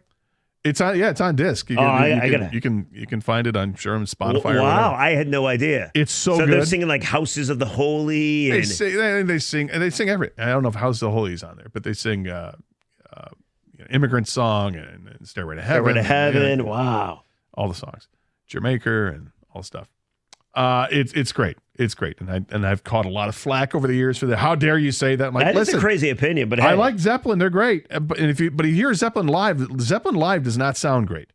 Great White playing Led Zeppelin live is amazing. Okay, you know what? I think Aerosmith doing the Beatles is amazing. Yeah, I can. I mean, what's it called? What's the song? Yeah, he's got Anyway. Anyway, yes, but no. It's very sad news. Very sad. You know what it tells me? So Stoney, who's coming up next with Come Rico, Together is a song. Yeah, Come Together right now. Yeah. Over me. So Stoney was at Springsteen yesterday. Yes. Along with Last Adam night Schefter and Jeff Pittsburgh. Passan and Woj, who, of course, not together. Adrian Wojnarowski. Otherwise, if you say it, people are going to think of Woj. Of course. Springsteen's 75. Here's the problem. When you buy tickets to see your favorite band and they're in their 70s, odds are that concert's never going to happen. Springsteen had some health issues. Aerosmith is done. The only one that's still going is the Stones. I know. And they're like in their freaking 80s. Are they that? I don't know. Is Mick that old? I think he's like 79. He's got to be close to it. And he's got like a 7-year-old kid, which is amazing. You know, I'm wearing my Eagles concert shirt today. When one of the opening acts for the Eagles was Steve Miller. Steve Miller's like 78 years old or something like that. Oh, yeah. What's Bob Seger? What is he? He's got to be in his 70s. Yeah, but Seger's done. He's not touring anymore. Until the next one, right? Well, I mean, this has been several years where he hasn't toured, so I'm going to hold him to it this time. I mean, look, do you want to see artists when they're that old? If they can still do it, I would see, yes, for one last time, absolutely. I mean, the Eagles themselves, it was one of the best concerts I ever saw. They were incredible, and those guys were all in their 70s, with the exception of Vince Gill, who they have now kind of anointed as a new member of the band, and then Glenn Fry's kid. But everybody else is Don Henley, and those guys are all older. But here's the problem, and you might disagree with me, and maybe it's a very ignorant take, but I do feel like it's sad when bands like Springsteen and Aerosmith, and you mentioned others, go away because there's nothing to replace them. Like rock and roll as a whole seems like it's kind of dead. Like I know Foo Fighters are still around. I know Green Day's still around, and whom else? Pearl Jam. Other than that, like the classic rock and roll band is kind of dead, right? Everybody talks about those. Speaking of Zeppelin, who's the kids out of Michigan that sound like Zeppelin? Oh yeah, Greta Van Fleet. Yeah. Other than that, I mean, am I wrong about this? No, I mean, with modern music, you don't hear too much of that. No, there aren't too many bands today that feels like there's a drummer, 2 guitar players, a bass player, and a singer. You don't hear that kind of thing anymore with the formula, chorus, let's go to a solo chorus and finish it up. Stoney's in the studio with us. How was Bruce last night? I give it a B. Solid B. Solid B for Bruce? Yeah. Has it ever been bad out of the 180 times you've seen him or whatever it is? I will say the worst show I ever saw from Bruce and the E Street Band. A lot of people didn't like when he did Ghost of Tom Joad, the acoustic by himself tour, but that's a whole different ballgame. There was one show I saw in Cincinnati where he was just like nonstop. I mean, where it was, I'm looking at my watch, I said, wait a second, he's already like. Is he on cocaine? Yes, I know he wasn't. And it was Saturday before Easter, and I think they wanted to get the hell out of there and fly home because they fly, especially when it's only an hour flights. He'll fly out of there. Like he's in Pittsburgh. He was there last night. I was, and he's back on Sunday. But he flew home already. Was he wearing like an Ellie De La Cruz jersey or anything?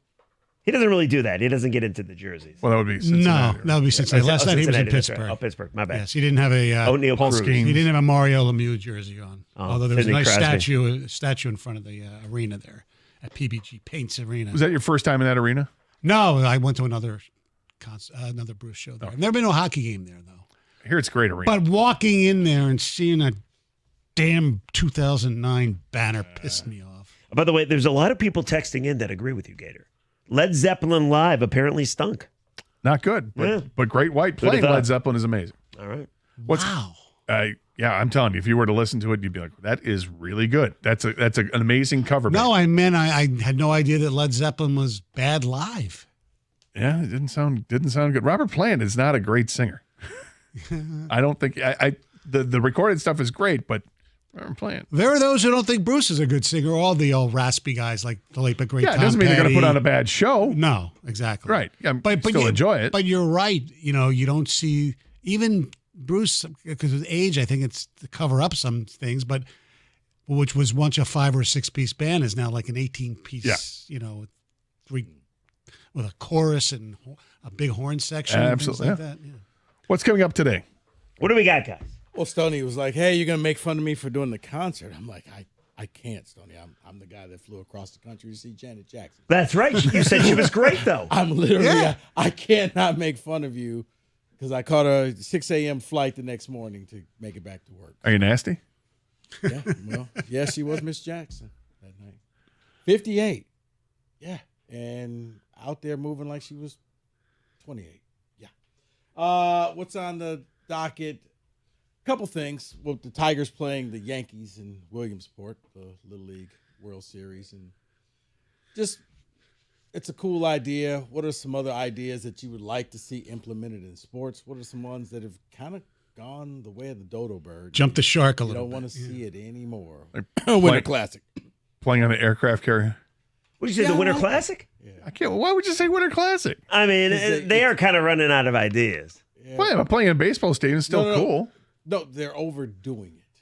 Well, that I might agree. Right. Yeah, there are a bunch of stadium You don't need the series. Heritage Classic or whatever. Just Like, if it's play one someplace a year cool, is like, great. Yes. Hey, we're going to stick it in L.A. because, they got a big, a lot of snow and ice in L.A. Well, they did it in Tahoe the one year, and it would have been unbelievable had the clouds stayed in front of the sun. Do you remember what happened that year? They had to delay the game by that's hours right. because the sun was so bright. Who was the home to the Sharks? Was that their home? I forget if it was San Jose or not, but Or it was Vegas, one of It them. was such a beautiful setting, right there on that. I think it was on the golf course, wasn't it? And right there by the water in Lake Tahoe. It was an amazing setting, but they had a hard time keeping the ice frozen because the sun stayed out in full force. They had to delay the game by a couple hours. So, like, the aircraft, when it's a novelty, I like it. When Right. it just becomes like, okay, this again. Right. I got you. I like that. Coming up next, Stoney's in for Mike. It's Mike and Rico with featuring Stoney next year, 97.1 The Ticket.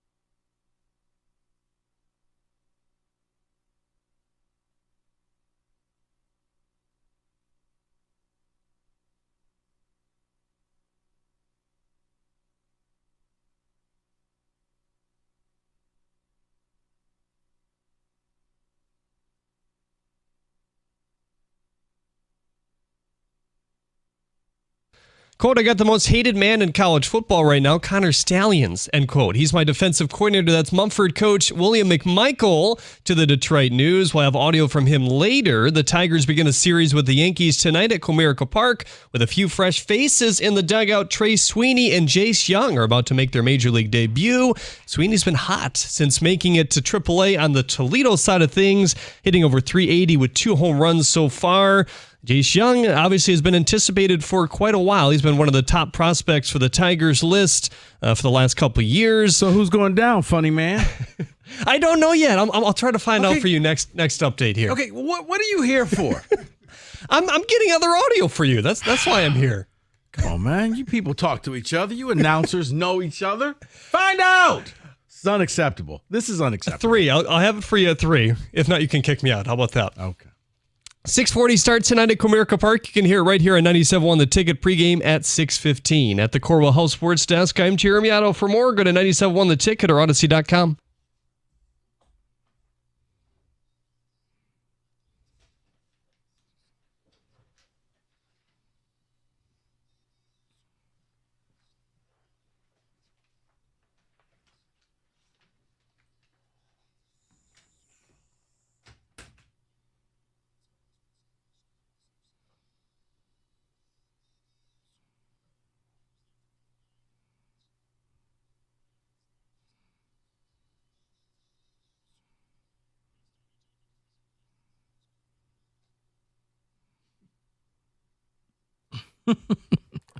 That is Michael Stone.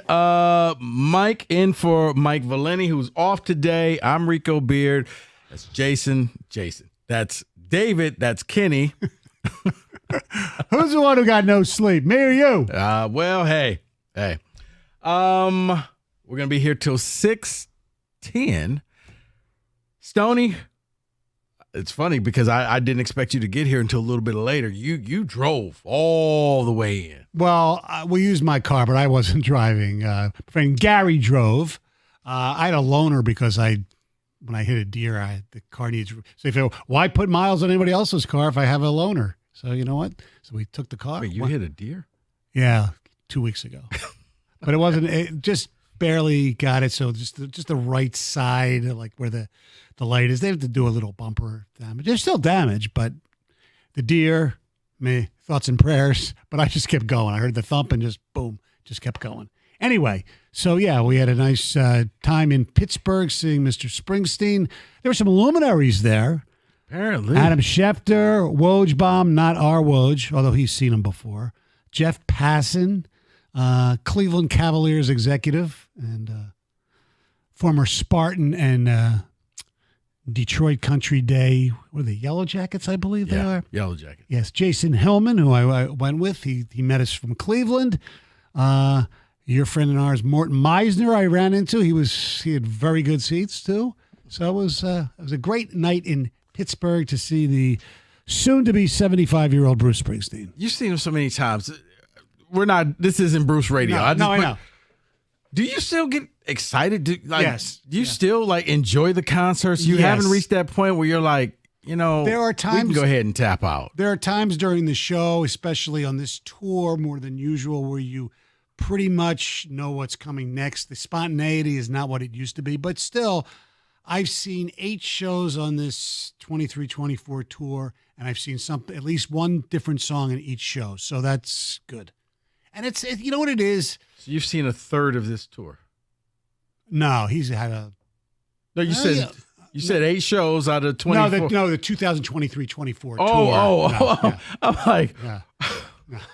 Well, yeah. That may be a little problematic, and you may get a restraining order. Yes, but part of it is going to the shows with friends, number one, some family. There were people standing with us in the pit, guys who had their kids with them, it was their first show. There was one, this is ridiculous, by the way. Some kid had a sign, okay? His father made for him, obviously. Kid had headphones on. He was on his father's shoulder. This is my first Bruce show. I'm 4. Okay, really? You really need to take your kid to see Bruce when you're 4? It is his first Bruce show, though. You know what? So much is wrong with that. If you have to put headphones on your kid shouldn't be there. At any event, I've often said that, like, well, I got the headphones. The kid shouldn't be there if it's too loud. And say, this kid doesn't know who Bruce or Barney. Doesn't know the difference. He probably hears both in his house all the time. And one of the people that we were with brought his daughter, who coincidentally, Lillian, she went to, she's a senior at the American University. Okay. So, yeah, it was a good time. But you know what? I was thinking of you yesterday and this program, because I was walking taking the elevator down from my hotel room to meet up in the lobby at around, I don't know, 4 o'clock, something like that. I just happened to check on my phone. I said, oh, my God, there's the guy on base, 2 outs. Javi's up. And Javi, it was a spite home run. Did you have a Harvey holiday here yesterday? No, if you looked at it, he literally had his middle finger up as he rounded the bases. Pointed right to the studios like, ha! My 6th home run of the year. I'm not totally worthless. Can you imagine being a Seattle Mariners fan? You've lost 5, and you were lucky to win the one. Livid. 5 out of 6 to the Tigers? Livid. And you're in a I do know a Seattle Mariners race. fan. He was livid. He didn't want to. He was beside himself. He had a Valenti meltdown moment yesterday. Because he does Seattle stuff. He lost it. He lost it. He just was like, you don't deserve any of this. Oh, he was angry. I can imagine. Because the Tigers ended your hopes and dreams. Well, maybe. So the Tigers. Yes. Are going to be playing the Yankees in Williamsport on Sunday. Right. Little League World Series, if that sounds familiar. So it got us to thinking. Stoney put this on the sheet, and it got me going down memory lane. Ended up calling somebody I played Little League baseball with. Stoney, and we're asking you, the people out there, with the Tigers playing at the Little League World Series, Little League World Series going on, what is your best Little League World Series? What is that moment that will always stick with you? Not necessarily, obviously. Not everybody's made the World Series. Right, but just when playing Little League. Yes. Good or bad, we're here for you. We're going to have some fun. It's Friday. We're having fun. We're also going to be talking some Lions later on down the road. But right now, we are talking that Little League memory, that you were good or bad. You struck out with the bases loaded in the bottom of the 6th inning, or you hit the game-winning hit. 248-539-9797. Because I got one, Stoney. I'll let you start. I've had a few, and they are the two that I'm going to mention are bad. One's really embarrassing, and one was really good. Where I grew up in Little League, it was official Little League. It wasn't this travel stuff, because they always get this debate between people who play travel baseball, Little League. Well, we play travel. We're better than Little League because we play real baseball. We steal. We don't have to wait till the ball crosses the plate and they steal and all that stuff. Anyway, so when I was 8 years old, I was in the Little League, the Broomall Little League. It was the clinic, which is just because the league started at 8. It wasn't, you didn't have 5 and 6-year-old kids playing t-ball. It started at 8. This was a long time ago, obviously. So the first half of the season was hitting off the batting tee, and the second half of the season, the kids pitched themselves. So we had a game. It was the last game of the t-ball part of the season, and my dad was our coach. And I was under the assumption that if you missed the ball on the tee, but hit the actual, because it was like on a rubber tube, so to speak, where the ball was placed. But if you hit that and the ball fell off the tee, it was just like a foul ball. Well, I had 2 strikes. I missed the ball, hit the tube. The ball fell out, and I said, all right, foul ball. I'll get another shot. And they said, no, you're out. You struck out. You struck out in t-ball? Yeah. I cried like a little boy. I cried like a little bitch. I know. You struck out in t-ball? Yes, I struck out in t-ball. I was 8 years old. I hope you didn't play when you were 9, because that may not have been the game for you. Okay. Here's the good part. The next game was we pitched ourselves. I pitched. I pitched a no-hitter. the next game. Really? I struck out T-ball and then pitched a no-hitter. Now, I gave up a couple runs because I walked two guys, and there was an error, but I pitched a no-hitter in T-ball and in clinic. And my other Little League remembrance is getting a phone call at night. And my mom answers the phone. It's like 7 o'clock, I guess. Mike, it's Rocky Williams, the manager of the Cubs, is on the phone. And I was in the minor leagues. I was on the Indians. And I got the call saying I was called up to the majors. And I was like so psyched. And then the first game, we played the Giants. And the Giants had a 12-year-old kid named Dave Zimmerman. He was the biggest kid in Little League. He could throw the hardest.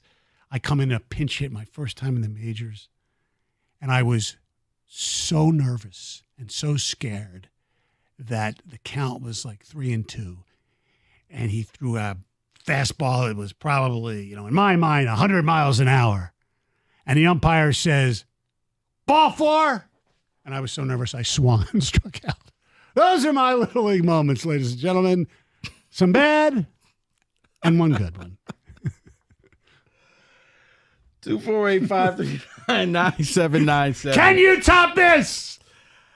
I got some stories. David is the travel coach dad, so I'm Yes. sure he's got stories as well. I don't know if Kenny, did you play Little League baseball or just all hockey? I know you were, No, I have a couple. I have a good one and a bad one. I know you almost made an NHL team. No. Now, David, are you a travel baseball snob who looks down on Little League? Yes. See, you are those people. Yeah. They're less than. Sorry. Wow. It just is. Yeah. 248-539-9797. You'll get our stories and yours next. 97.1.